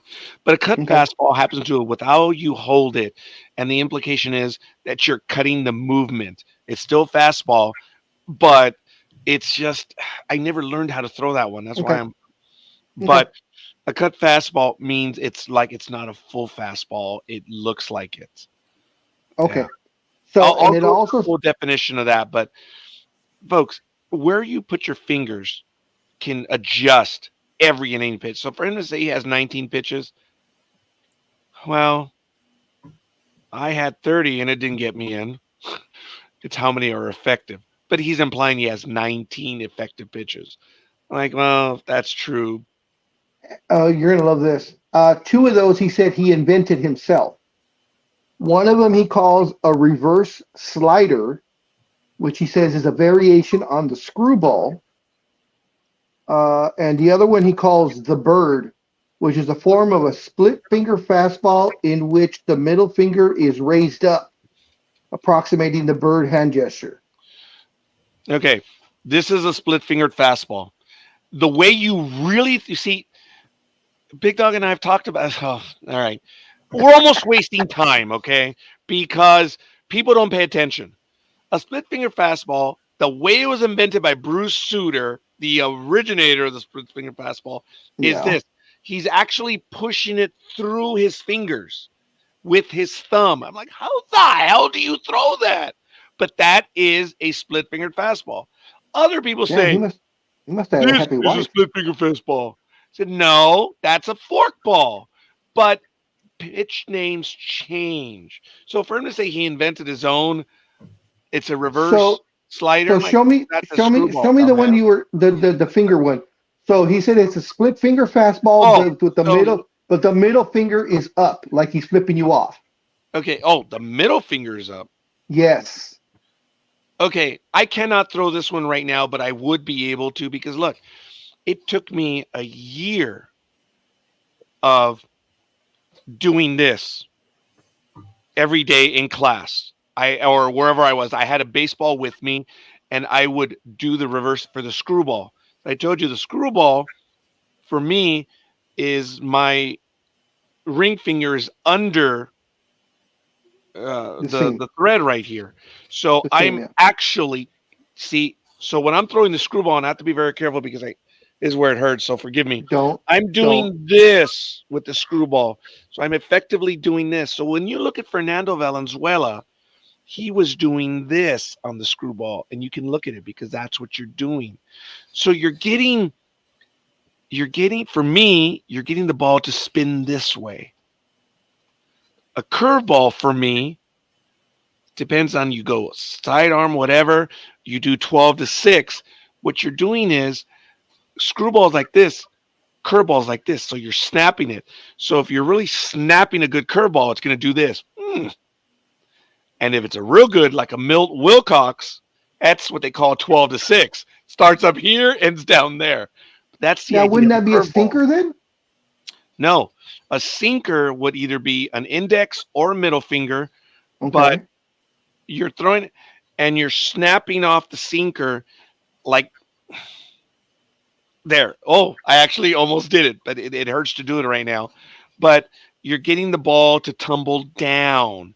And what the hitter will do is they'll make contact and they'll beat it into the ground. Okay. If that was true lethal, then 3/4 of all the leagues would be gone. Yeah. Yeah. So I'm not trying to make this a clinic right now, but yes, I did throw, and I threw a lot of pitches. I did throw a fork ball for a while, but it was a fork ball. It wasn't a split finger. But I would How hard would tumble it? off. In your youth when you were pitching regularly, how hard would it have been to learn that middle finger split finger fastball, the one he called the bird? So it's a split finger fastball with your middle finger up in the air. It depends on some. I just don't know. I never threw the split fingered fastball because I never pushed Okay. it through. That's why I Okay. couldn't tell you that. It just took me a year of doing this all the time so I can get great movement and rotation. My out pitch was my screwball. Yeah. That's where I would get the hitters.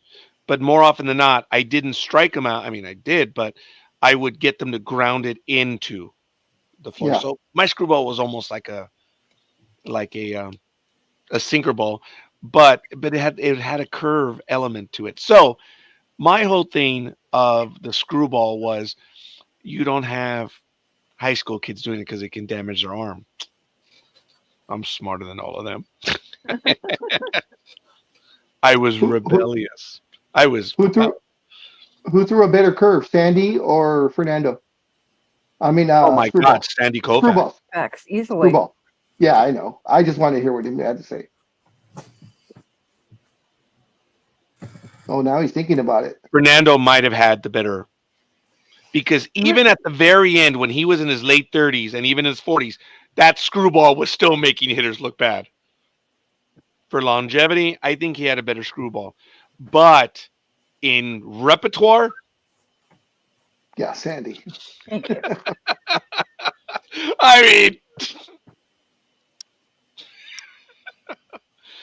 I mean, Sandy Koufax, I think, led the league in 1-0 and 2-1 wins. I mean, man, that guy never had any run support. And Mickey Mantle always said, man, you had to get to this guy early on, and otherwise you didn't. But you see, the beauty of baseball is the physics and understanding the stuff.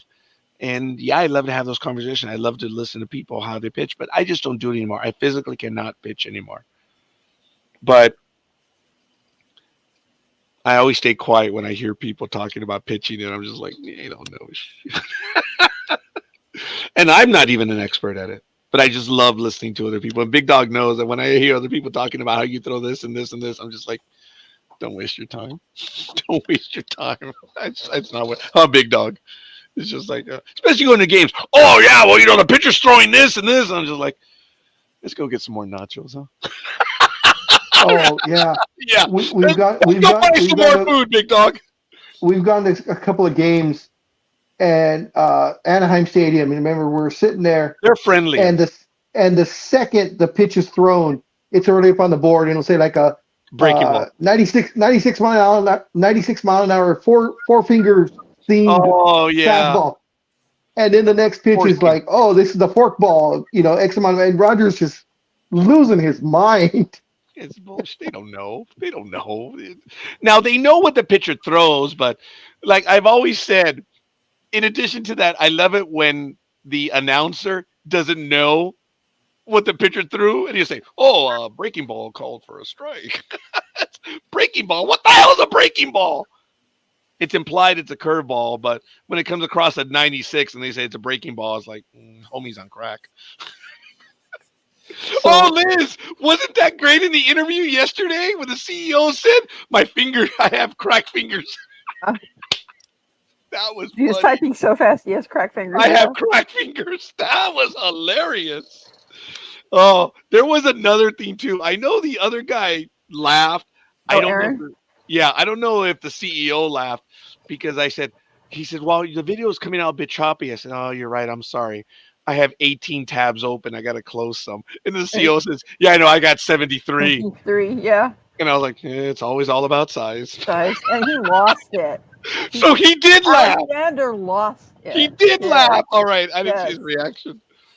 That was funny. I thought that one was a good one, Big Dog, because I'm just like, oh, well, shit. I got 18 windows open. I had 1, 2, 3, 4, 5, 6, 7. I probably had 8 or 9. I just added 10 to it. That's why I have 18 windows open. But he did say 73, right? Yeah, he's 73. And I was like, oh, it's always all about size. So he did lose it. I didn't see his Oh my- reaction. yes. Oh my God, he was cracking up. They were a fun interview yesterday. If you guys have a Hey. chance to check it out, these guys are phenomenal. They are working on a 4D, but in person You're right back. experience. Okay, on a haunted house type stuff.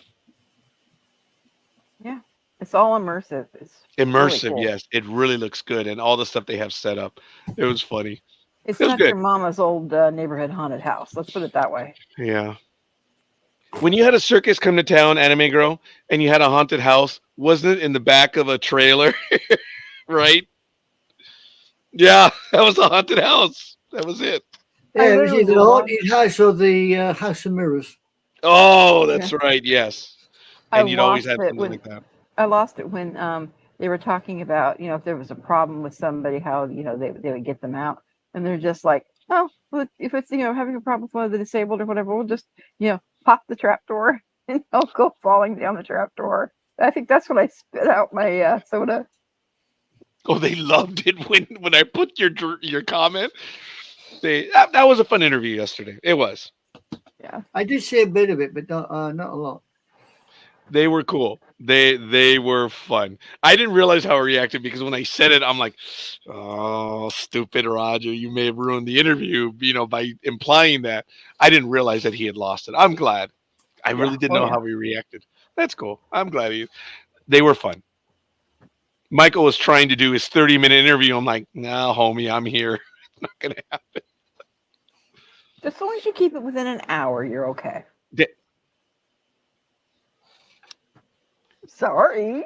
We do not speak the same language. We're good. All right. We've been talking about quite a bit of stuff, which has been good.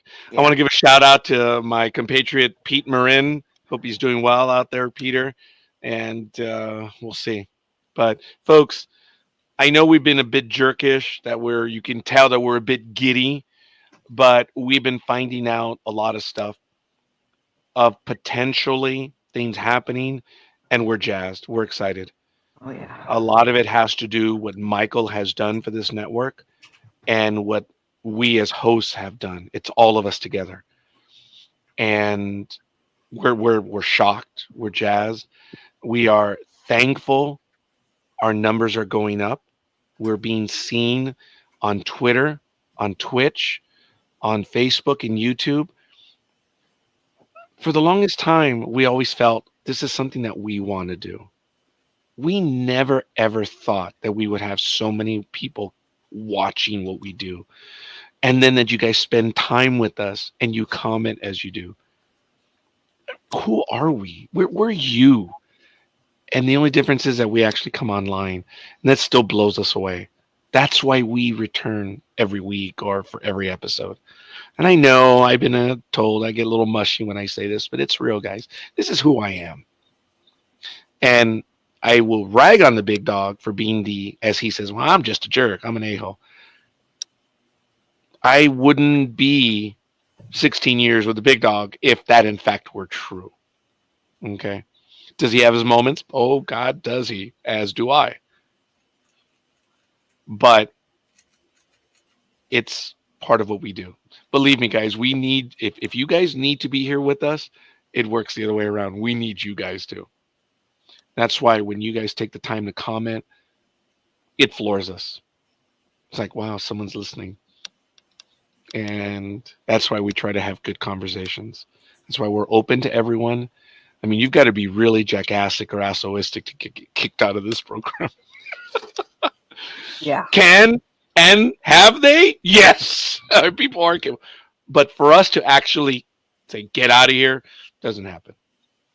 But this is who we are, and this is what we are, and we're thrilled that you guys spend time with us. So I'm probably looking at the program right now, unless someone else has something they want to go over. But I do have to get going for right now. I'm going to meet with a friend. You guys know that I meet with my classmates, usually on Friday, but I got word that one of my classmates someone that he was spending time with, someone he was taking care of actually, passed away yesterday. So we didn't have breakfast. And he's on his way over here. So I'm going to spend some time with him today. And, you know, I'm bummed.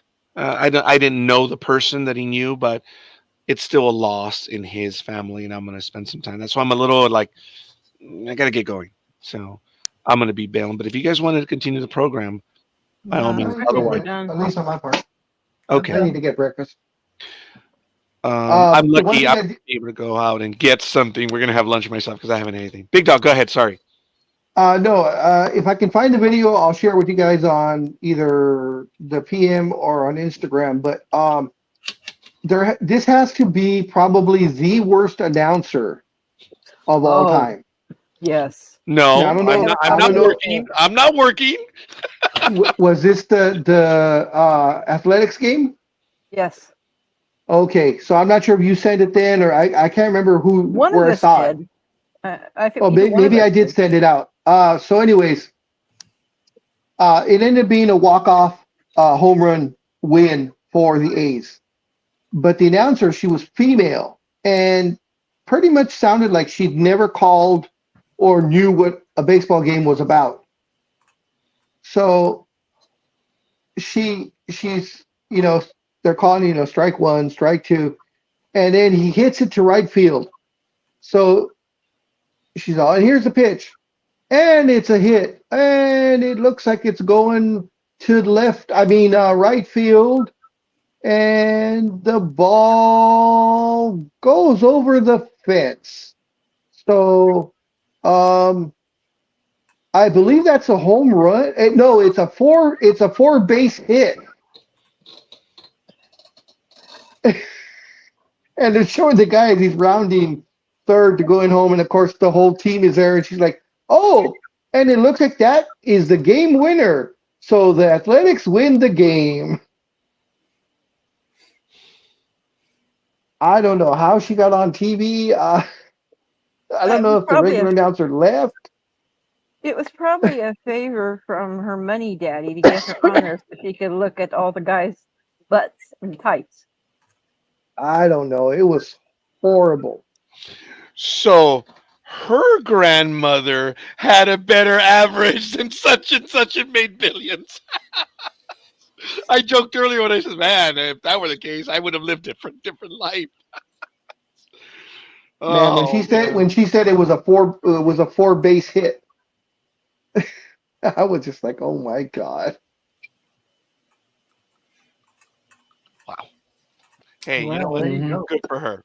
Obviously, someone thought she was worthy enough to call a game. Well, just for those who are following the European soccer Euros, And there are many the people in the latest world. score for Switzerland is Switzerland 2, Italy 0. And there have been 2 yellow cards dished out in the game for Italy. So there you go. All right, folks, this is going to be good. We're going to be finishing up at the 4-hour, 30-minute mark. All kidding aside, thanks, guys. Appreciate it. We're glad you're tuning in. And everyone who's watching us, it amazes us. Guys, leave a message. Let us know where you are and where you hail from. Even if you're from Middle America and you want to let us know that you're still watching.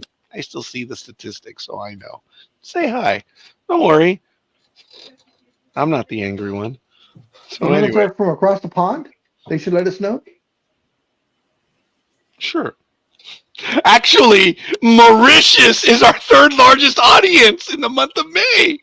I was sharing that with Anime Girl, the Mauritius Islands. It's like, wow, we really What the hell are. is that? Well, I happen to know where it is, but it's absolutely hilarious. It's in the Indian Ocean. It's crazy, man. It's funny. Makes you wonder. That's not English. It's French, isn't it? It's French colony. Mauritius, I believe so, yeah. Yeah, it's crazy. Not making it up, folks. I've been amazed. Oh no! The numbers keep going up and down. What's So that? are you saying the people from the what is it, Mauritian Islands? Mauritius? Yeah. Mauritius. So they're learning English from us? Oh man, they're in trouble. Oh, oui, that's a oui, horrible monsieur, s'il vous plaît. We are sorry.